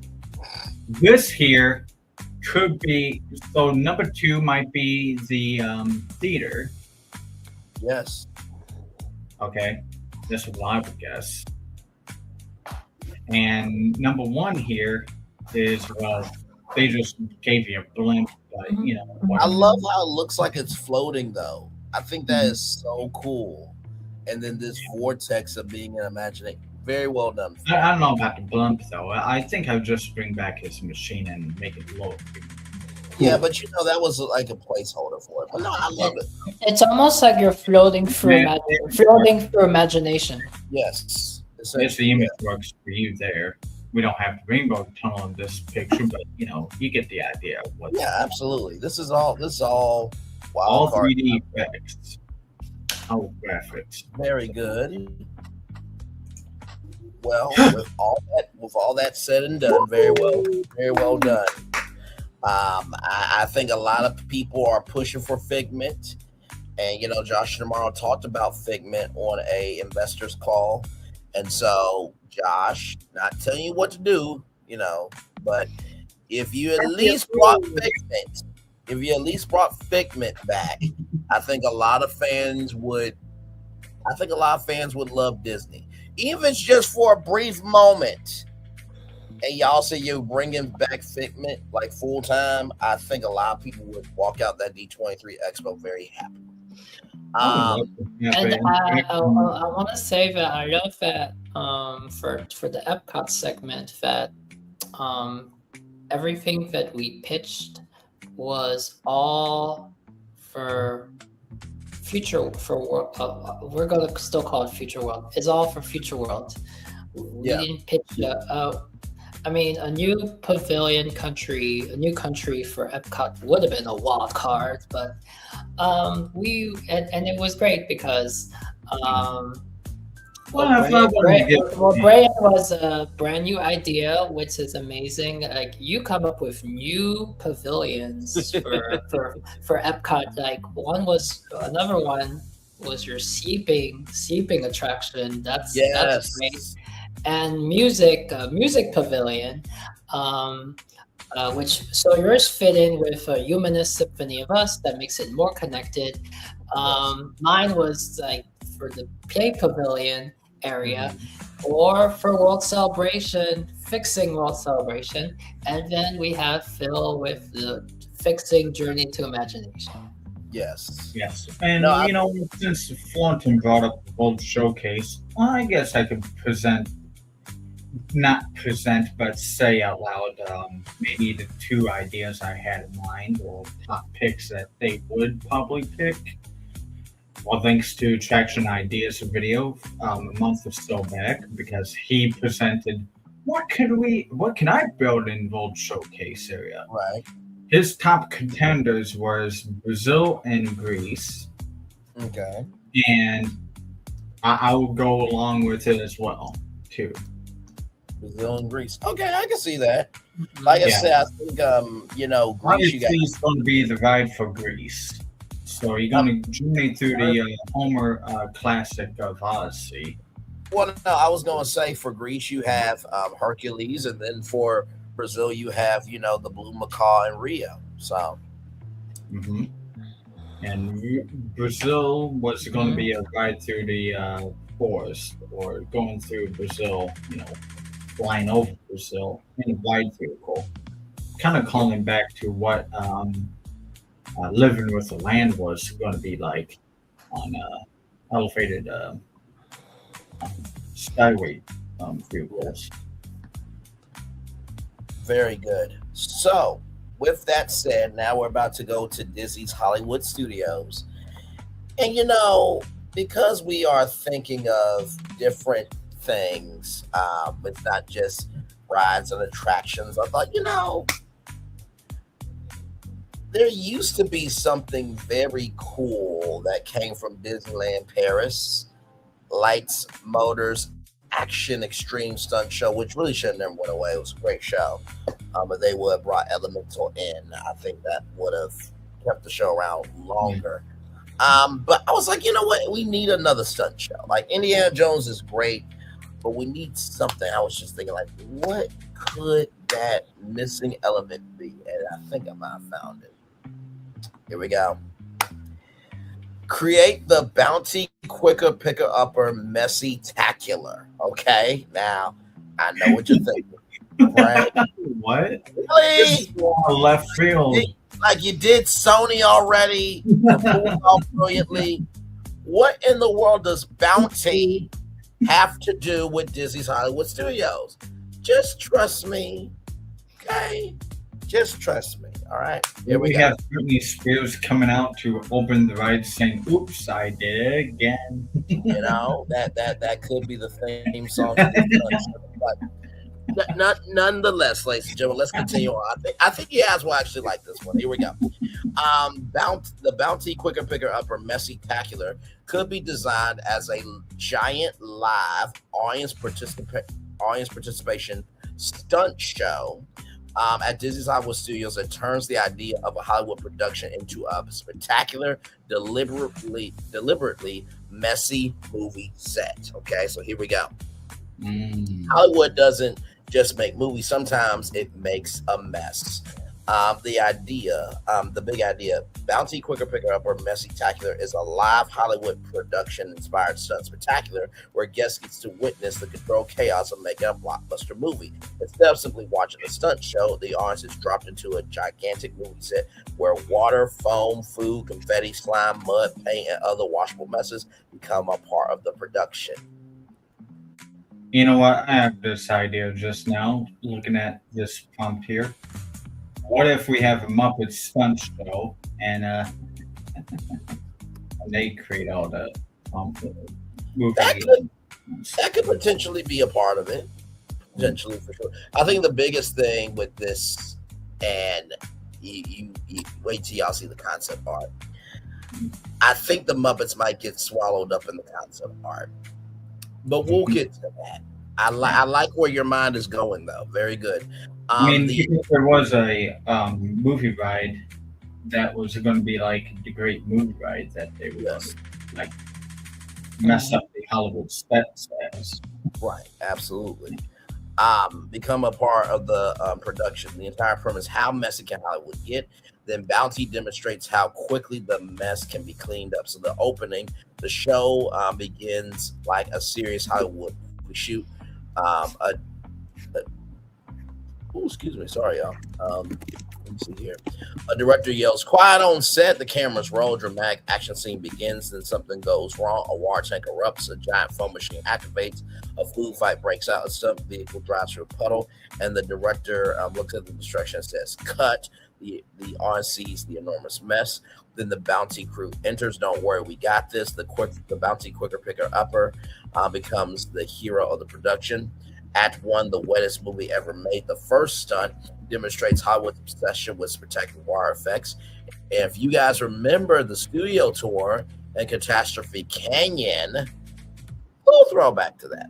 A fake tropical action sequence begins with rain towers, water cannons, splash effects, giant puddles, a stunt performer completely getting drenched, a vehicle driving through a massive water splash. The finale is a gigantic controlled water wall stunt. The set looks destroyed. The director turns to the audience and says, "That's a wrap." Then, "Now somebody clean up this set." That's Act 1. Act 2, Hollywood gets messy. The production switches to a comedy scene. The set becomes incredibly chaotic. Spaghetti, pancake batter, chocolate syrup, ketchup, and mustard, provided by, of course, Kraft Heinz, of course, whipped cream and foam. Actors attempt to continue filming while everything progressively gets messier. Eventually, the entire scene becomes a massive cinematic food fight. The audience gets showered with safe, washable effects designed from designated splash zones while performers get covered from head to toe. The actor screams "cut," sounds, the camera slowly pulls back. The entire set is a disaster. Now, Act 3, the stunt goes wild. Now the show becomes a full Hollywood action spectacular. A stunt performer races across the set. A motorcycle stunt sends water flying. A stunt car crashes through a breakaway wall. A giant explosion of theatrical dust and water erupts behind the performers. Then foam cannons. The entire set disappears beneath a mountain of theatrical foam. The audience can't even see the performer. Suddenly stops. A spotlight hits the mess. Then I think now this is Act 4. A giant countdown clock appears to clean up challenge. 60 seconds. The Bounty crew has 1 minute to transform the movie set. The performers race onto the stage with oversized Bounty branded clip equipment. The audience becomes part of the countdown. 60, 59, 58. The mess disappears progressively at 0. Cut, that says clean. The director walks back onto the stage. He looks around. Again, the audience erupts. Finale, 1 more take. The director announces Hollywood doesn't get 1 take. The entire production sequence begins again, but this time everything happens simultaneously. Rain, water, foam, confetti, food effects, stunts, explosions, music, dancers, cars, and enormous finale splash. The set becomes the mess-tacular. Then the Bounty crew members enters for the final cleanup. The giant screen displays Hollywood made the mess, but Bounty cleaned it up. The performers take the final bow as the audience applauds the guest experience. Guests aren't merely spectators. Select audience members can participate in the control portions of the show as movie extras, stunt assistants, directors, cleanup captains, mess reporters, bounty team members. A few guests can even receive messy tacular movie crew credentials when they enter. And I don't think that the Lights More Action Cream Sun show even had this. So believe me, I believe that stunt show definitely should be a part of it. I don't even know if Indiana Jones has audience participation, but the visual identity, the entire venue should feel like a gigantic movie studio. Think Hollywood backlot, stunt show, comedy, bounty commercial, wash spectacular, huge clapperboards, production trailers, camera cranes, studio chairs, studio lighting, movie cameras, bounty branded cleanup stations, a massive LED screen displaying fictional movie titles such as The Great Splash, Foam Again, Last Food Fight, Mission Messable, the cleanup marketing line, the bounty quicker picker upper messy-tacular, Hollywood's biggest mess, cleaned up in a flash. The stunt show becomes a living demonstration of the brand promise while simultaneously functioning as a quintessential Disney Hollywood Studios experience, movie magic, comedy, stunt spectacle, and audience participation. Now, I'm going to show you the set. Okay, here we go. So there is a full-scale movie set, right? And then, as you can see here,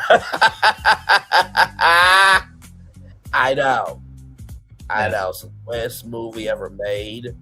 Hollywood gets messy. The stunt goes wild. Bounty Cleanup Challenge. Hollywood made the mess and Bounty cleaned it up. Then, of course, the cleanup stations, environmental theming, and then, of course, you have your movie crew. So that is for that version of it. Then there is this version of it, Right there is where the audience will be. So a huge audience, of course. And this is the stage here. I told you I was going to make it work,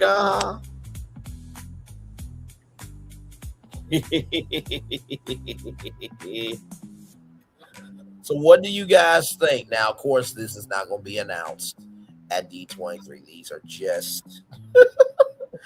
just wild cards. But I did think it would be cool to bring Bounty into Disney because, as you guys know, I am the branding person. So I bet you P&G is probably like, we didn't think of this. What the hell is wrong with you? But this is to me, this is the Grand Heinz Mickey, but the Grand Heinz Mickey on steroids, but in the opposite direction. Right? Right? As Bounty should, right? As its purpose. And plus, I thought messy-tacular just made sense. You know what I mean? So.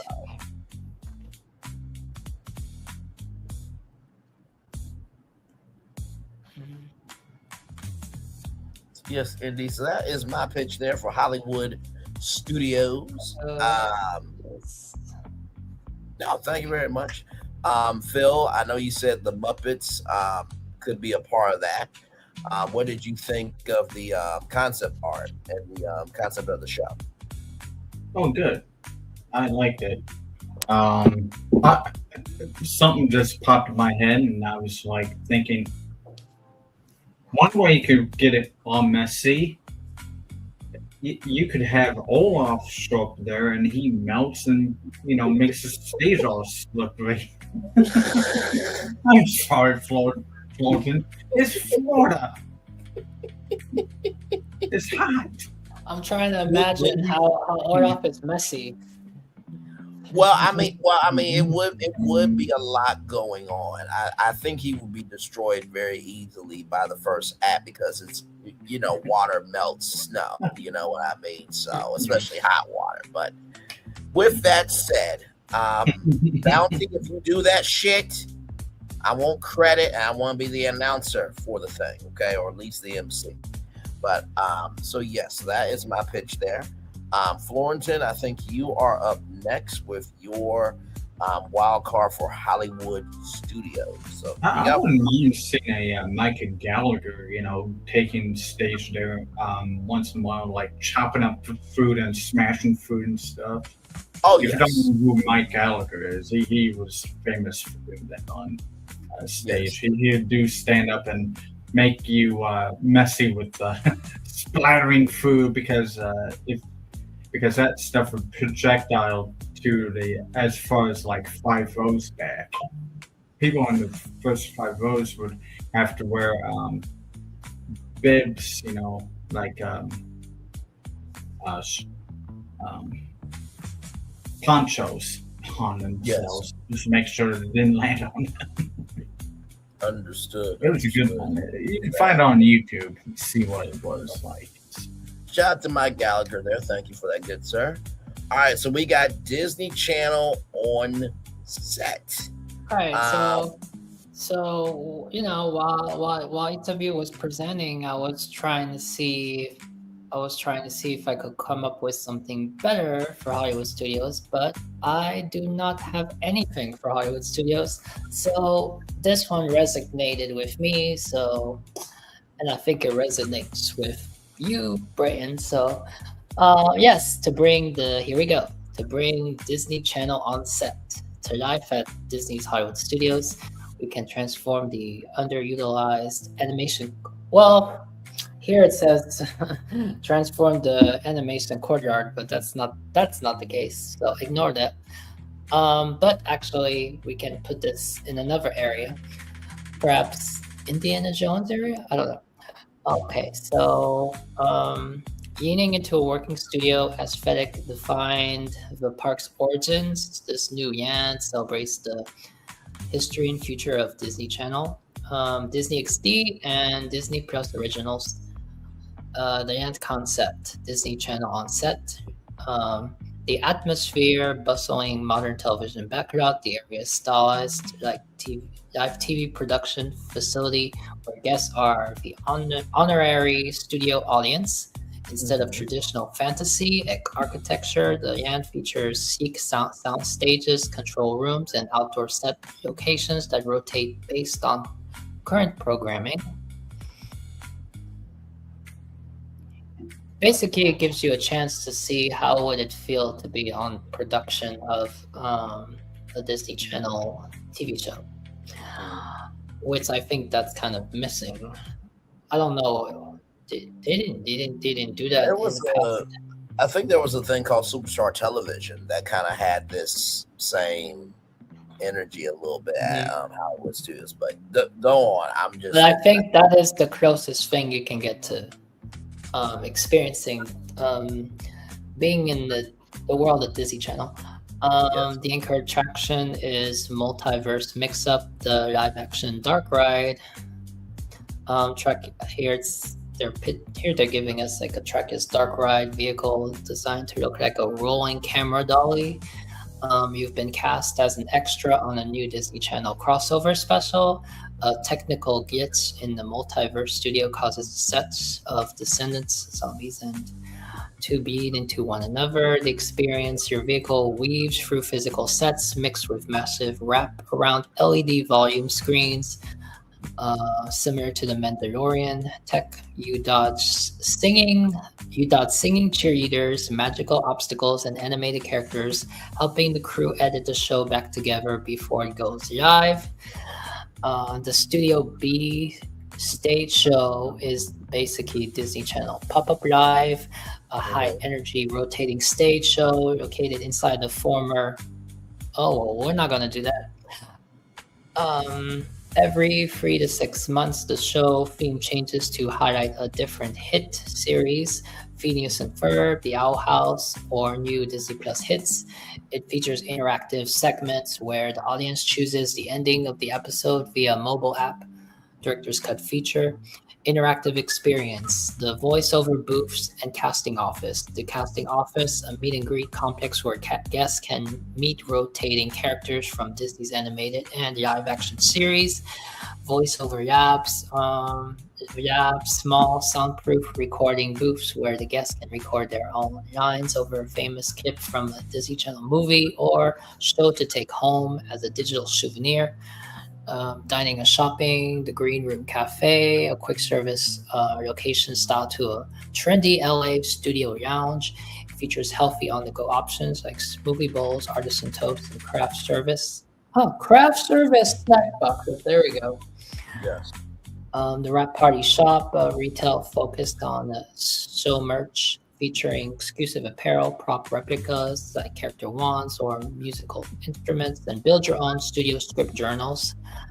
Wide Works for Hollywood Studios fills the animation gap with current animation. Yes, that reference if it's an animation corridor, which is not. The production authenticity, yes, behind the scenes, modern digital filmmaking. Because the area is themed to as a studio, Imagineers can swap out props, signatures, and show themes on the fly. So basically, this is just see what it would bring. I'm not sure if I don't know. Audit Brian answer to see if this is a relevant enough thing, or is this actually bonkers that Hollywood Studios is gearing away from. Yeah, so you have pre-production, you have a writer's room, you have the LED volume stage, you have the edit bay. Interesting. As you exit, you pass through the Final Cut gallery using facial capture tech that identifies the face of the guest in your vehicle and renders a 15-second show trailer featuring you as a star. That's interesting. You know, I actually really like this. I'm going to tell you why. I already mentioned Superstar Television, but do you know that you also have beckoned another attraction? The other attraction that you beckoned was Sound Dangerous with Drew Carey. Because if you go back up to the voiceover booth, where you can record voiceovers and stuff, in the Sound Dangerous, it was pitch black and you had headphones, and so all you could do was just listen to audio, which honestly I feel like Sound Dangerous really should have stayed around, because with technology now, oh my god, it could have been anybody new in that role, and I think Sound Dangerous was really a cutting edge attraction. So it's given me Sound Dangerous with Drew Carey and Superstar Television.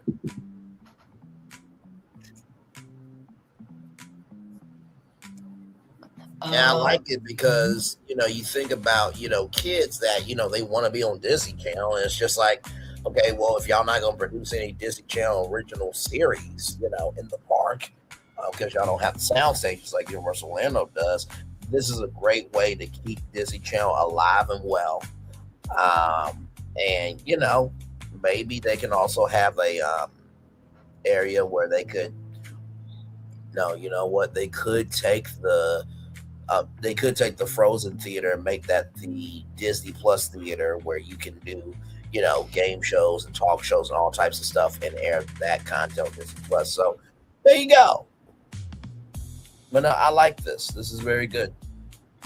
At the end of the day, the Wrap Party Shop processes your production credits depending on how many tasks you completed. Receive a digital badge. Great one, person. Welcome in. Sorry there. Yeah, nerd. Yeah, I really think that this is kind of like taking the American Idol experience. Yeah. All those, you know, Who Wants to Be a Millionaire experiences. Yes. And it gives you, no matter what it is, whether it's the merch or it's the personalized stuff or selfie things or absolutely, it just gives you the energy to feel closer. It's kind of like, you know how in New York you go to or in Universal here studios, once you see the Today Show cafe, or you see the Today Show store in New York, in Manhattan, just the energy of being in the Today Show gift shop, just in the Today Show cafe or store, and it just makes you feel like, it makes you closer to the set of the Today Show and the energy and the vibe. So if you just have that with the Disney Channel vibe, I've always thought there should be a Good Morning America cafe in Hollywood Studios. I really do. But yes, indeed. All right, we have an image. We have some images. Ooh, I like that. Okay. Yeah, I can definitely see It says, yes, Disney Channel on set. Soundstage 23 multiverse mix-up live production in progress. Over there, you see the voiceover booths, the casting office. See, just the stage. No, it's good. Just the environment and the signature. I think there'll also be a way where you can have a magic video with the like how they do the Disney Channel logo. Yes.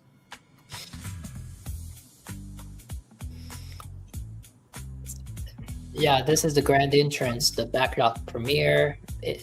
Your experience begins as you pass under a massive retro futuristic neon marquee that serves as the portal from the main park into the production zone. The architecture immediately establishes a working studio, exposed steel trusses, industrial lighting grids, and sleek modern soundstage facilities. The marquee proudly declares the Disney Channel on set with retro camera icon. Immediately you see a digital call sheet displaying today's live production schedule.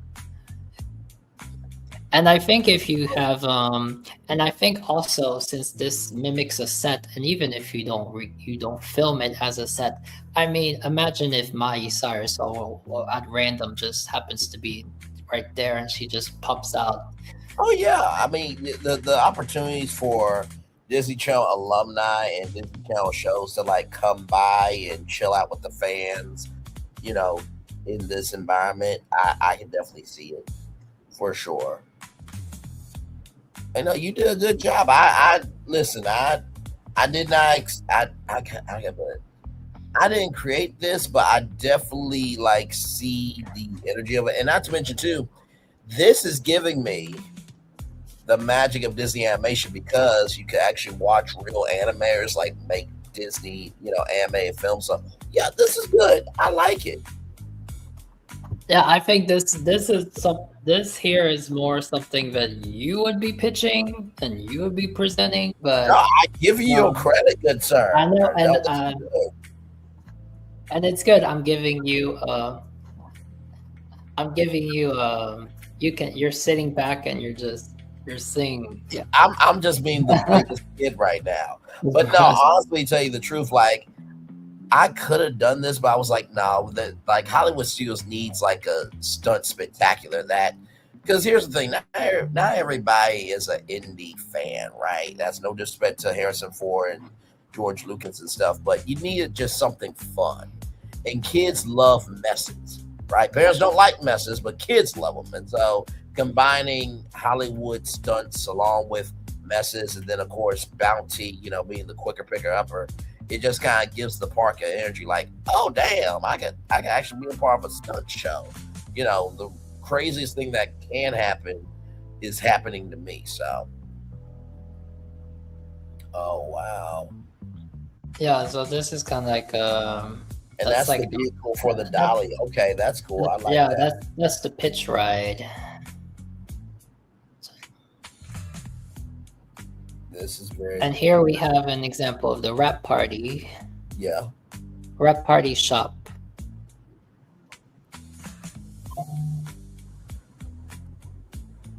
And the dailies is like the raw footage that you get from the production as it's taping, so that gets into executives and stuff like that.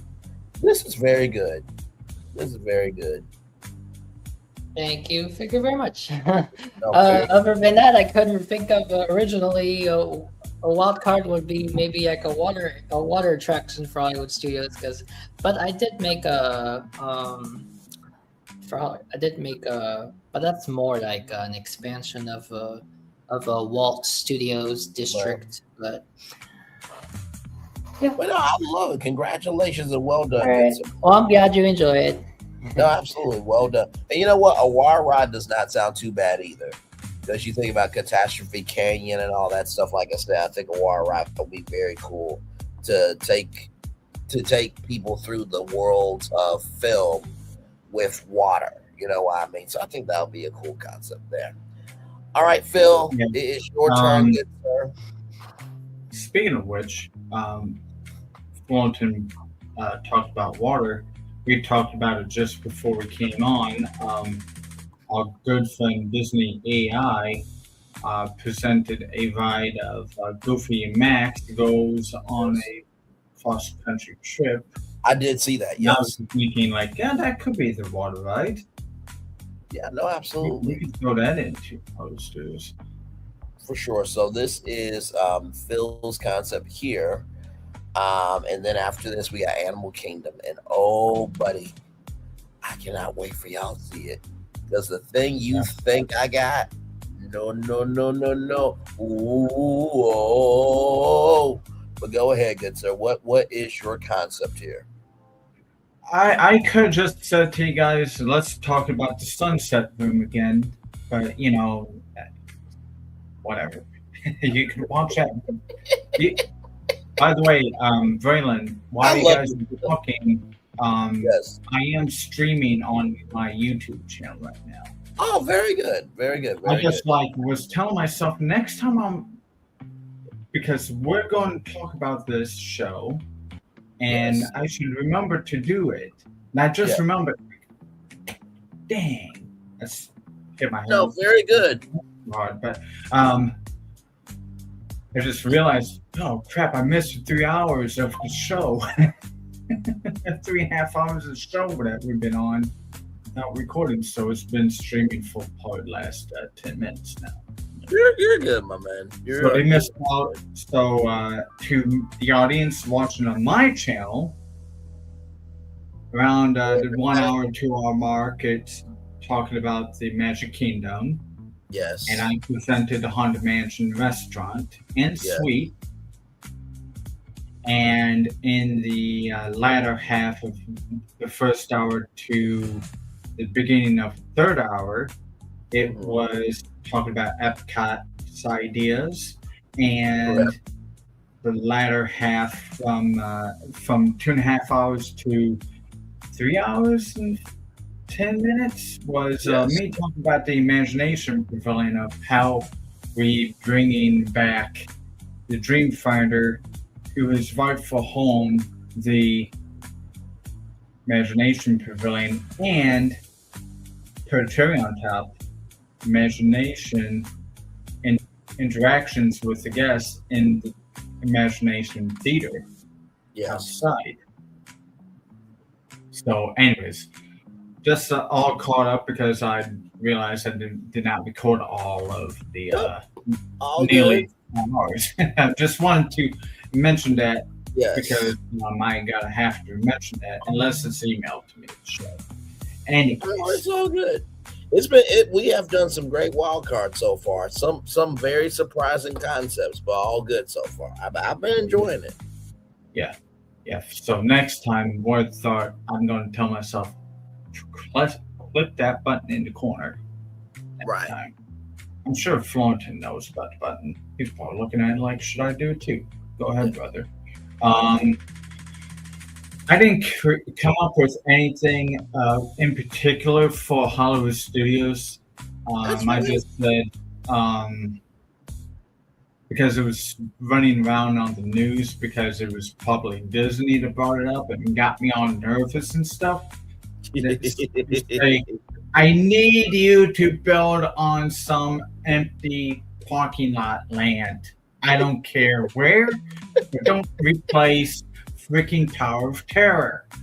So So I'm going to lay down as I say this because what ended up happening was I said, and I quote, "It would be interesting if they took the Twilight Zone Tower Terror and did a Spider-Man drop tower ride, right? Retheming it to a New York style hotel." Fortunately enough, we don't have to worry about Spider-Man, but we may worry about some other things. We don't know what they negotiated to do, because it may sound like in probably Disney, they kind of opened their book and gave Disney some more characters to play with. No, correct. So with that said, when we watched probably at Disney, and she talked about the Twilight Zone Tower Terror, and she said Doctor Strange, I'm like, wait a minute, me and probably at Disney are thinking alike. And so then Phil had the reaction of, would you two just shut the fuck up?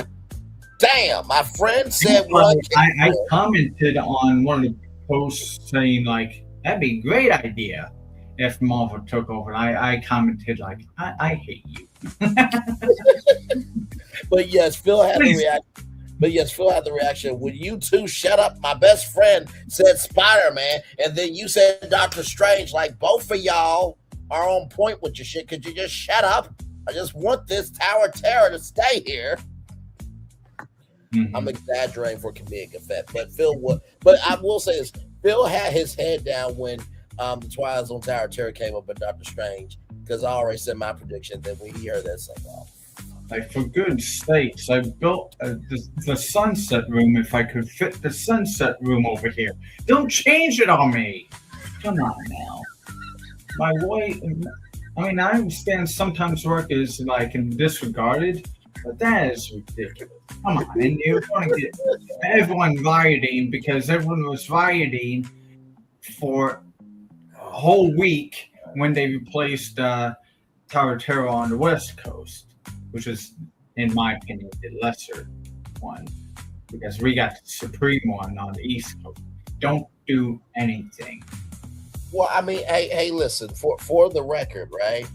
If you really want to do, and probably at this, I'm just talking to you as a side note, you could probably do a Doctor Strange restaurant of all the different, it could be a menu of the different locations that Doctor Strange has traveled to through the multiverse of different dishes. And then you could do a New York steakhouse in that place. I'm not trying to pitch that to get rid of the Sunset Room or the Tower. We'll see if it's mentioned in here, because I just skimmed on through it, didn't read it entirely. So create a Marvel land that is located on a large expansion pad at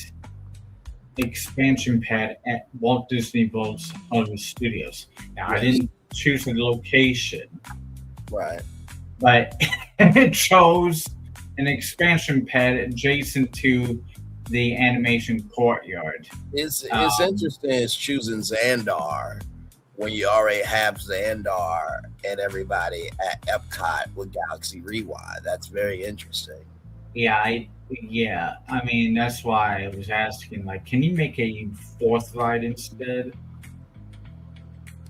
I mean, I could refresh this and do this again. Hold on. Let's see. New chat. See if I can get it better. Oh my God. Ooh. We're getting there to Animal Kingdom, y'all. Then that'll be our final wild card. So, but it's been some good wild cards, though. I've been very surprised from y'all. Y'all have picked some good stuff.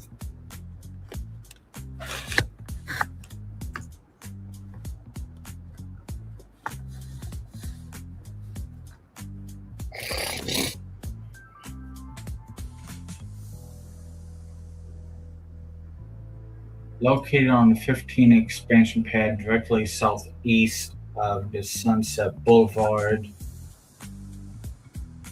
Yeah, that's actually where I wanted to build, I believe. Yeah. I believe that's near the entrance area and bus hub area, nearly. or where they have the Uber drivers pick up people out there. So you have Shield Outpost, Avengers Tech Compound. Yeah, this one's already come out a little bit better, I guess. Or not. Partial extending into a partial behind the rock and roll coaster complex. Oh boy. So you have a Shield Outpost, Adventures Tech Compound, set within a repurposed Hollywood aerospace facility, converted into an active adventures operation base. The land bridges 1940s vintage cinematic industrial architecture with futuristic Stark Industries technology. I'm not sure about the Shield is able to go east of Mississippi unless something is announced in D23. You know what? I actually like this. I'm gonna tell you why. I mean, this is a lot better than what I showed you for the first one, because we only Galaxy's Edge at Epcot. Good grief. But no, the reason why I like this is because if you want to experience all the heroes, right, you gotta go to the West Coast. But if you want to know how they protect the multiverse, Shield is only on the East Coast. So now you've got people going back and forth to experience Marvel on both coasts, because the secret files that there might be a file at Shield that could continue the story on the West Coast, but the only you're gonna find out is to go to Disney's California Adventure. So I like this. I like it. It's a lot better than the first concept I showed you, good grief, because it made no sense. Full Shield security checked. We got Sunset Boulevard. This is the expansion area. Avengers Plaza, Quinjet Pad and Stock Lab, X Mansion, Danger Room, and Shield Flight Simulator, I'm guessing. Key attractions: Avengers Battle for the Sanctum, Anchor E Ticket Trackless Dog Ride, the Tech Next Generation Hybrid Trackless Motion Vehicles equipped with dynamic lift platforms and projection mapping. Which, come to think of it, Thornton shared to me an article in the chat about that they got a new design for vehicle. Yes. Will rise and lower, seamlessly. That might be another day, another time. Just that reminder, I'm going to have to mention to add it to the hybrid trackless motion vehicles. Right. That. Way further down in the future. The experienced guests join Doctor Strange, Iron Man, and Black Panther to defend the Brooklyn Sanctum against the incorporeal threat. Features multi-access physical drops. Interesting, I mentioned flight vehicle, and integrated practical physical effects. X-Men Danger Room Protocol, high full thrill indoor coaster ride. The tech is a high-speed magnetic launch coaster featuring dynamic track switches inside a projection dome. Now that's interesting. Let me pitch this to you, Waylon. Devil's advocate. Sure. Unfortunately, we lost Muppets to 3D. Yes. Imagine it gets worse for the Muppets. They don't get to go anywhere at all in Hollywood Studios. And X-Men Danger Room takes the place of a rock and roller coaster. So let me see. That's if why I I call it devil's advocate. No, I see where you're going. So like a superhero roller coaster, which would be different. I mean, the track is already there. Right, which would be different than the Guardians of the Galaxy Cosmic Rewind. And I do see where you can go. I mean, there can definitely be a portion for Storm, Professor X, and they each bring something to the roller coaster. That could be something cool. I like that. And it seems like a great expansion pad, but I mean, why? If only the Muppets didn't lose their theater, and they could have been integrated with the Monsters Inc. But you know, we're not in Disney yet. Right. That part yet. Guests enter a subterranean mutant training facility inside the Danger Room. This exactly describes. Oh my God! It exactly describes that building there. It's a launch poster. Good God. Okay, moving on to the next one before I get emotional about that one. Any further? Quinjet Flight Academy, interactive family flight attraction. The tech is a elevated suspended flight vehicle. Suspended flight vehicles with pilot-controlled altitude and pitch controls. The experience is cadets board 4-person tactical aerial vehicles to conduct recon maneuvers around the perimeter of Outpost Number 8. Very well done. This is called the Shield Land. Then. No, like I said, I love it because you know, Agents of S.H.I.E.L.D., low key, I never got the chance to watch it, but I think it might be on Disney Plus. To tell you the truth, Agents of S.H.I.E.L.D. was a very well successful show on ABC for a very long time. Mm-hmm. And like the guy who played Agent Coulson, he was actually in the show. So, no, I love what you did here. Very good. Yeah, and we just did on the fly, just right in front of you, live on. Yes. Yeah. So we have dining retail next. We've got the Prime Tech. Oh yeah, Pym test kitchen from Ant-Man.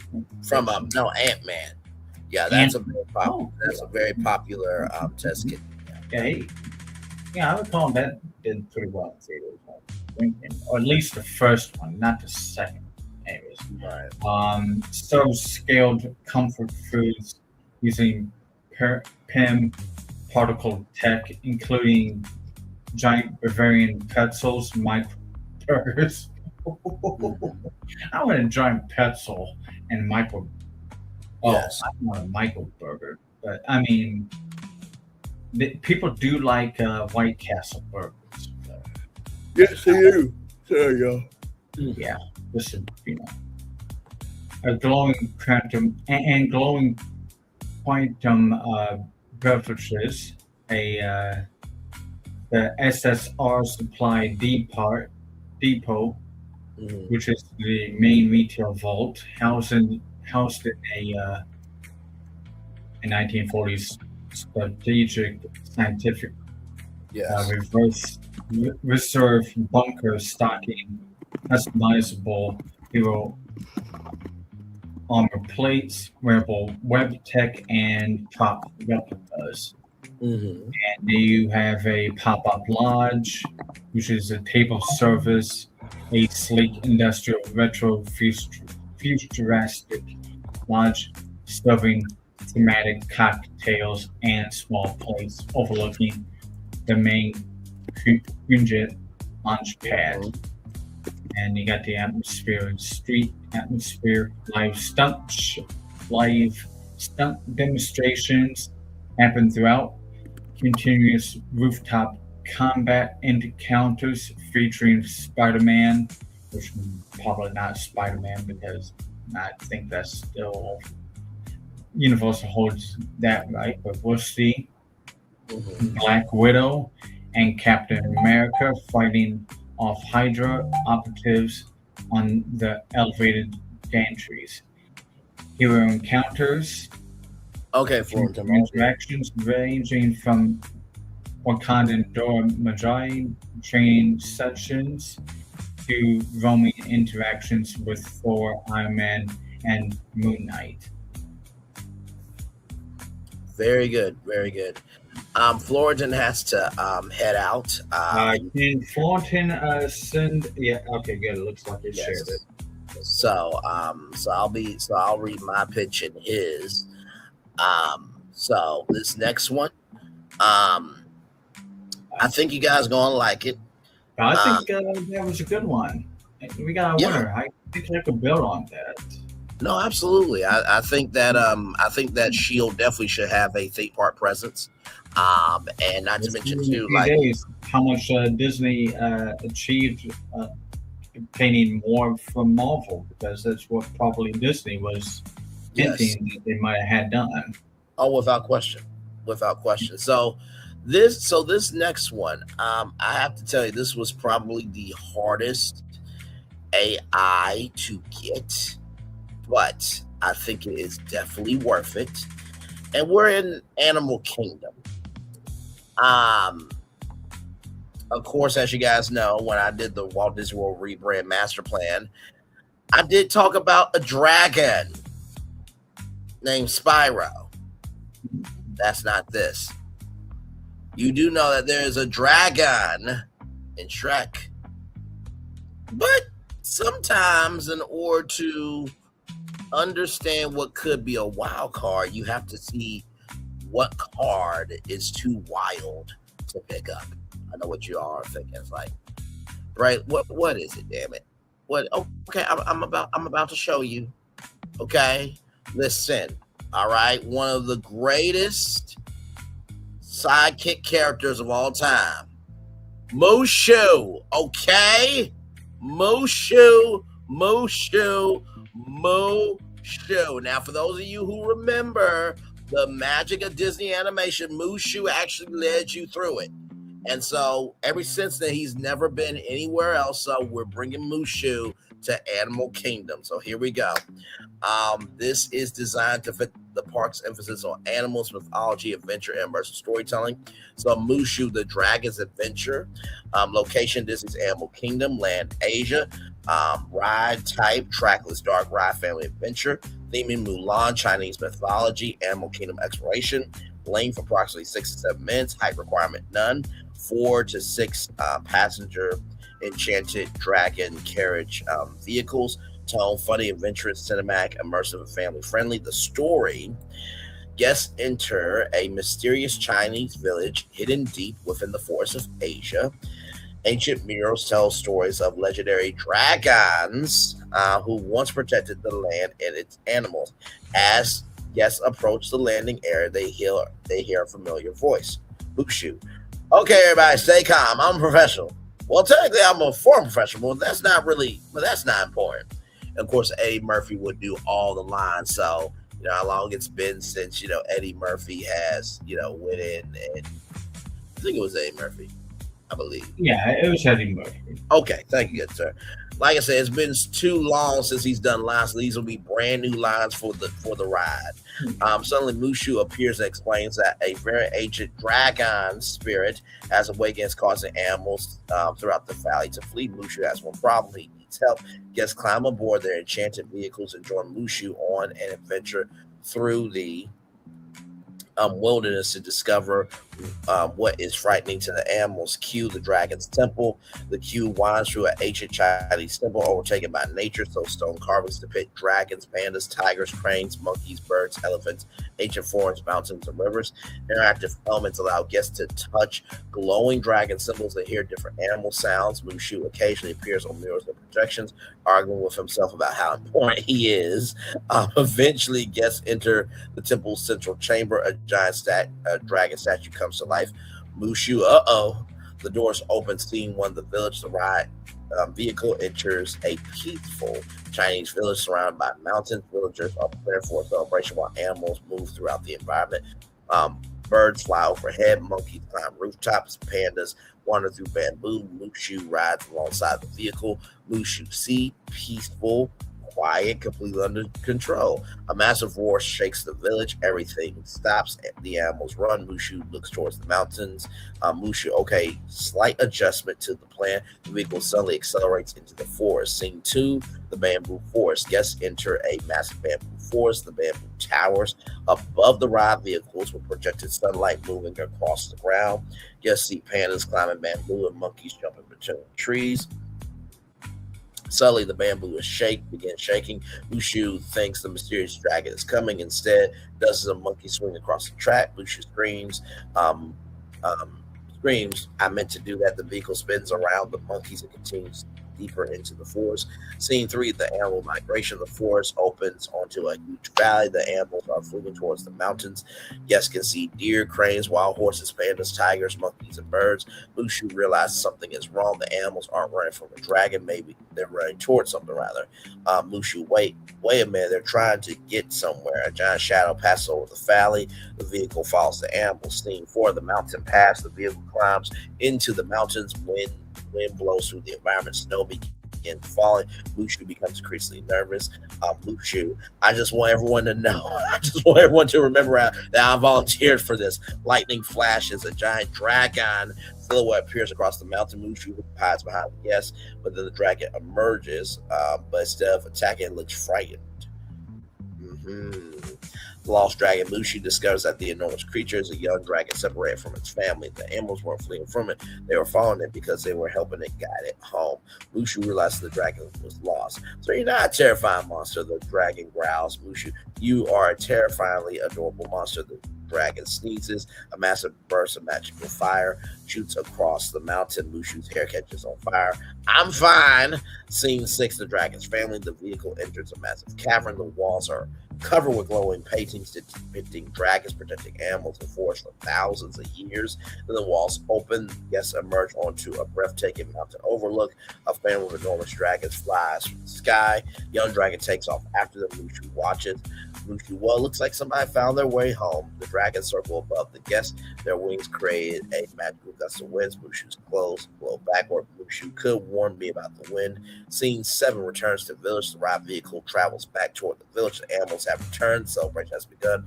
Music fills the village. Lanterns illuminate the buildings. Mushu proudly stands on top of the statue. Mushu, you're welcome. I personally saved the entire valley.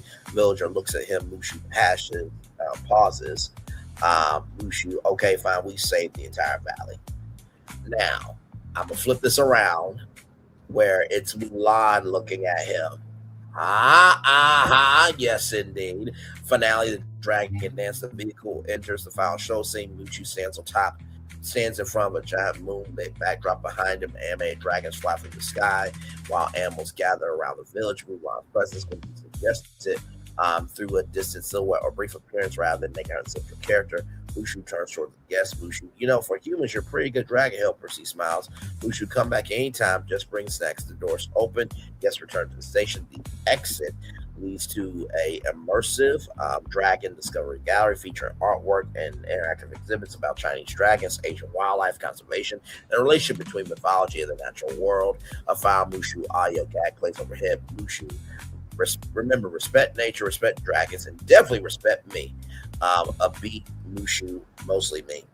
So the Disney Animal Kingdom connection, the ride will work especially with Animal Kingdom because it could combine the fantasy of Mulan with the park's larger things of animals, nature, exploration, mythology, and conservation, rather than being simply Mulan attraction. Mushu the Dragon Adventure would feel like an Animal Kingdom attraction that happens to be led by Mushu. The result will be a humorous, highly immersive family dark ride that gives Disney's Animal Kingdom a major indoor attraction while expanding the Asia area into a larger world, Chinese mythology and wildlife. So imagine this, okay?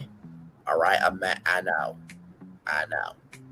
So you have that, and then you have this. Okay. All right. Those are your images? Yes. Oh my goodness, those are the best things that I ever seen. I had to, I know, I had to dance around it because copyright. But if you look right there, a really beautiful dragon there. Yes, if you look right there, that looks like Mulan. Whoa, look, it's Mulan. And there's her husband there, it looks like. But yes, that is a whole dragon. Okay, and then of course, if we go to this here.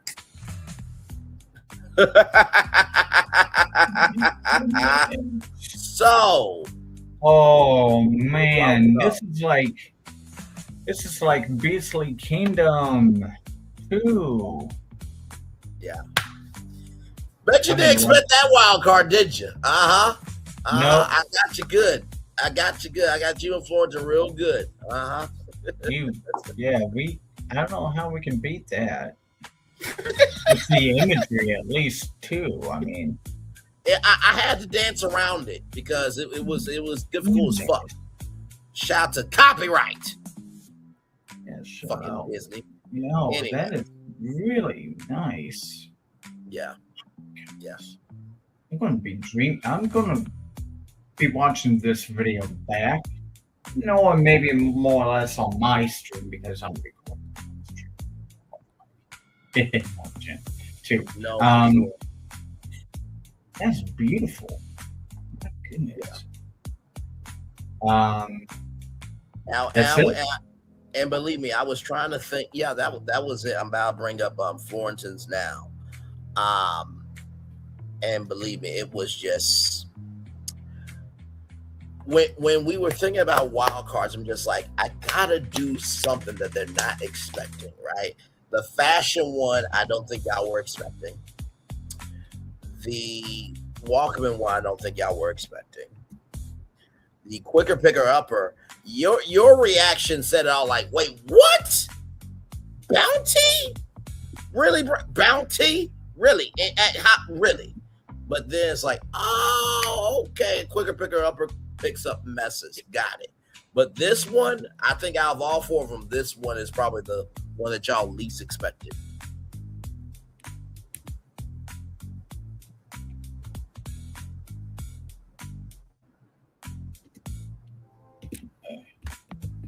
I'm still here. I just couldn't decide between one thing or the next, so I'm gonna. What do you believe this was the idea that you least expected out of all four of my pitches? Yeah, I would admit that this was kind of. Then again, it's perfect. What is the one that was really out of left field was Bounty Picker Upper. Like, what are you doing here? But I brought it home, though. Don't you agree? I brought it home. You did make it, but you did try to make it sensible and make sense, as we got the Backstreet Boys that came back and over to close out the opening of Divide, saying bye Stains. So yeah, there. See, you got it. But yeah, I did again, and then the boys show up, and yes, they bye the Stains. So. Yes, so.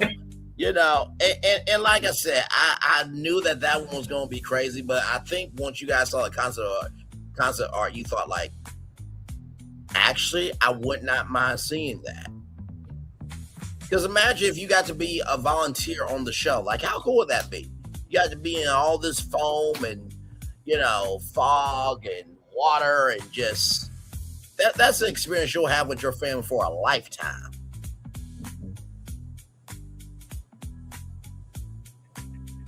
And plus, do you really think that P&G is going to pass up free advertisement in a Disney park that's get visited by people around the world? No, there ain't no way in hell.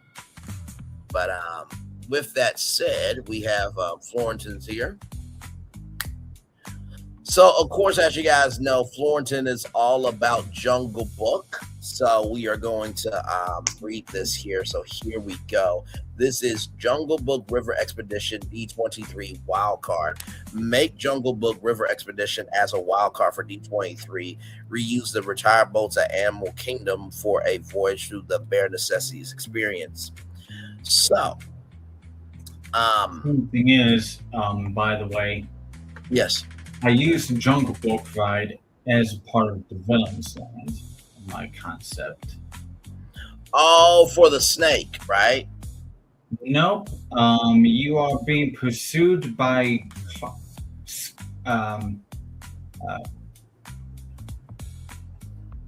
Shere Khan. You're being pursued by the man-eating tiger, Shere Khan. Oh, okay. And your riverboat is trying to escape him. So you're going to probably get wet as your boat splashes and maneuvers, and he is on the high ledges trying to get you. Because this is a Villain's Land. Absolutely. Yeah. And I like pretty good. Say that again? It turned out very good. I only showed you Dr. Facilier because, it is very long, and you got to see a little bit of the side shows. Yes. There's 20 rides, 50 retail shops. Well, you already saw most of them. And you have 8 different dining experiences as well. And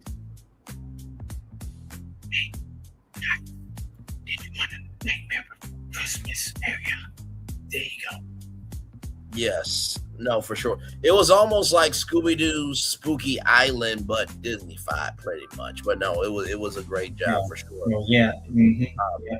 If you did not hear what I just said, yes, a Nightmare Before Christmas area attached to the Villain's Land. Yes, absolutely. So here we go with Florentines here. And I'm gonna bring in an article that I think will relate to this as well. But after I read this, though, the concept, the Jungle Book River Expedition, while the original Discovery River boats were criticized in 1998 for lack of thrill and purpose, this reimagined version will repurpose the existing waterway circling Discovery Island to create a lush, narrative-heavy boat ride. So wait, this is by Discovery Island? Okay, interesting. Let's continue on and see what the end's going to be here.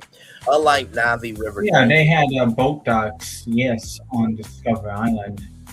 Mm-hmm. Okay. So that would be like turning the island to Jungle Book Island. Okay, let's continue on and see, because I'm curious about this one.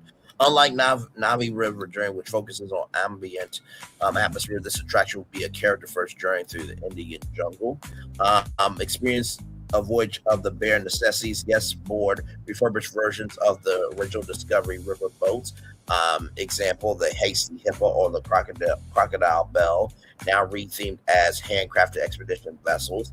The Departure Discovery Island, peaceful begins. The boat leaves the dock near the Tree of Life. You're greeted by Ayo animatronic Bagra, who warns that the jungle is beautiful but requires a guide. As you drift, the upbeat tune of the Bare Necessities begins playing. Number 2, the Lazy River Asian Waters. Immersive storytelling. You encounter Baloo and Mowgli floating on a log using modern projection mapping. Similar to Frozen Ever After, the water's surface appears to ripple around them as they teach you how to forget about your worries and your strife. The ruins of King Louie. The boat enters a crumbling stone temple, massive, state-of-the-art King Louie animatronics. Lead a high-energy musical number, fire effects, rhythmic drumming, turning the quiet river into a celebratory, chaotic jungle party. Number 4, Shouts of the Jungle. The tone shifts as you enter Shere Khan's territory. Dramatic light and mist effects create tension. A chase sequence ensues, utilizing the river's current to push the boat quickly through a narrow canyon before escaping into the safety of the foliage and homecoming. The boat turns around the final bend toward the Tree of Life, a grand musical Prize plays as the entire cast, including Cos, safely coiled in a tree, and the vultures wave goodbye, returning guests to the dock. While this works for D23, it bridges the gap between Discovery Island and Asia, utilize the underused Central Parkway that currently hosts only temporary character tortillas. Nostalgia versus innovation. Fans often claim for the return of classic Disney storytelling. We're using the legacy boat infrastructure, honors the park's history, while modernizing the ride system with a level of animatronic fidelity seen in newer attractions like Tion's Bayou Adventure, Wildcard Factor. Animal Kingdom is currently anticipating a major expansion. Examples Beyond Big Thunder and Tropical Americas, a mid-scale, high-capacity boat ride acts as the perfect bridge attraction to absorb crowds and add family-friendly charm to the park central hub. Operational feasibility infrastructure. The original docks at Upcountry Landing and Safari Village, now Character Landing, still exists, requiring only a refresh rather than a full-scale demolition. On capacity, by using larger legacy boats sitting 60 guests rather than small rafts of Navi River journey, the attraction will significantly increase hourly throughput, helping the park balance the park's wait times. I love that. Very, very well done. Of course, it's not easy doing this. Let me see if I can do something here. Let's see. I'm going to try to do some concept art for Florentine if I can. Concept art, because I really do love this concept. I think it's very good. And then, of course, if you want to go on to the Jungle Book Island,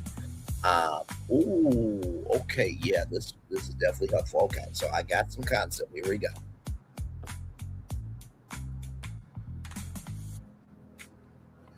So, didn't mean to do that. I always hate when it does that shit. Did I erase that? No, I can't. Hang on. Sorry, I'm trying to.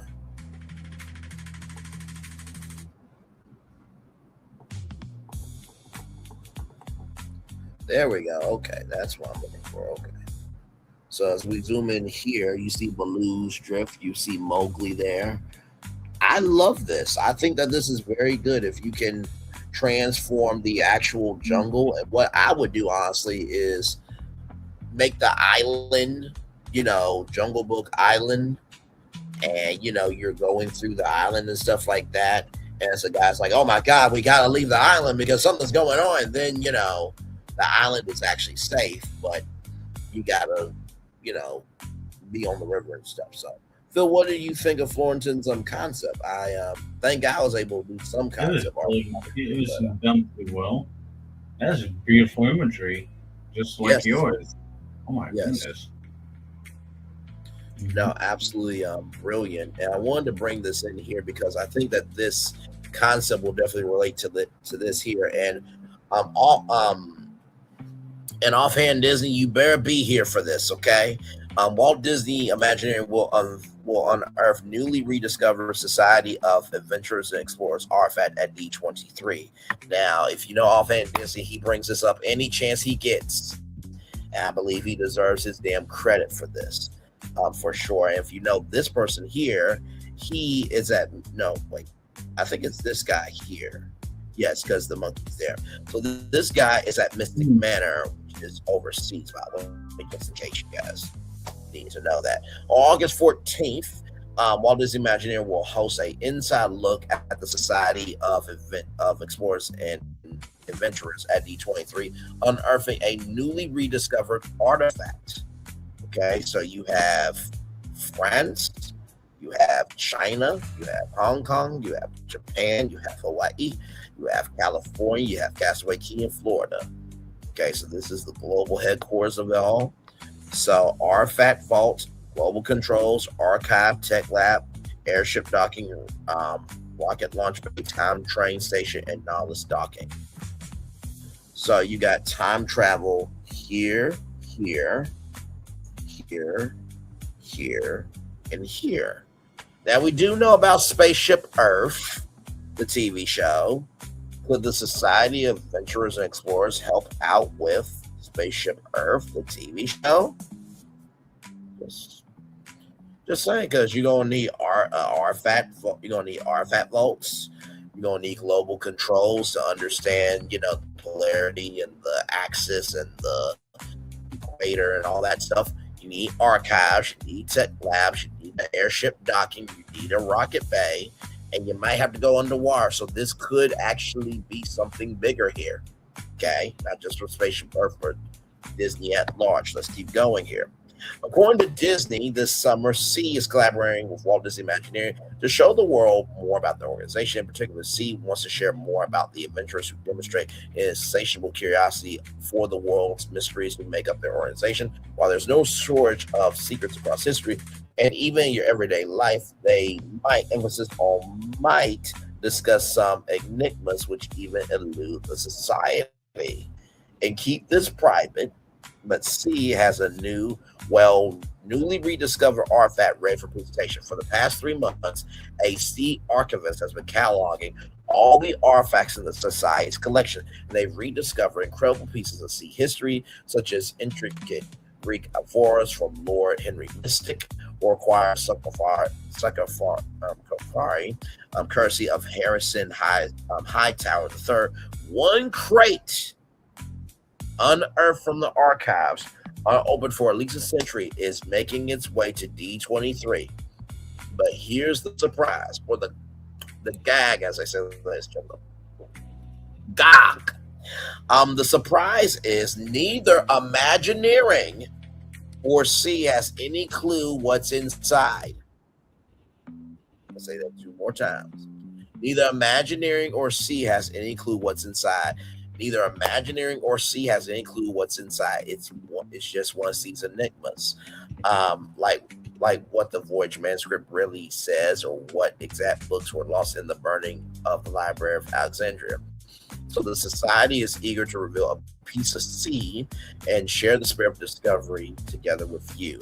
So guests attending D23 can stop by the Society's presentation on August 14th, rather. So what is Sea? For the uninitiated, the Society of Adventurers and Explorers is devoted to adventure and exploration. Sea's mission is to reveal truths, right wrongs, and live to tell the tale. You might have heard the original Mal Exploreo Continua in Latin, which means continue in Latin, or continue exploration in English in the modern day. That saying is coupled with wonder, explore, discover. That also means the Society is always looking for the next blood-rushing, exciting adventure to embark on, from mounting expeditions, shout out to Expedition Everest there, into the unknown, and to chronicling the explorations of other adventurers. Sea is proud to protect the artistic achievement of human society. Society members have climbed the highest mountain peaks, rode through the world's longest rivers, and built countless imaginative inventions that expanded the organization's ability to explore. So there is that there. With humble beginnings dating back as far as the 1500s, Sea was founded by its distinguished bio of mariners, scientists, adventurers, and artists. The Society traces its origins back to the mythic fortress exploration, its earliest known headquarters here. Early explorers exchanged information about daring adventures, new inventions, and shared their collective knowledge for innovation for all.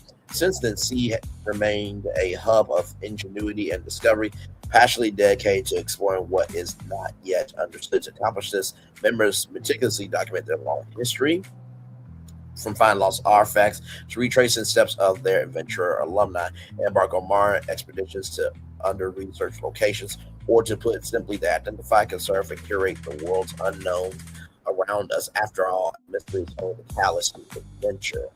So who makes up Sea? Camilla Falco. So do the names of Mary Oceaneer, Dr. Abera Falls, or Lord Henry Mystic sound familiar? If you heard them, then you most certainly heard the Society of Adventurers and Explorers. So you have these guys here. All right, there. In keeping with Society's traditions, their modern-day members are more than adventurers. members are academics, artists, athletes, and everyone in between. In fact, most members are proud interdisciplinarians, rather. For example, Imagineering is in contact with a particular enthusiastic archivist who takes care of C's mass collection of artifacts as a part-time historian, part-time curator, and full-time explorer. Or for a historical example, society member Camilla Falco was an avid aviator who invented her own devices to further humanity's understanding of flight, as well as embark on new adventures throughout the sky. So that is, of course, Barnabas T. Bullion, who looks like Tony Baxter, okay, allegedly, okay. And then you have the people from Jungle Cruise, of course. In fact, traces of sea members can be found all over the world and across history. You might have seen Dr. Fall's map of the world's rivers or world mystic manners, various historical curiosities for eagle-eyed readers. You might be inspired oars with their members' names and noble expeditions engraved on them.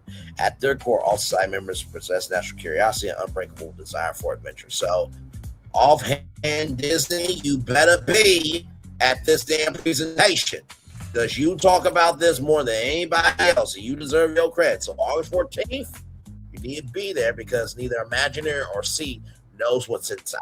So I just thought that would be cool to mention there. Phil, does that excite you at all? I mean, the fact that there's going to be something brand new. Very good. Neither C or Imagineering knows. Now, Imagineering usually knows everything, but I think this is the first time that Imagineering sincerely does not know anything going on, which is exciting, because they have to be us for a change and be excited about something. Mm-hmm.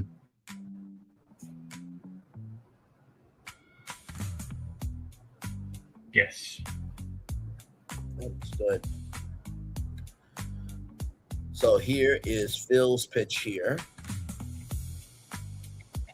This here, and then after that we'll do final thoughts, and then I'll read the motivator, and then we'll head on out. But yes, indeed here. So I was choosing between, do I just repitch what you did on your channel back in October, which was Ice Age Land? Mm-hmm. Or do I do, what was the second option I had here? Oh yeah, my second option was Australian Land, which is, Florentine, shout out to him. He always talks about going in Australian Land. So that's what I decided to go with. I mean, Florentine's idea of like an Australian Land. A third option would have been Futures Wild. That'd be Futures Wild. Yeah, Futures Wild. Where it was go ahead. It was a show back in 2000s. There's a few episodes, and the website still runs today, people. Where they said, like, okay, this is what the animals will, evolve to in thousands of years from now, or a million years from now. And this is going to be the facility where we're going to keep them. But I went through the land now. You'll have to send me the website. What? Let me use the restroom quick. I'll be doing the narration as he always. You're not missing much. So, create a concept and information of the Australia land for a animal kingdom located to the west of the Africa land village. Provide the information and the number of acres it could cover, including a walkthrough exhibit habitat of Australia. Located directly to the west of Harambe Village in Disney's Animal Kingdom, Australia Wild the Great Outback spans 14 acres. Now, I expanded it to 30 acres. There's only 8.5 acres of public guest pathways and interactive habitats and rustic bush station dining paired with 5.5 acres of dedicated backstage holding facilities and veterinary space is not enough. Not enough. Here's an example of what the Outback Red Dune ecosystem is. Yes. It looked like. You got to catch all the 2 prompts too? I did. Absolutely. I think the biggest thing is making that landscape a reality in Florida. I mean, it can be done. I mean, they did manage to make Africa look African. Yes. No, they did a beautiful job of that too. They really did.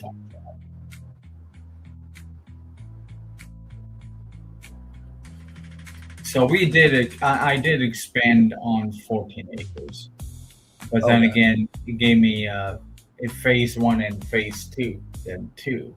Gotcha.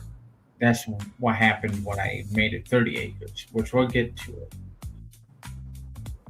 Architectural types that you see in the area: tin roofed sheep stations, weathered timber boardwalks, and red sandstone rockworks. Headline experience is the Bushwalkers Trail, a walk-through free-roaming exhibit of animals. Key animal species within there are red kangaroos, wallabies, koalas, and southern wallabies, platypus, and emus. Here's an artist rendering just pulled off of a Reddit post, as you can see down there. Here's a features it. That's what it would kind of look like, I guess you could say. A walkthrough exhibit habitat, the Bushwalkers Trail. The centerpiece of Australia's Wild is Bushwalkers Trail, which is a 2.5, it should be a little bigger, barrier-free walk-through habitat that mimics the vast sun-baked landscape of the Kimberley region. Guests pass through double-gated airlocks or, gates here. Let's see.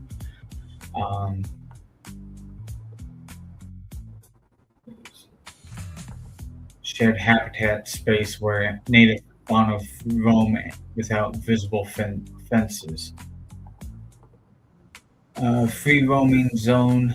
Guests walk through an elevated ground level paved track while red kangaroos and red-necked wallabies and emus move freely across the grassy mounds and red dust plains right alongside of the guests.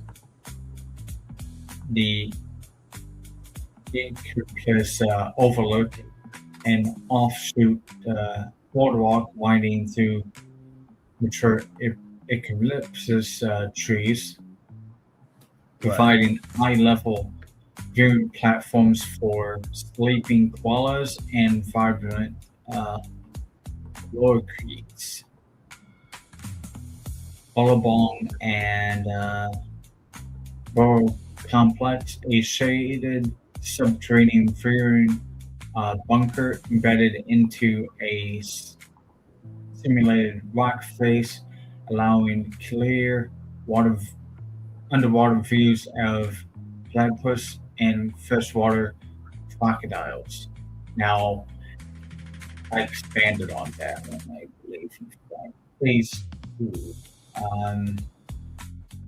Ranger station and touch points, wilderness rangers, staff interactive stations all throughout the walk through, teaching visitors about the marsupial conservation, invasive invasive species control, and indigenous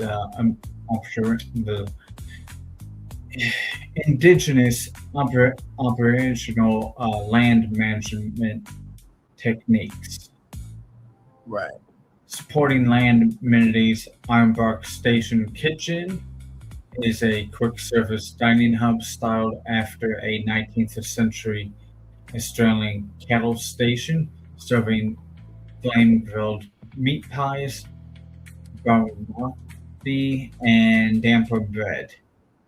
And Dundee Trading Post, a open-air market featuring handcrafted boomerangs. Of course, you gotta have a boomerang when you go to Australia.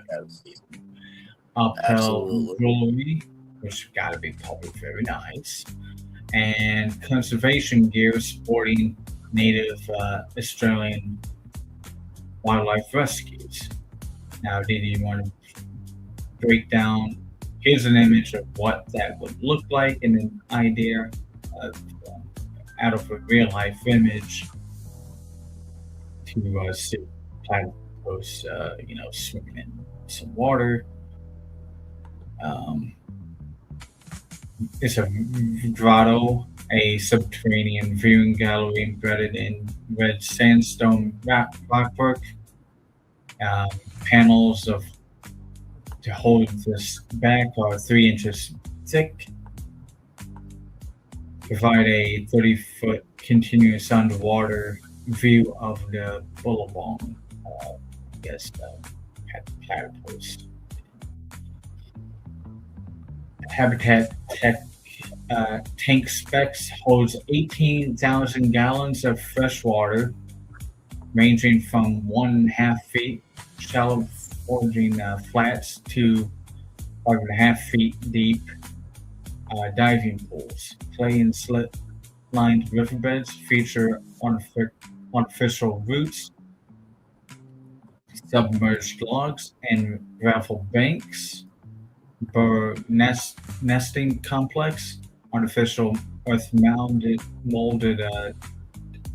tunnels, 6 inches in diameter, connect to the main pool to bigger. To private off exhibit nesting chambers equipped with humidity sensors and infrared camera monitoring. And acoustic and lighting control platypuses are sensitive to noise and light. Acoustic dampering panels insulate the underwater viewing bunker from guest foot traffic, while dynamic LED arrays simulate a twilight day and night cycle to encourage natural foraging behaviors during operational hours. Here's a filtration diagram of how that may work. Okay. So self-drain skimmers and technical biological, this is all the information to, chemical disinfection, kills waterborne pathogens, relying on high chlorine levels, and which damage the platypus eye and ear membranes, so we don't want that. Right. Maintain strict water temperatures between 59 and 68 degrees, which is probably pretty roughly easy because we're in Florida, I'm guessing. With a little bit of chill, I guess. Who knows? But we don't need those pathogens. Right. Going Florida waters, of course. So this is a detailed path of the Bushwalker's Trail. Here's an example of what a Bushwalker's. Oh, a kangaroo! Yeah, we got like a exhibit area in the Fort Wayne Zoo over near us. Indiana Zoo has a Australian section where it's just like this, and the kangaroos were just hopping around in front of you. It was really neat. There was other things moving around too. I guess maybe an emu too. Trailhead Airlock Ranger briefing gets entered through a double-gated automated gate structure disguised as a Kimberley Station boundary fence. A wilderness ranger provides brief safety guidelines while guests view an interactive digital field guides explaining respectful animal interaction rules before you enter.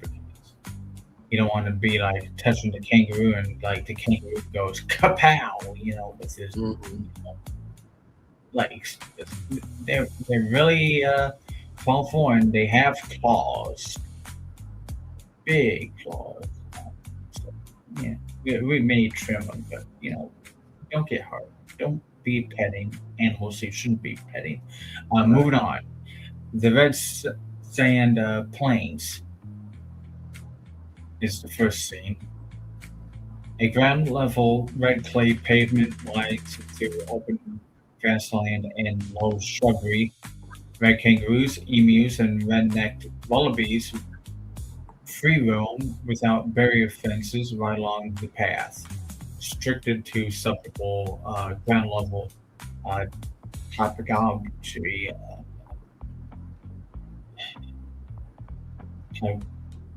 I'm moving on. It's late, people.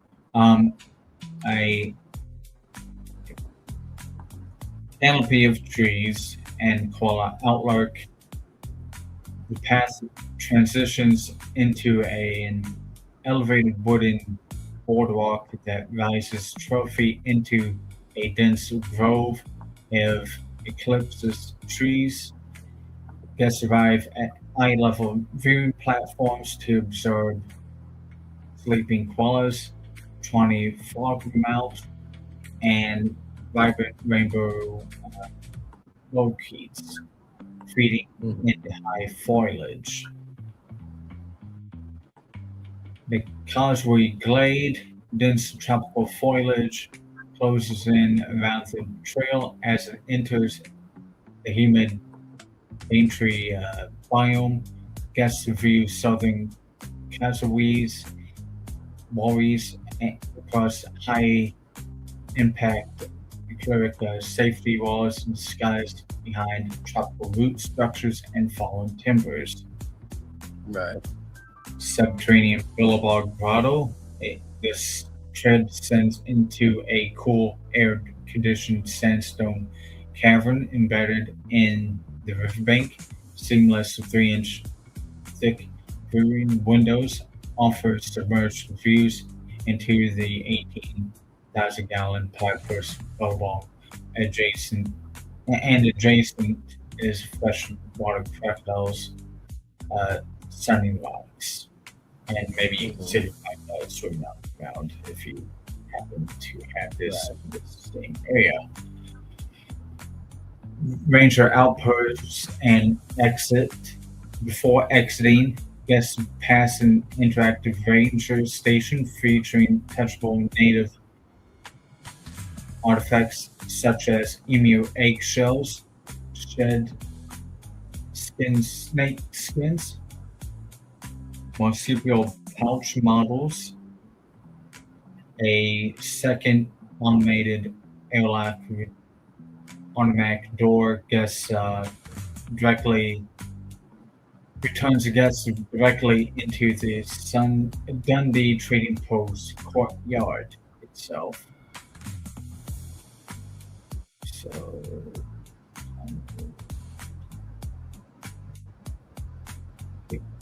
then we get into the details of the menu for this area of Ironbark Station Kitchen, Outback braised beef and pepper pie, rich and slow braised beef brisket and crushed black peppercorns, baked inside a golden short crust pastry served in garlic mash and minted peppery. I would definitely. I would take that. I would just have to get rid of the pea puree and the garlic mash. But that in a pie, that sounds really, really good. Flame grilled Bunbury palette, a native Australian Wildcard Bunbury glazed with lemon mocktail butter, served over warm Weedle seed wild rice and roasted seasonal vegetables. Jovo's smoked pork ribs, and you got Kimberley-based plant-based curry as well. But pork ribs sound not too bad either. Then you got snacks and sides. One rather sweet damper bread, bush spice seasoned wedges, desserts and beverages, a deconstructed Victoria lemon tin vanilla sponge cake, layered with raspberry jam, dipped in dark chocolate ganache, and dusted with toasted coconut flakes on top. Bavaria bowl as well, just shell with passion fruit curd and fresh kiwi berries and whipped cream. Then you got the Eclipse's lemonade fizz or drink, and you got a Aussie Bush Brew draft beer. Rotating tap Australian style lagers, pale ales, and hard ciders. Well, no, I think that's actually really a good concept. Here, Bush Bland centerpiece, Outfitters Wall, operational art and artisan corner. This is all within the shop, in the main store. Echo exploring this kids discovery zone, and a customization station, which is the outdoor veranda. Right. Then you got apparel and hardware. Then you got character and theme park collectibles. So we got a plush wildlife collection, also soft, eco-friendly plush stuffed animals representing the Native American species. And you got Outback character pins, limited edition pins featuring Mickey, Minnie, Pluto, and Goofy in bushwalker gear. Right. Handcraft tours and handcrafted goods and souvenirs.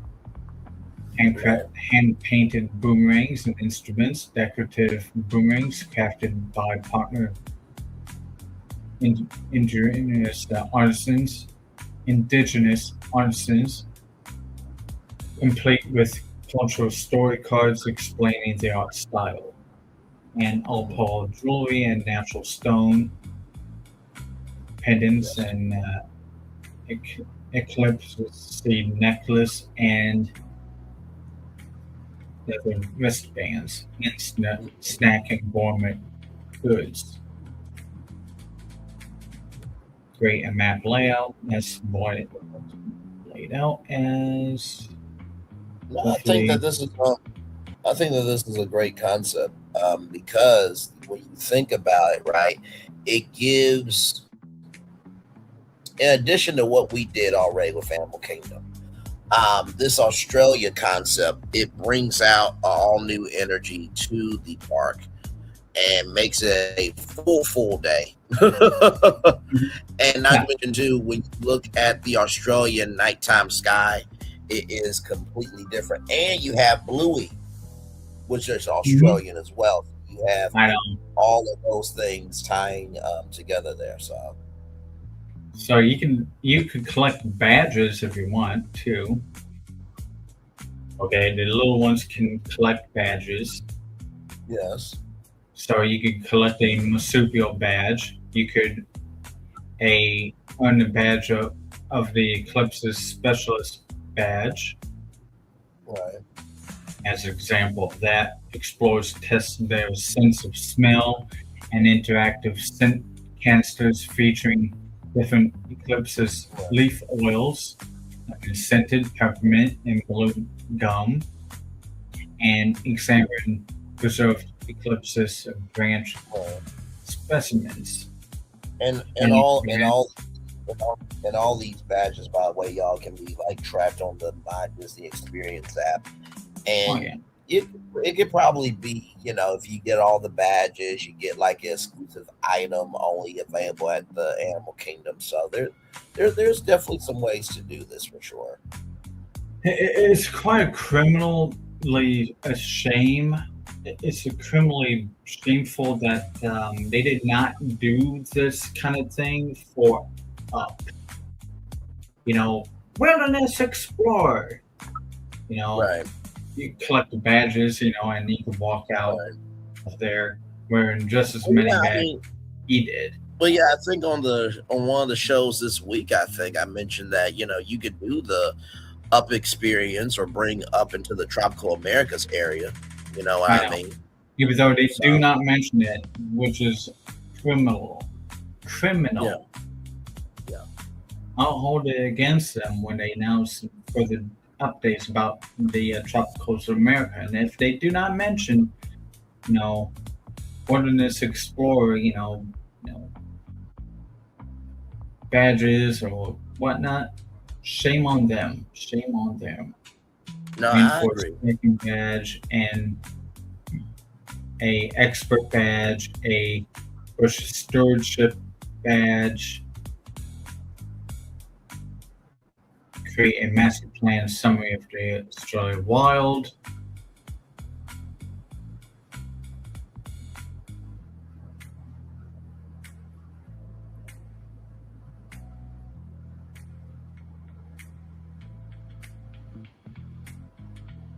Here's a pitch for the area, which I expanded upon. It's 30 acres now. Right. So my pitch to you guys at D23.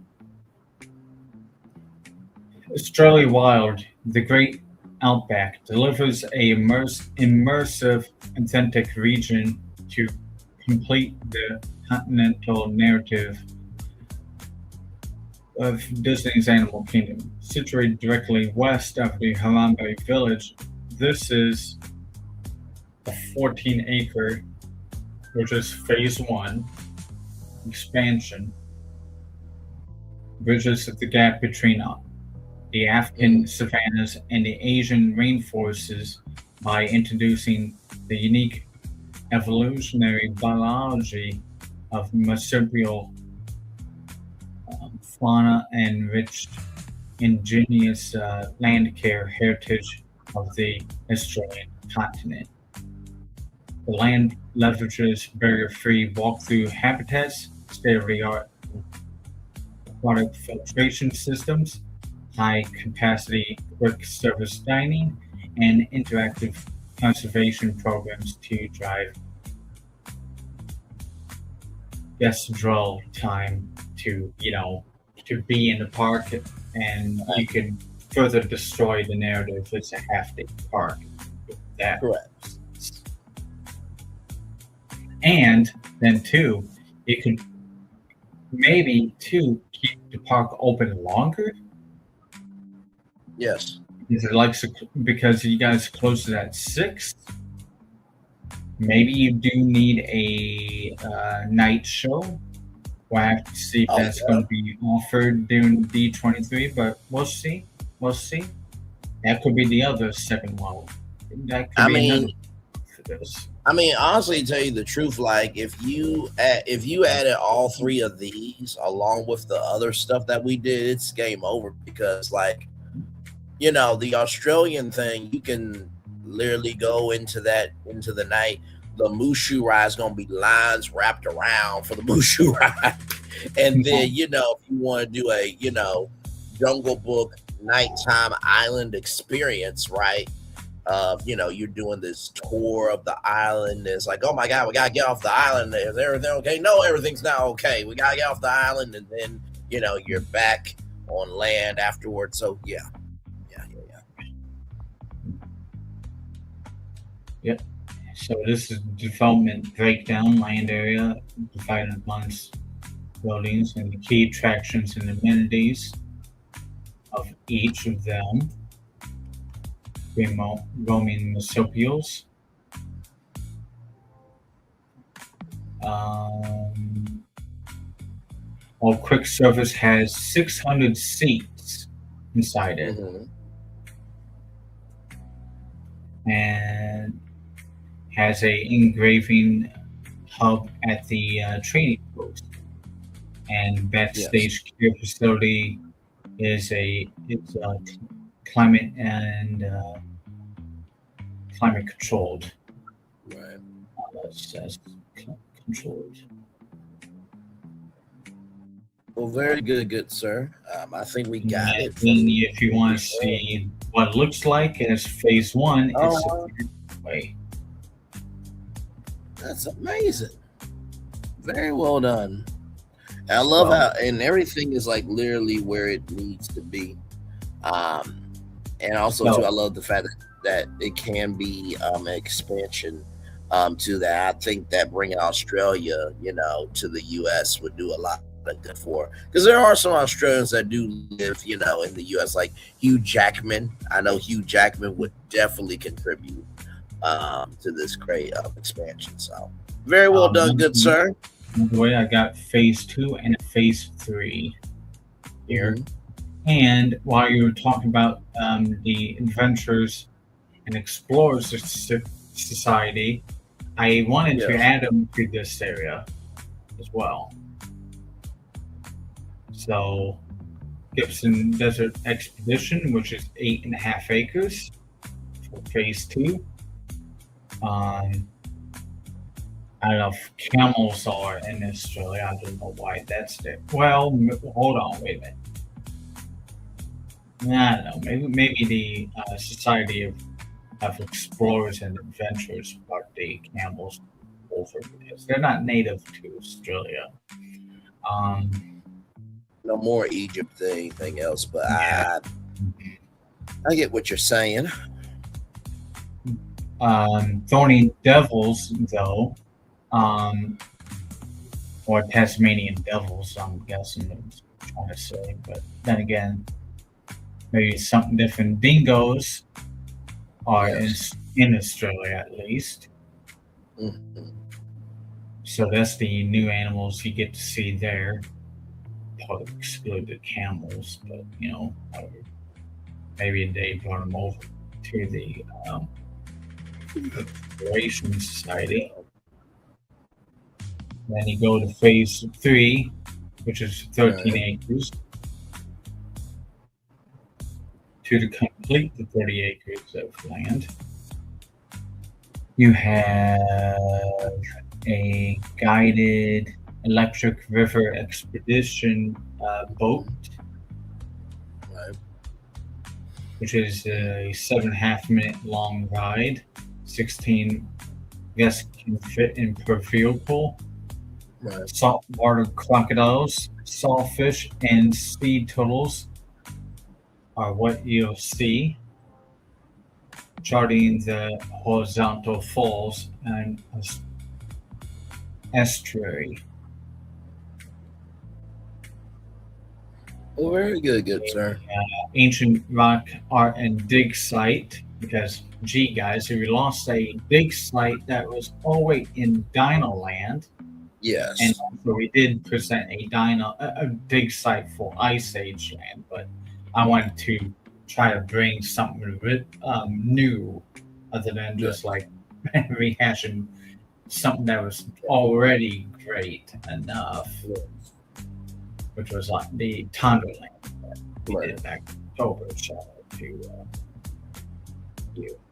For, No, I think this is like I said, I think this is very good. You brought everything cohesively into it, and not to mention too, I think that this here's an image of the Dundee trading post. Yes, I think that this definitely could have, this will be the first time that the Society of Adventurers and Explorers are inside Disney It's parks. also featured in this trading post, the Adventurers Society. Yeah. So that would be a very historic thing. Well, sir, I think we did everything that we needed to do and then some. Great predictions of some wild cards. I feel like I can see each one of them happening. Of course, this is Disney, ladies and gentlemen. So, I mean, just some of them could come true. Some of them no. I know they're not going to do the bounty one. That's a little far out. But but we did have some fun, and I'm predicting these things. So we will hold on before we close out. Let me add a special mention about the land on the edge of Typha Lagoon. What's going to go there? Will it be a Finding Nemo ride, or will it be a Lilo and Stitch ride? I built a Lilo and Stitch ride over in that general area. Okay. So I'm not going to show it. Okay. Because just to save our minds for tomorrow. Yes, because my God. So at night. Yeah, yes, it is. But we all knew it was going to be a long show. So. Oh yeah. I mean, we went through 4 theme parks, so 3, 6, 9, 12. We gave away 12 predictions. 12 wild cards in one show. So, but we're here for 5 hours and 40 minutes. So. Yeah, not too bad at all. Like I said, tomorrow will be the movies and TV. That will start at 10 o'clock. Predictions from you before we lose our minds, because it's like 2 o'clock. Yes. I got to wake up around 5, of course, for work every day. Yes. Yes. On me. Being that will Twilight Zone get a shot of a movie this time? Based upon, I think so. I mean, I look at it like this, right? I look at it like Johansson was like, it's a little bit hard nut to crack because she was being offered or to do it and stuff, and that was last year around this time too. I look at it like this, right? And Scarlett Johansson was supposed to do something with it. I think Ariana Grande might be a fan of Tower Terror as well. I will say this, right? Yeah, she wanted to protect it after what happened. Yes. I will gladly say this, right? If they're doing Spaceship Earth as a TV show, there's definitely a chance for Twilight Zone Tower Terror. They have taken rides before. Terror was a made-for-TV movie. Yes. Yes. So if they were able to do Spaceship Earth, if they were able to do Spaceship Earth, I think they could definitely do something for Twilight Zone Tower Terror without question. So, with that said, y'all, we want to talk in the group chat about should we come on at 10 o'clock right when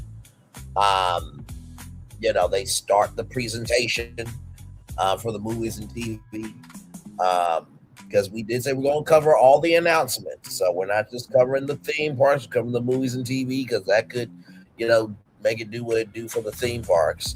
But also too, it's all a part of it. Everybody's really waiting for the theme park stuff, you know what I mean? But we're trying to be fair to Disney, so we'll have to decide, you know, do we go live at 10 or.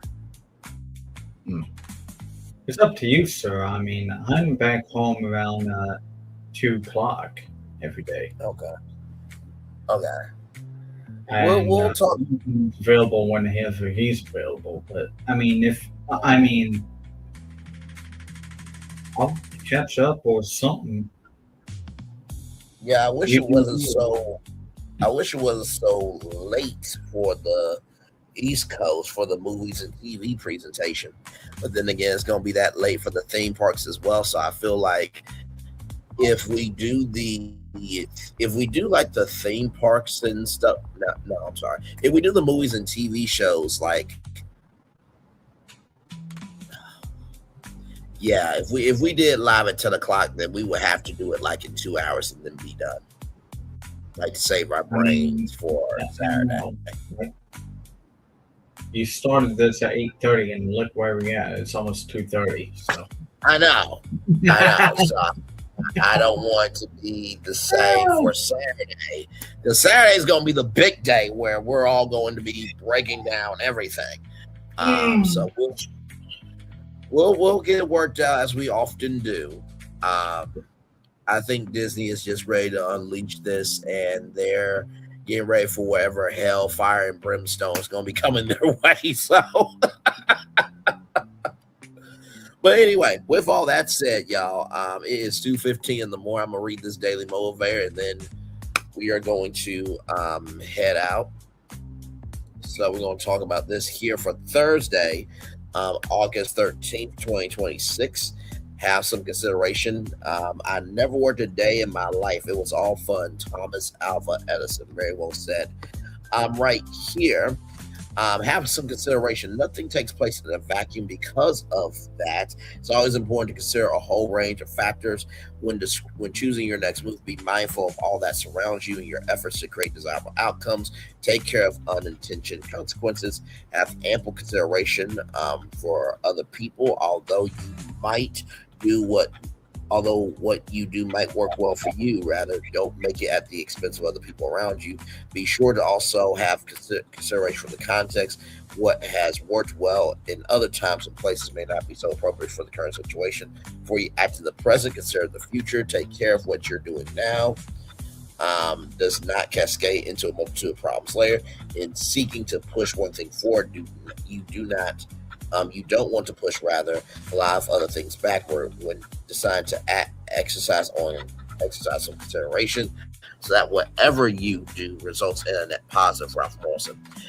I think tonight I'm sorry, y'all ain't gonna see it. Shit. My bad. I'll read it again. We're already up anyway.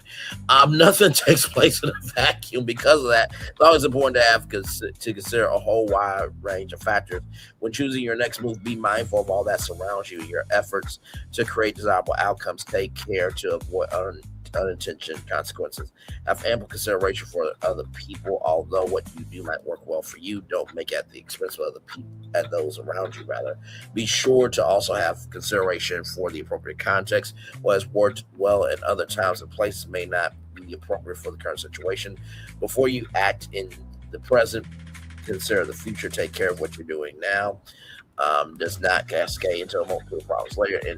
In seeking to push one thing forward, you do not want to push other things backward when deciding to exercise some consideration, so that whatever you do results in a positive. Ralph Morrison. And I never worked a day in my life. Did a day's work in my life. It was all for Thomas Alva Edison. So, like I said, we pitched 12 wild cards in one show. Okay. The consideration of making sure of how we started the show to make sure that you guys can follow along. That's what it means to have consideration. Making sure that you're always thinking about the outside viewer. Now, did we have to spend an hour with Bricky at D23 Day? No, we did. But more than likely, it probably came up to 5 hours still with us talking about our wild cards. But I mean, Bricky lays the foundation of what is what we're going to be discussing D23. Absolutely. So D23. I mean, yes. The video that Ricky was presenting to us was like, look at all this fandom for D23. Yes. People want results. People want news and attractions. And we're going to present to that audience at Disneyland, there in California Adventure, some wild cards for their enjoyment. Yes. For them to consider. No, as they go to D23 tomorrow to watch the we didn't cover entertainment and stuff, but the next day will be theme parks, right? Yeah. Yes. So Saturday will be theme parks, yes. So anyways, and I just spit off a few entertainment things with you just before we close the show, and that's what we do in here. No, absolutely right. And I appreciate what you said, because it's so true that you saw the fandom, right? But that fandom is also tired of just feeling the possibility of what can be and want something that's concrete, right? Because for us to pitch 12 wild cards in one show, while it sounds crazy, while it sounds deranged, while it sounds like we've lost our rabbi-ass minds, all of our pitches is going to sound a lot better than whatever Disney is going to be pitching to that audience on Saturday. Mm-hmm. I mean, for the past couple of years now, we've been making a virtual Disney World at Disneyland sound better than what they have not done. That should not be happening. Disney should have the momentum, and then we should be responding. So the process has been reversed, right? So that's the first thing I want to tell you, is make sure that you're always having consideration of, okay, how do you make this fun for others? Because if you don't know how to make it fun for others, then you're not going to be able to carry it because you don't have a focus, right? That's the first thing. The second thing is, before you act in the present, consider the future. We have always considered the future when it comes to Disney content, right? Because we know that sometimes there are Disney fans that are like, oh God, everything is perfect, nothing is wrong, It's like, okay, you can have your Pixie duster glasses on, but for the rest of us, we're about quality over here, okay? All right, because like I said before, you can't stay at the Cinderella Castle Suite. That's why I had to do that move of doing the Disney Riviera Resort, where you had the Cinderella Castle aesthetic in every hotel room. There's nothing wrong with critiquing what you love. We need to get over that shit. Just because you critique something does not mean you don't care about it. Hey, so remember earlier how I told you I asked likelihood of being announced at D23? Yes. 0% for the Haunted Mansion restaurant concept. Maybe it was because a suite was offered to it. Oh well, don't care. Add one, please, because people want to stay in the Haunted Mansion. People think about doing that, and they dream to do it. Especially when they saw Booth's movies of the Haunted Mansion. Yes. The lovely places, especially the 2003 house. Mm-hmm. I dream of that house in my sleep sometimes. Anyways, it's a beautiful place. Yes. So, and the Figment and Dreamfinder was a likelihood of 10 to 20%, or 15 to 25%. Marvel or expansion pad over at Hollywood Studios, right? Which kind of sounded like potentially Rock and Roller Coaster at the same time. Interesting enough, was 0%, but we'll see if there was some deals made. Right. I feel like out of all of our wild cards, I think Figment probably is the biggest one.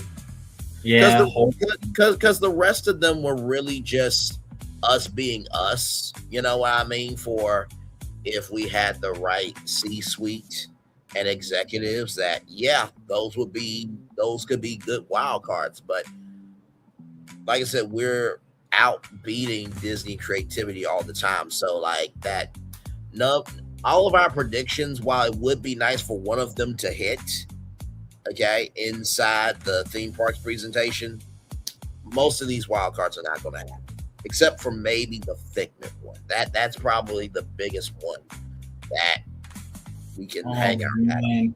Well, hold on to your seat, because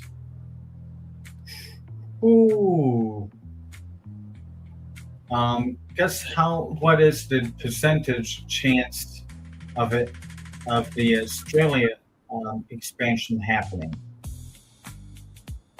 What's the percentage? I would say maybe, I'll be generous, 10-15%. 15 to 25%. Okay, I was in the ballpark. Okay. Yeah.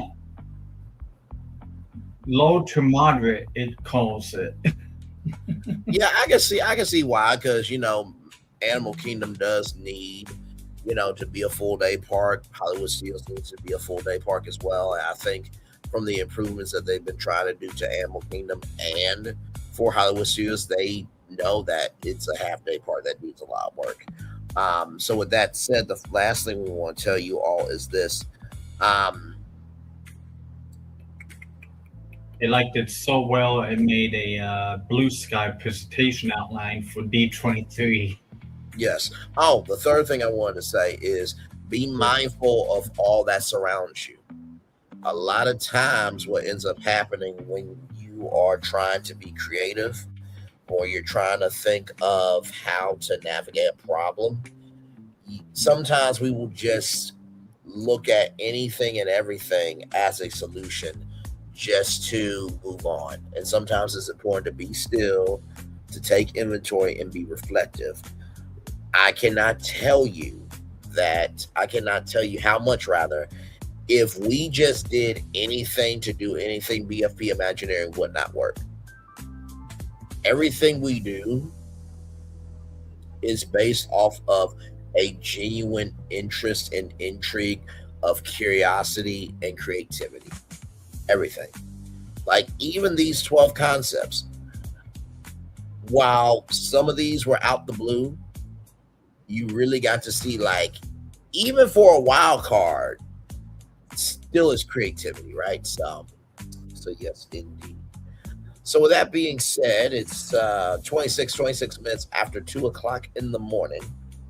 Me and Phil gonna get off of here because I need some sleep, and Phil gotta be up at 5.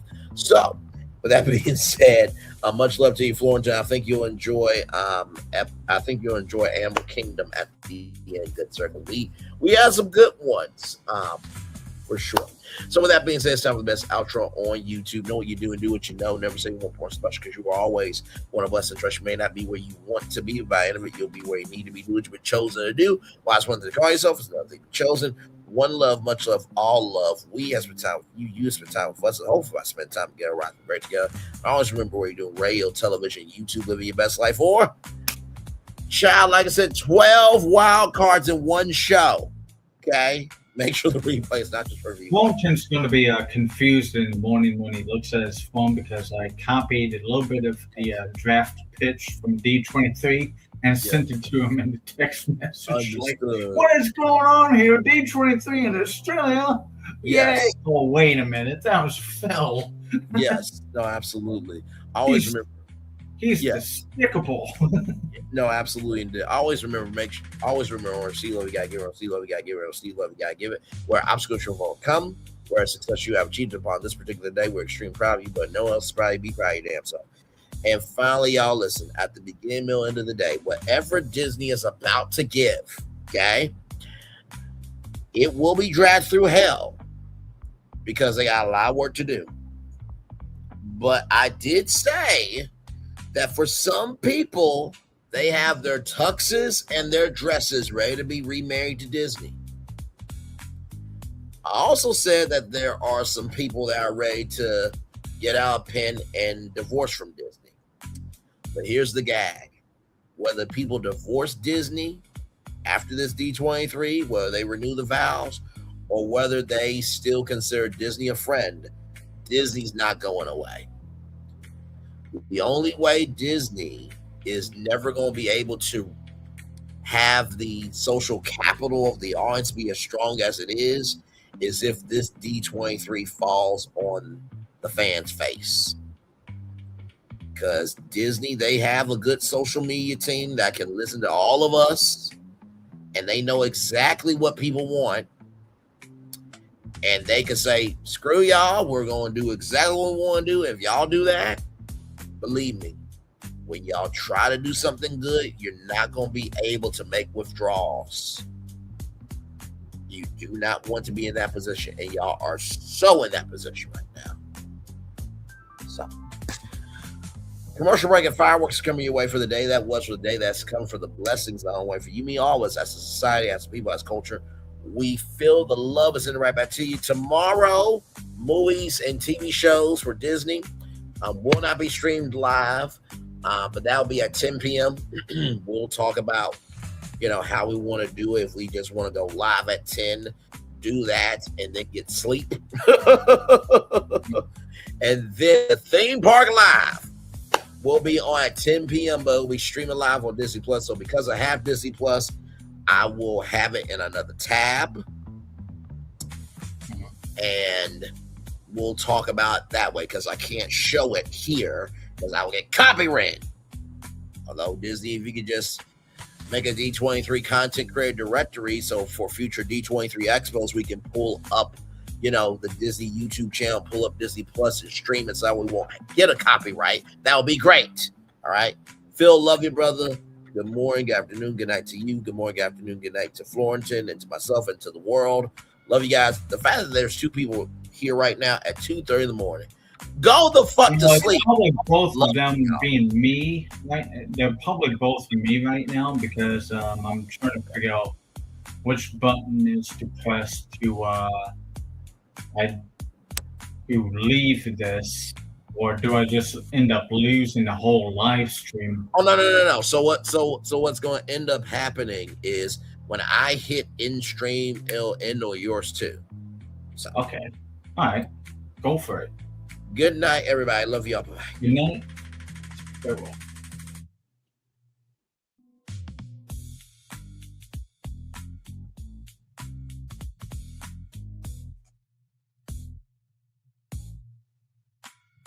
I thought I should tell you, they've been talking about you. Yeah, they've been talking about you. They've been talking about the fact that they've done everything they could to stop you and everything they could to block you, but you still win. They've been talking about the fact that they have undermined your success and they have tried to sabotage your seasons, but you keep winning. They've been talking about the fact that even though they don't like each other, they get together to try to kill you, but you keep winning. They've been talking about the fact that you were voted least likely to succeed, but like cream, you keep rising to the top. They've been talking about how they tried to burn your world down, but like the phoenix, you rose from the ashes. They've been talking about you, and you know what they say? Oh, she's just lucky. He's just lucky. But no, you ain't lucky. You're anointed. You got something on you. You got favor on you. You got power on you. You were born to win. Now, they can call it luck, but it's grace. They can call it luck, but it's favor. But whatever they call it, it doesn't matter, because you know what God calls you? Do you know what God calls you? A winner. I thought I should tell you, they've been talking about you. Yeah, they've been talking about you. They've been talking about the fact that they've done everything they could to stop you and everything they could to block you, but you still win. They've been talking about the fact that they have undermined your success and they have tried to sabotage your seasons, but you keep winning.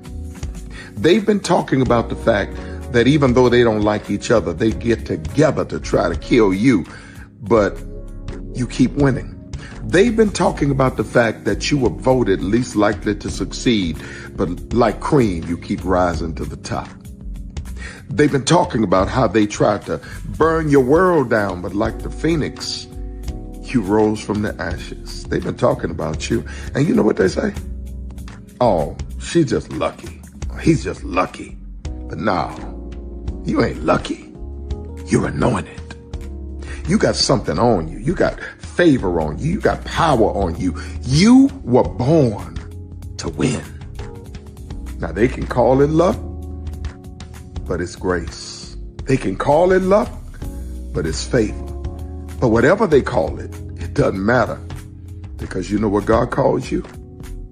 Do you know what God calls you? A winner. I thought I should tell you, they've been talking about you. Yeah, they've been talking about you. They've been talking about the fact that they've done everything they could to stop you and everything they could to block you, but you still win. They've been talking about the fact that they have undermined your success and they have tried to sabotage your seasons, but you keep winning. They've been talking about the fact that even though they don't like each other, they get together to try to kill you, but you keep winning. They've been talking about the fact that you were voted least likely to succeed, but like cream, you keep rising to the top. They've been talking about how they tried to burn your world down, but like the phoenix, you rose from the ashes. They've been talking about you. And you know what they say? Oh, she's just lucky. He's just lucky. But no, you ain't lucky. You're anointed. You got something on you. You got favor on you. You got power on you. You were born to win. Now they can call it luck, but it's grace. They can call it luck, but it's favor. But whatever they call it, it doesn't matter, because you know what God calls you? Do you know what God calls you? A winner. I thought I should tell you, they've been talking about you. Yeah, they've been talking about you. They've been talking about the fact that they've done everything they could to stop you and everything they could to block you, but you still win. They've been talking about the fact that they have undermined your success. Open your eyes. Think of the one place you've always wanted to see.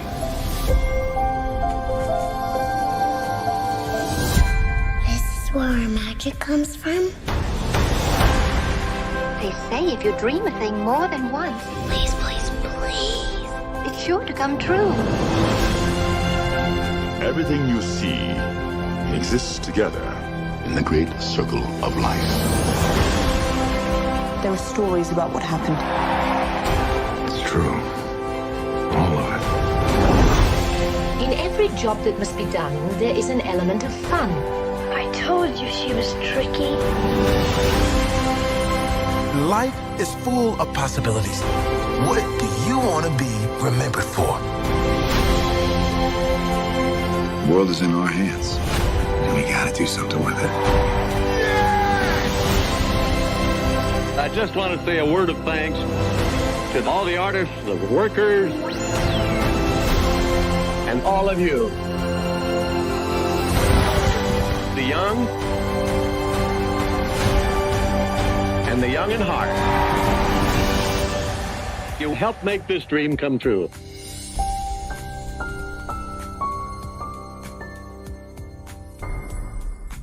Because here's the thing, a good streamer can find other content. Because here's the thing, a good streamer can find other content. Because here's the thing, a good streamer can find other content. Because I've been moving on my own accord, covering Black culture. There is more to life. I heard that, friend. Braylon, shout out to Braylon. Make sure y'all go follow Braylon in case y'all haven't. I love your content. I have been moving on my own accord, covering Black culture. There is more to life. I heard that, friend. Braylon, shout out to Braylon. Make sure y'all go follow Braylon in case y'all haven't. I love your content. I've been moving on my own accord, covering Black culture. There is more to life. I heard that, friend. Braylon, shout out to Braylon. Make sure y'all go follow Braylon in case y'all haven't. I love your content. I have been moving on my own accord, covering Black culture. There is more to life. I heard that, friend. Braylon, shout out to Braylon. Make sure y'all go follow Braylon in case y'all haven't. I love your content.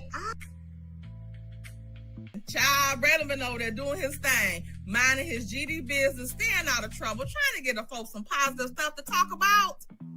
Besides lying all the damn time.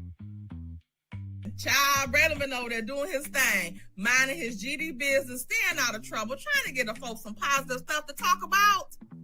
Besides lying all the damn time. Child, Braylon been over there doing his thing, minding his GD business, staying out of trouble, trying to get the folks some positive stuff to talk about. Besides lying all the damn time.